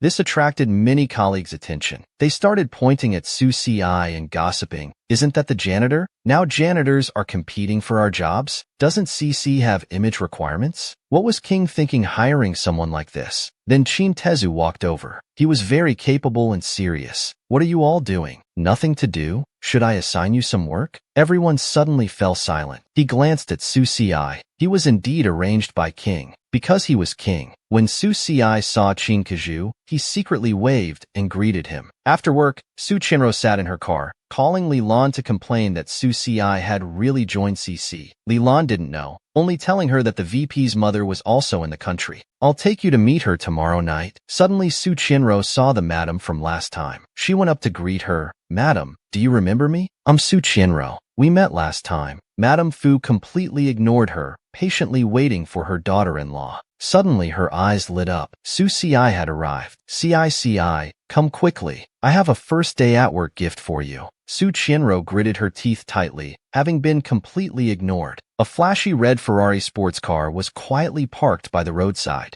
That luxury sports car exuded wealth. Look, it's specially for you. Do you like it? Su Ci looked and was shocked. Mouth agape. No, this is too expensive. I can't accept it. Madame Fu handed him the car keys. Why not? What others have, our Cici should have too. Let's go find my son. Su Si was pushed into the car by Madame Fu and reluctantly agreed. All right, I'll drive you there. Su Qianro watched the Ferrari drive away, her mood darkening. Why did he always ruin her plans? She needed to find a way to get rid of him quickly. At the company, Fu Nanqing was discussing an important project today. Mr. Smith from abroad had flown in, and both parties were to sign a contract. At this moment, Secretary Song came over. Looking very anxious, CEO, it's terrible. Miss Su and Madam had a car accident. Fu Nanqing's handsome brow twitched. He spoke quietly, Mr. Smith, I apologize, but I need to leave for a moment. Mr. Smith was curious what matter required the CEO's personal attention. Walking quickly towards the exit, he replied, someone's gotten into trouble. I need to check on their safety. The two stood by the roadside. Madame Fu comforted, don't worry, Su Si.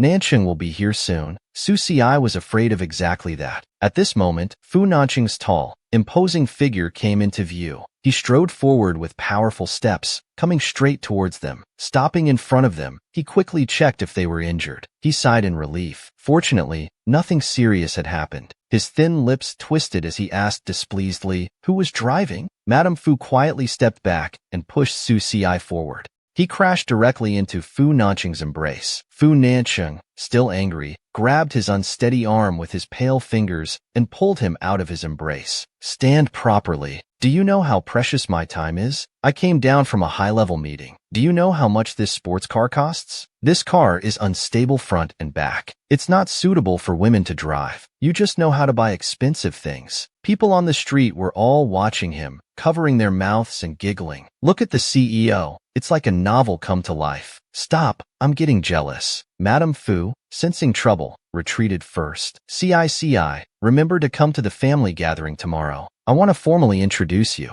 Your mother has something to attend to. Su Si also wanted to leave, but was caught by Fu Nanqing's grip on his wrist. The party isn't over. Come back to the company with me first. I'll take you home later. In the office, Su Si sat alone feeling a bit bored. Later he realized something was wrong. Why wait here for him? He could just take a taxi home. At this moment, a beautiful figure walked in. Hello, I'm Wang Manny, the CEO's personal secretary. Who are you? Su Si could already sense Wang Manny's full hostility. This female secretary's feelings for Fu Nanqing were obvious at first glance. He calmly replied, my surname is Su. Wang Manny was holding Fu Nanqing's suit. I'm here to deliver the CEO's clothes. They've just been ironed. Su Si reached out. Wang Manny avoided her. Miss Su, you'd better not touch it. The CEO's clothes are all custom-made. It would be terrible if they got dirty. There are many women who want to get close to our CEO, but I've never seen someone like you before. Miss Su, one should know their place. You understand what I mean? Su Si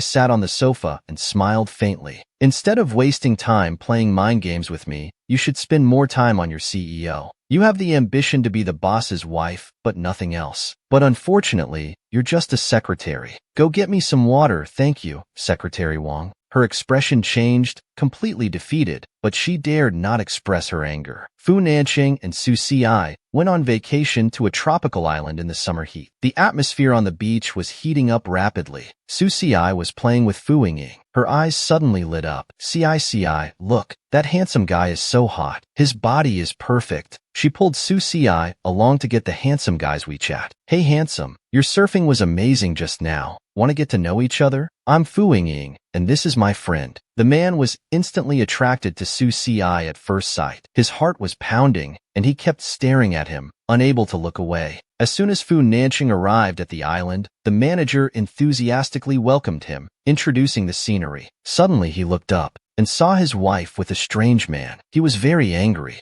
Irritated, he walked over quickly and hugged Su Si from behind. Su Si was startled. Turning around, she realized it was Fu Nanqing. Fu Nanqing glared coldly at the man. The man, seeing their intimacy, showed obvious disappointment. You are? Fu Nanqing boldly kissed Su Si and answered, lovers. The man left sadly. Fu Nanqing scolded Fu Ying, if you're so free, come work at the company. Don't lead my girlfriend astray all day. She complained indignantly, muttering, you come to the beach dressed so conservatively. There's nothing to see. The handsome guy's abs were much better. Su Si slipped away from Fu Nanqing's embrace. Fu Nanqing removed his tie and played with Su Si on the beach, splashing water at each other playfully. Chasing each other, they arrived at some large rocks. What are we doing here? No one will see us here. Fu Nanqing pushed him down, kissed him forcefully. As the following plot is not suitable for minors, we'll skip it. Back at the hotel, Su Si ran behind Fu Nanqing complaining. You were too rough. I have red marks all over. They were shocked to hear this. Fu Nanqing reminded, I'm in a video conference. Su Si was instantly mortified. He buried his face in the blanket, too embarrassed to show his face. Fu Nanqing seriously explained to his employees, my girlfriend is a bit mischievous. Don't mind it, let's continue the meeting. Much time passed, and the meeting ended. Fu Nanqing looked at Su Si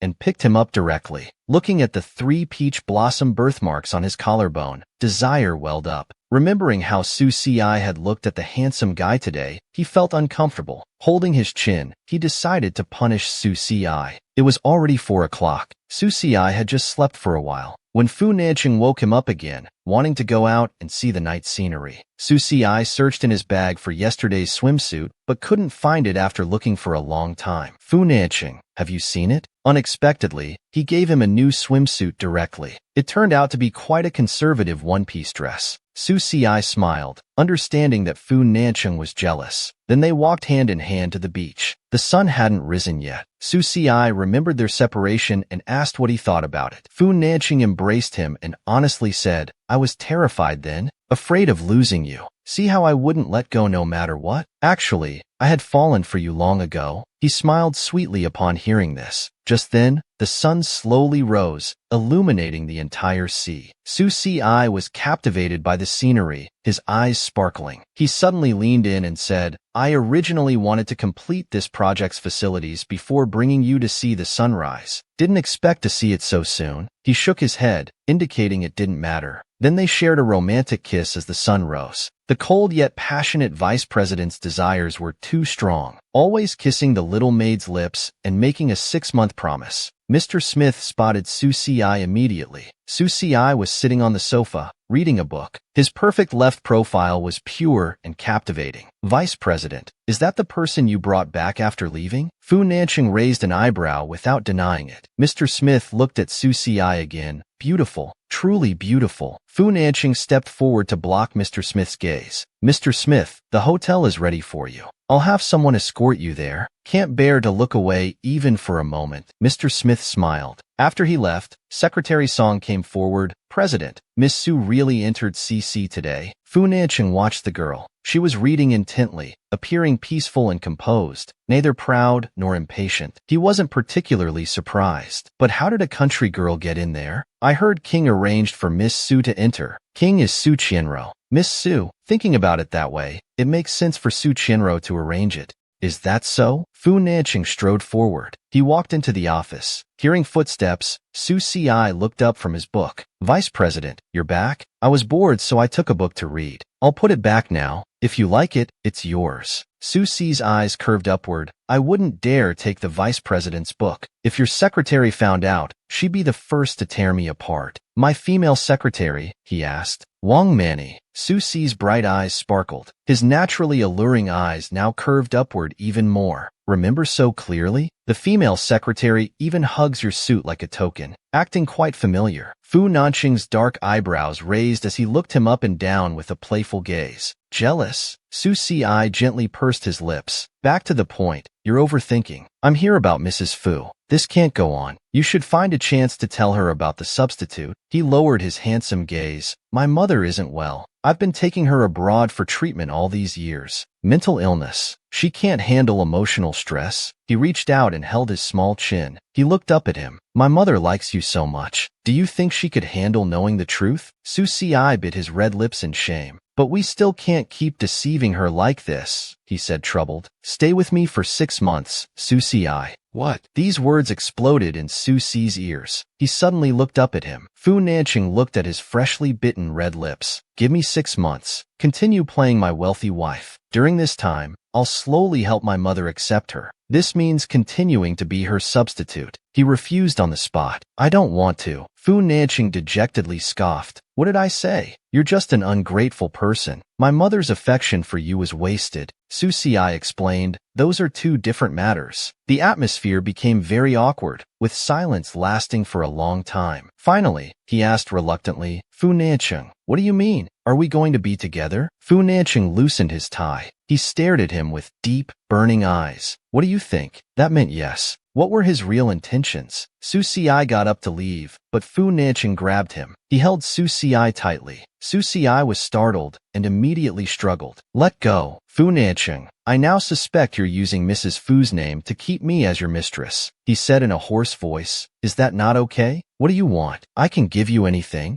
The next moment, he directly kissed his small mouth. No matter who Su Xi cared about, he had to keep him. Su Xi was stunned. He had just said he wanted to keep him as a mistress. Fu Nanqing's deep eyes narrowed slowly. He felt this girl before him wasn't simple. I heard King arranged for you to enter CC. You know them? Who are they? Su Xi knew he was still looking for Ping and wouldn't reveal his identity. I don't know them. Just an acquaintance of mine knows them. He looked at him suspiciously. Is that so? Su Xi ran away sheepishly. Vice President, I have something to do. I'm leaving. Fu Nanqing called out. Think about it carefully. I'll wait for your answer. After Su Xi left, Secretary Song came in. Fu Nanqing ordered firmly, have someone investigate Su Xi. I want all his records from childhood to now. Also, did Wang Manny come in earlier? Secretary Song was stunned. Yes, she came to deliver clothes. Tell her not to come tomorrow. He was shocked to hear this. Had Wang Manny offended Miss Su Xi? The president was starting to cut off female secretaries for Miss Su's sake. That evening, Li Lan brought Su Qianro to meet Mrs. Fu, personally preparing a calming sachet to give her. She had specifically replicated Pin's Formula 1:1 from the director. This was a priceless treasure. At this time, Li Lan went out to take a phone call. Su Qianro quickly surveyed the scene. Today seemed to be a wealthy ladies' gathering. Only one young person had come. This was an opportunity. Suddenly she saw Su Xi.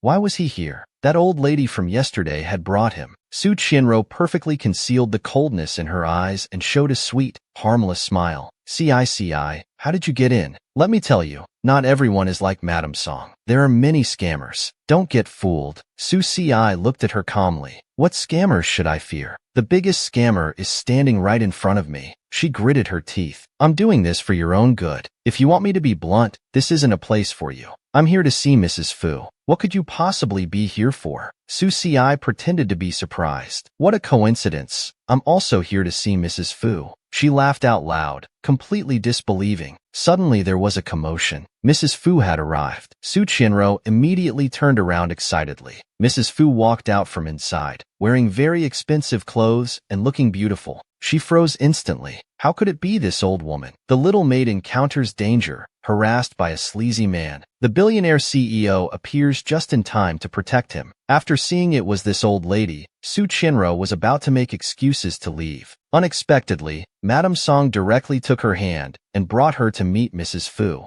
Mrs. Fu immediately recognized Su Qianro, her smile fading. Madame Song, is this the friend you brought? Madame Song hinted for her to quickly present the gift. Su Qianro took out the sachet, presenting it with both hands, stammering, Mrs. Fu, this is a sachet I made myself. If you know it's ugly, why show it? Mrs. Fu looked down at her coldly. Su Qianro froze immediately. Mrs. Fu saw Su Xi standing in the back. Ci, why are you standing out there? Come here quickly. Su Xi then walked over. Mrs. Fu rubbed his head. Forget the gathering. Madame Song, take her away. We don't welcome people who bully our Ci here. Madame Song, let me advise you. Be more careful when choosing friends. Su Qianro took the opportunity to run away. Madame Song asked in confusion, I've never seen Mrs. Fu so harsh with anyone. Did you offend her somehow? She couldn't lose Madame Song's trust. Later she just said she didn't know, throwing the blame on Su Xi. She frowned. Isn't he your relative? You brought him from the countryside, but he's still not satisfied. The two of them sat together on the sofa. Su Xi suddenly asked, 2 years ago, when I married in, I brought a jade pendant that's now missing. Do you know where it is? Mrs. Fu answered. Fu Nanqing took the jade pendant. Su Xi paused. Oh no, It's with Fu Nanqing. What should I do? Mrs. Fu looked worried. What's wrong? He waved his hand. Nothing. I'll call Nanqing. He needed to get the jade pendant back from Fu Nanqing, but he still hadn't figured out how to answer his previous question. 20 minutes later, after thinking back and forth, he still didn't know what to do.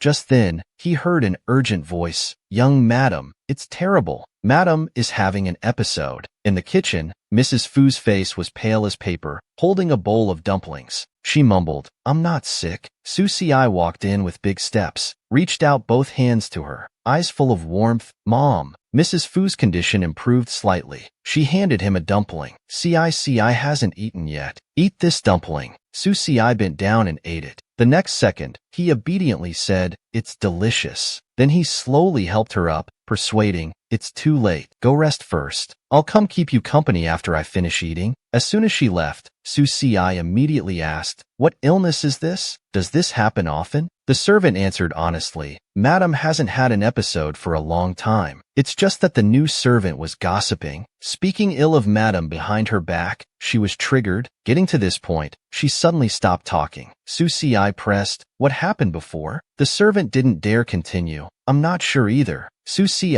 could only hand her some aromatherapy oil. This helps with sleep. Go light it. He thought to himself while stroking his chin. Mrs. Fu's mental state was indeed very unstable. To treat her, he needed to understand the cause. The maid was being evasive. What exactly was she hiding? Suddenly, his phone vibrated in his pocket. Opening it, he saw a message from Fu Yingying. Help! I'm at the Xiangdi Hotel. Su Si's heart tightened. Something had happened to Yingying. He rushed to the hotel in a panic. Hearing movement inside the private room, he walked over and opened the door directly. Fu Yingying was being held by a drunk executive. Another accomplice saw someone else arrive and got excited. Nice figure. Come join us for a drink. Su Si grabbed Fu Yingying and pulled her forcefully behind him. I advise you to behave. Don't get handsy. Otherwise, I can't guarantee what will happen. The executives all leered at Su Si and Fu Yingying. Just then, with a bang, the luxury private room's door was kicked open. Fu Nanqing's deep eyes narrowed. Su Si looked up and saw the man's tall, imposing figure at the doorway. How was he here too? Fu Yingying saw her uncle arrive as if seeing hope. The executives quickly recognized Fu Nanqing, and their jaws dropped in shock. Fu Nanqing raised his handsome eyelids, looking at the drunk executive opposite. His lips curled, quite lively here. What game are you playing? The tall, handsome vice president gave the maid a night pearl to express his love. Su Si also agreed to his 6-month promise. This was their first day together, doing all sorts of romantic things. The executive eagerly offered a cigarette. Vice President, we're just having some fun. Don't mind us. Fu Nanqing didn't refuse, took the cigarette between his thin lips, and lit it with the lighter. Fu Nanqing took a drag and asked, One is my niece, one is my wife. You want to have fun? The executive was stunned upon hearing this. His hand was burned with a bloody hole. He could only beg for mercy.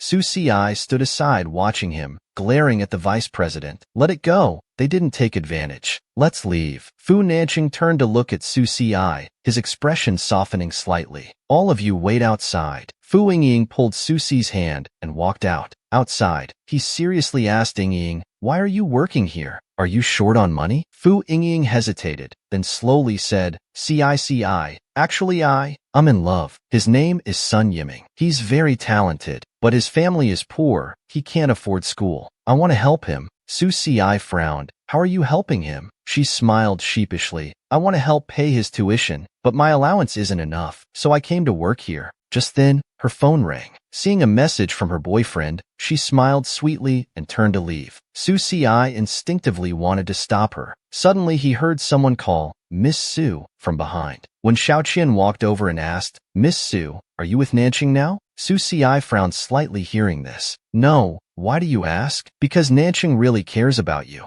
After grandmother's incident, Nanqing beat up Xiling. His first date was with you. He even asked us what places girls like. He spent a long time planning the amusement park strategy. Su Si was stunned. So that was his first date. No wonder he was so angry. Just then, Fu Nanqing walked out. A deep, displeased voice rang out. What are you talking about? When Xiaoqian smiled, Nothing. Why are you looking at me like that? Fu Nanqing put his hand on his shoulder. Come back to the old house with me tonight to see Mom. He nodded. He was planning to go back anyway. They soon arrived at the Fu family mansion. The two walked into the living room. Fu Nanqing asked, "Where's Madam? Why is she sleeping so early today?" The servant happily replied, "Madam was having an episode earlier, but Mrs. Xiao calmed her down. She's sleeping upstairs now." Fu Nanqing looked at Su Si in surprise. They had consulted many famous doctors abroad, but couldn't control his mother's condition. Yet Su Si could. She always surprised him like this. He smiled faintly. "Let's go up. Mom will stay here tonight." Fu Nanqing couldn't hide his happiness when he heard she would stay tonight. Then they came to the bedroom. Su Si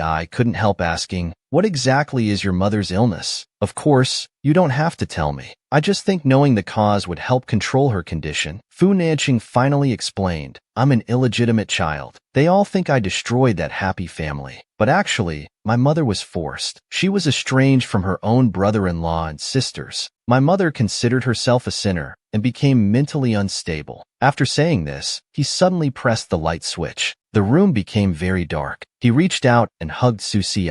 "Life was hard for my mother and me, until a socialite aunt protected me. She was my benefactor." The next moment, he took out a radiant night pearl and held it in front of her. Su Si was stunned. It was truly beautiful. Fu Nanqing looked at her. "This night pearl was given to me by my benefactor. I used to have severe insomnia. It accompanied me through many nights. Now I'm giving it to you." Su Si immediately refused without thinking. Then he said, "Su Si, about the 6-month matter, what have you decided?" She nodded and said, "Okay." Fu Nanqing immediately held her tight and kissed her red lips. Looking at her innocent appearance with black hair and red lips, Fu Nanqing swallowed hard. He played with her hair. "This is our first day together. Look, the tall handsome CEO and the little maid are together again, full of mischief, occasionally doing those things." Su Si poked his chest playfully. "Was the amusement park really your first date?" He hummed in agreement. He raised his hand to touch her cheek. "So next time when you see my mother having an episode, call me. Don't foolishly rush in. I'll worry." Soon he curled his thin lips. "Why aren't you speaking? Are you afraid?" Su Si looked at his cold face and said softly, "Why should I be afraid? Mom won't hurt me. What about you? Will Mom hurt you?" The next moment, Fu Nanqing lowered his head and kissed her red lips forcefully. Then they lay in bed, covered with blankets, and fell asleep. He wouldn't touch her today, just sleep with her. The next day at the CC building entrance, Fu Yingying waved to Su Si,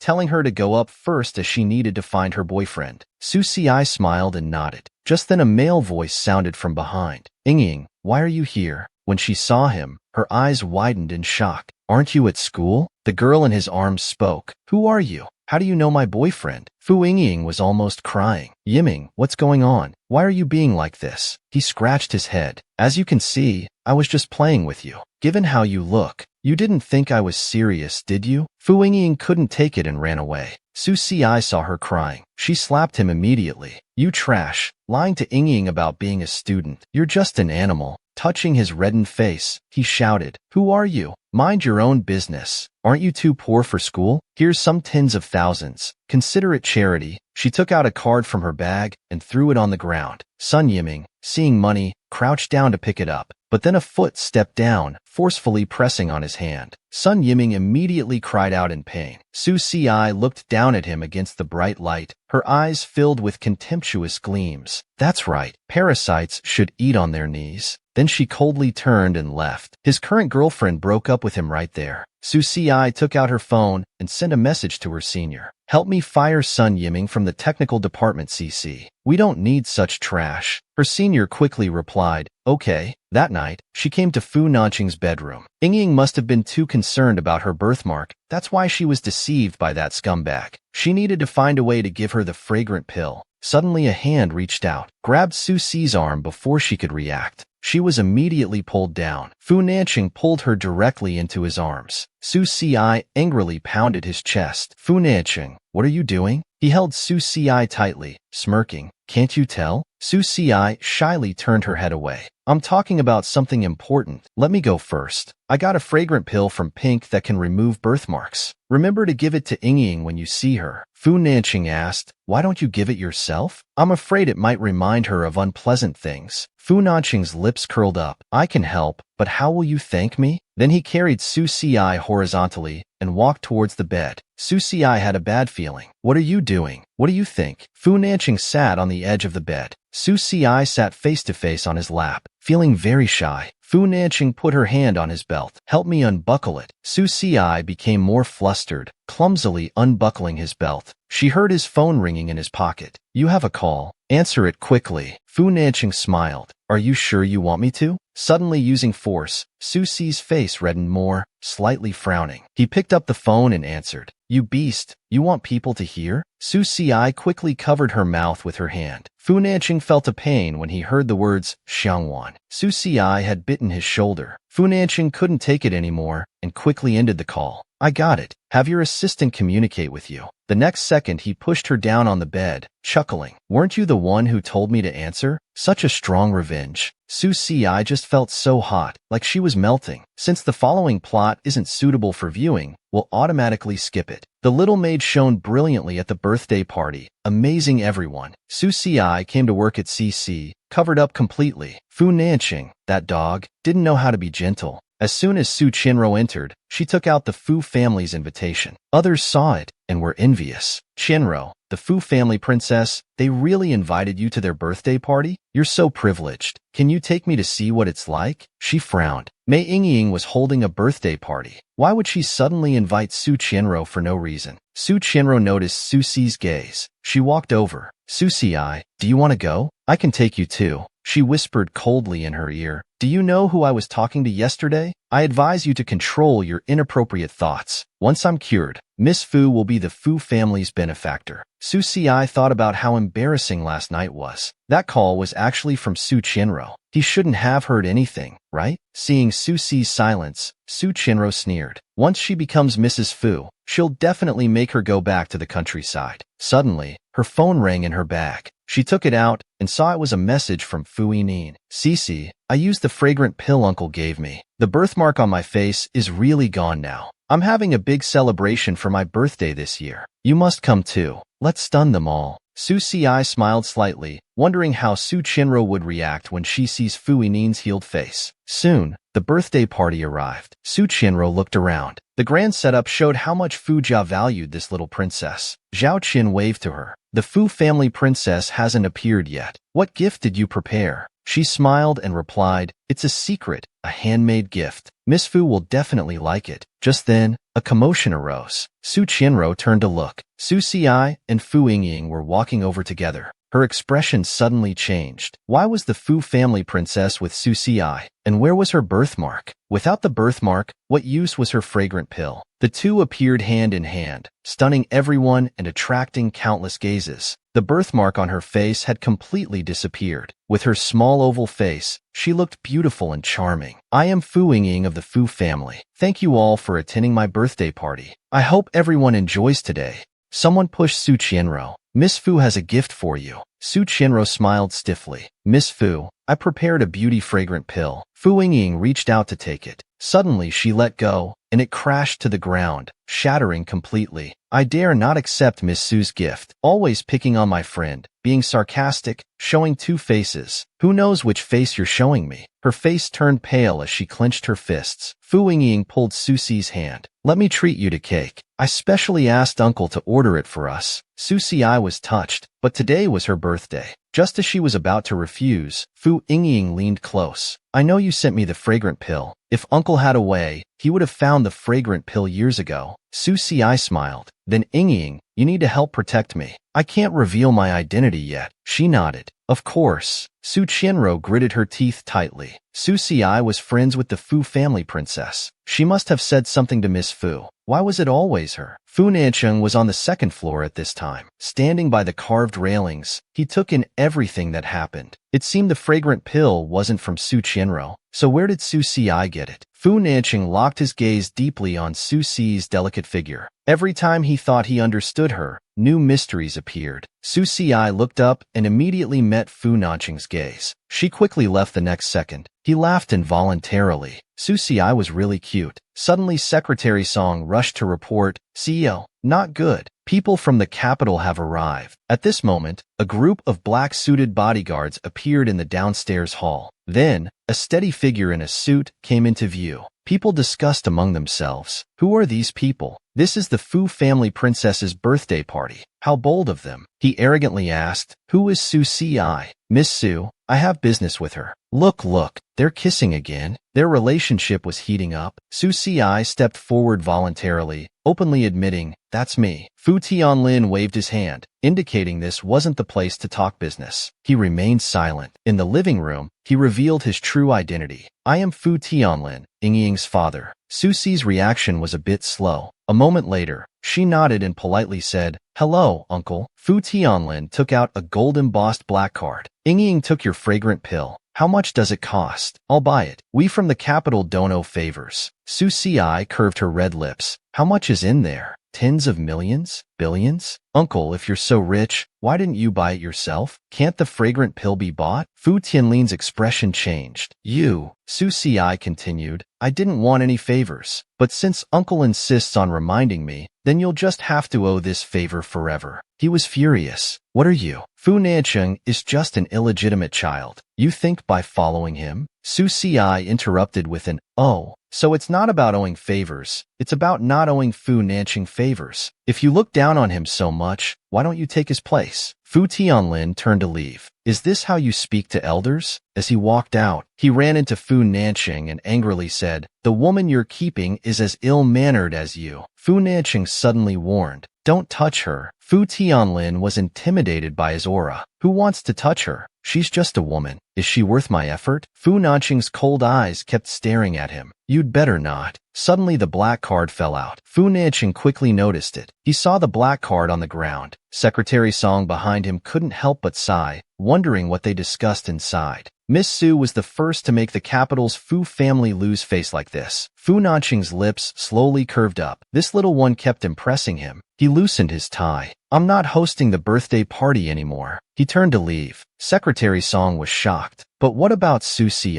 Fu Nancheng didn't care, and quickly sent Su Si a message, Come to my bedroom. That night, Su Si came to Fu Nancheng's bedroom. He hugged Su Si from behind and asked softly in her ear, Where did that fragrant pill come from? She knew he would ask. Su Si delivered her prepared lines. Didn't I tell you? Got it from King. Fu Nancheng stared at her suspiciously. Little liar. Not a single truth. She wanted to argue, but Fu Nancheng kissed her. Su Si tried to push him away, but Fu Nancheng forcefully pulled her onto his bed. Cece, you can't escape tonight. Then he gave her another black card. Don't use others. Whatever you want, I can give you. Su Si's pure pupils were rippling. He's a generation older than me. Are you jealous of this too? How childish are you? Fu Nancheng's refined features looked particularly young and handsome. His lips curved up as he chuckled. Then comfort me. I want now. Su Si's heart suddenly raced. Fu Nancheng, you're shameless. He looked up at his zipper. Su Si's face turned bright red. Then Fu Nancheng turned her over, unzipped her back. Seeing her cry, he whispered, It's not time for you to cry yet. The next moment, he removed her shoulder straps and gave her several deep kisses. The next morning, Su Si woke up with pain all over her body. She saw Fu Yingying's message. Fu Nancheng and Su Qianrou's rumored relationship was trending. Genius perfumer and Fu Corporation's leader having romantic dinner. Wedding bells soon.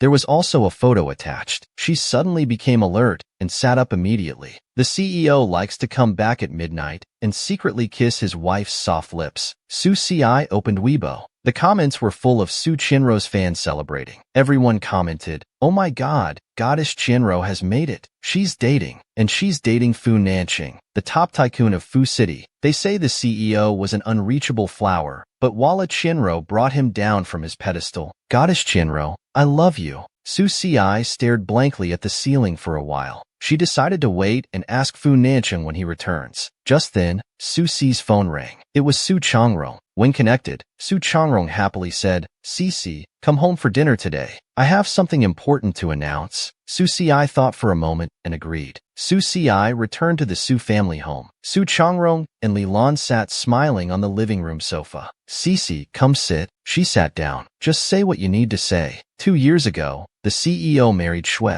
Actually, he married the wrong person. Qianrou was supposed to be the CEO's real bride. Su Xiai was shocked. Fu Nanqing married the wrong person? He was supposed to marry Su Qianro? Her face showed no emotion. This has nothing to do with me. Why are you telling me this? Li Long quickly said, I don't know how you got close to the Fu family, but now your sister has a marriage agreement with CEO Fu. You should keep your distance. Your parents will help arrange a blind date for you. Introduce you to an excellent young man who won't mind your face. How about that? The sun must be rising from the west today. They actually wanted to make it up to her. They must be afraid she'll get in Su Qianro's way. Su Xiai stood up. Don't worry about my affairs. I have a boyfriend. Just then, Su Qianro's voice rang out. Cici, who's your boyfriend? Su Xiai looked up to see Su Qianro walking in. There was someone beside her. Fu Nanqing had actually come. Su Qianro curiously pressed on. Cici, you haven't answered my question. Who is your boyfriend? Su Xiai glanced at Fu Nanqing. If you want to know, figure it out yourself. Then she left. Fu Nanqing spoke coldly. You leaked those photos. I only agreed to meet you because you mentioned Xiangwang. It doesn't mean I'll tolerate your schemes. I advise you not to play any more tricks in the future. Su Qianro froze. Did he come just to ask about this? Fu Nanqing warned her before leaving. Su Qianro became a bit panicked. He could even discover such a small manipulation. The CEO was too sharp. Could they really hide the engagement from him? Su Xiai returned to the Yipin Lawn Villa. She started searching for the jade pendant. She looked in the bedroom and study, but still couldn't find it. Su Xiai felt tired. On the bed, she thought, it's not in the Fu family mansion, not in Yipin Lawn Villa. Where did she put the jade pendant? Then she fell asleep without realizing it. When night fell, Fu Nanqing came. Su Xiai felt someone pressing down on her body. Dense kisses moved across her cheeks and red lips. Soon, a hand also slipped under the blanket. Su Xiai opened her sleepy eyes. Fu Nanqing's handsome face filled her vision. He asked softly if he had woken her. Her just-awakened voice was soft and tender as she pressed against him. He kissed her forehead. You can go back to sleep? Su Xiai looked at him with clear eyes. What's going on between you and Su Qianro? He looked down at her, his eyes deep. Are you jealous? Su Xiai turned her head away. Fu Nanqing looked at her and suddenly asked, Who's your boyfriend? Is it me? Su Xi's heart tightened. She wasn't sure if she hoped it was him or not. She forced a smile. Don't worry, I wasn't referring to you, CEO. After all, our relationship is only for 6 months. I won't say anything to make things difficult for you. Fu Nanqing got up to leave. Good that you understand. He left the room. Su Xiai closed her eyes. Indeed, he didn't want to be involved with her now. She should find the jade pendant quickly and in these 6 months. Just then, Madame Fu called. After connecting, Madame Fu anxiously said, Cici, you've been wronged. Come home quickly. Tomorrow, Mom will help you get revenge. She was confused. Get revenge on whom? Fu Nanqing? Just because his little wife didn't explain to him, the cold-hearted CEO. He punished her severely. Su Xiai and Madame Fu sat on the sofa, chatting and laughing. Suddenly, bang! The main door was opened. Fu Nanqing walked in from outside, staring intently at Su Xiai. Madame Fu was displeased upon seeing her son. You dare come back? You have such a good wife at home, yet you're having an affair.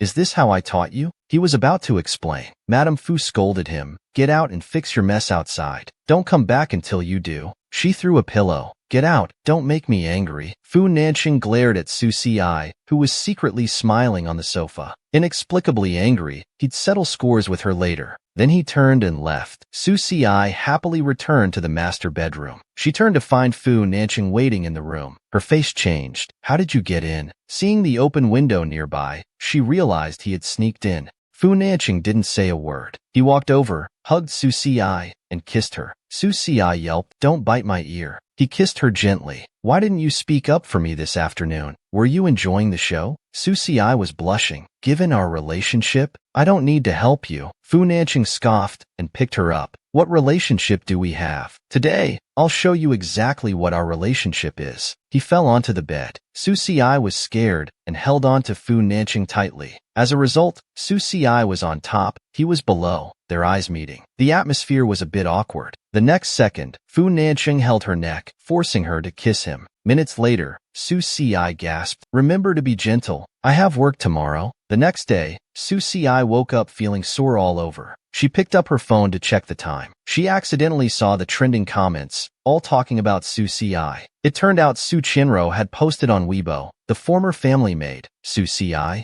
is in love. But the man's identity is complicated, and they won't go public. I'm worried she'll get hurt. Su Si grew angrier as she read the comments. I've heard about this person from industry friends. Seems she's a country girl with scars on her face. It'll be hard for her to find a good man. Can anyone decode this? Who's this person with the complicated identity? I really want to know. Fu Nanching came out of the bathroom and noticed Su Si's unhappy expression. He asked why she looked so unhappy. Su Si lowered her eyes. Su Qianro made me trend online. Her fans are demanding to see my boyfriend. She tossed him the phone. Fu Nanching looked at it. He moved closer. You want to expose our relationship? Su Si smirked. What, are you afraid? He frowned seriously. Think this through. Not exposing it is for your own good. I can have people handle the online stuff. Su Si, already dressed, laughed bitterly. For my own good? Indeed. You don't want others to know I've been with you, Fu Nanching. Otherwise, after we're done, no one would dare to take me. Don't worry, once we're out of bed, we're nothing to each other. I won't expose you. Then she left for work. Fu Nanching rubbed his aching head. What, take her? What does she think I am? At CC Company, Su Si called and told everything to her best friend. Lin Jiaojiao was furious and decided to think of a plan. Shortly after arriving, many girls gathered around, asking, Su Si, Qianro said online you have a boyfriend. Is it true? What's this about complicated identity? Tell us secretly. What kind of complicated? Is he super rich or what? Like our President Zhou? He wouldn't be interested in her anyway. Su Si sneered. Some people have worked here so long and still don't have their own office. Better work more and talk less. They gritted their teeth. What's she so proud of? Just someone with connections. Looking like that, what kind of good man could she find? Just wait for the embarrassment. Fu Nanching arrived at Lanting Pavilion to treat Zhou Jin to dinner. He asked Secretary Song beside him, Does Zhou Jin have any business here this time? No. I heard President Zhou came back to see his girlfriend. We had to work hard to get an appointment, mainly to discuss cooperation with CC. Then Zhou Jin arrived with a woman. She was holding his arm intimately. They made a perfect couple.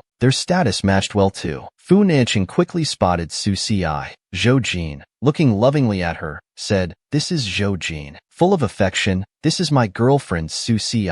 Su Si greeted obediently, Vice President, I've heard much about you. His eyes narrowed dangerously. He was very displeased that his little woman had a boyfriend now. The cold-hearted rich CEO's heart burned with fury, his eyes emanating an icy force, ready to destroy him any minute. Zhou Jin put his arm around her shoulders, bringing the stiff Su Si before Fu Nanching. Vice President, do you know my girlfriend? Not wanting her senior to know about these messy things, Su Si quickly answered, No. Fu Nanching set down his cup heavily. Fu Nanching looked at Zhou Jin's hand on her shoulder, then at Su Si, his face ice-cold, emanating a forceful aura. Zhou Jin noticed his expression and asked, Vice President, what's wrong? Fu Nanching quickly composed himself and politely said, Nothing. Let's sit down and discuss business. 2 hours later, Zhou Jin took Su Si's bag and looked gently at the vice president. Cici and I will head back first. Fu Nanching glared intensely at them as they left. Suddenly his eyes darkened. He stood up abruptly, his whole body radiating low pressure, his voice as cold as frost. Let's go too. Secretary Song behind him froze awkwardly.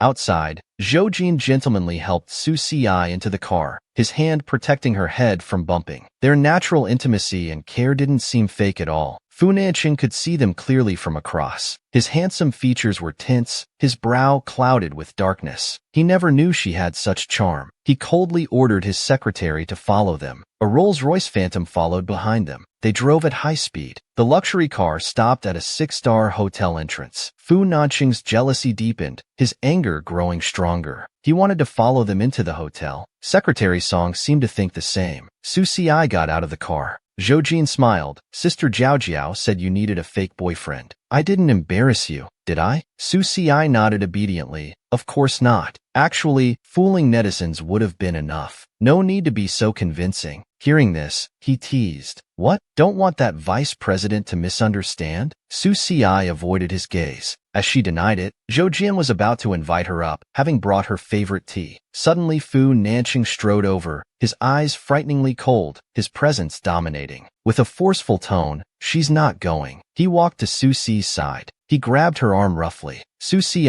immediately let out a painful cry. She was hurt by his grip, his eyes full of hostility. President Zhou, seeing your girlfriend? Zhou Jin also grabbed Su Si's arm, frowning. Vice President, what do you mean? If you don't explain clearly, I can't feel at ease. He laughed coldly. Is that so? Then let me be clear. Su Si and I. Su Si glared at Fu Nanqing and quickly interrupted. Shut up, I'll go with you. Half an hour later, Fu Nanqing dragged her by her slender wrist into a hotel suite. His strides were large as he forcefully threw her onto the bed. Su Si felt dizzy, gritting her teeth and glaring coldly at Fu Nanqing. But he had already knelt over her, pressing her down, then bent to kiss her red lips. His kiss was rough, almost biting her lips, deliberately making her uncomfortable and hurting her. Unlike their usual tenderness, tonight he just wanted to vent. Su Si pushed him away forcefully. Fu Nanqing, I'm not your toy to call whenever you want. If you keep acting crazy like this, we can end our relationship anytime. End the relationship? They'd only been together for days. Fu Nanqing pressed his tongue against his right cheek, smirking. Found someone else? Speaking so tough. Su Si, I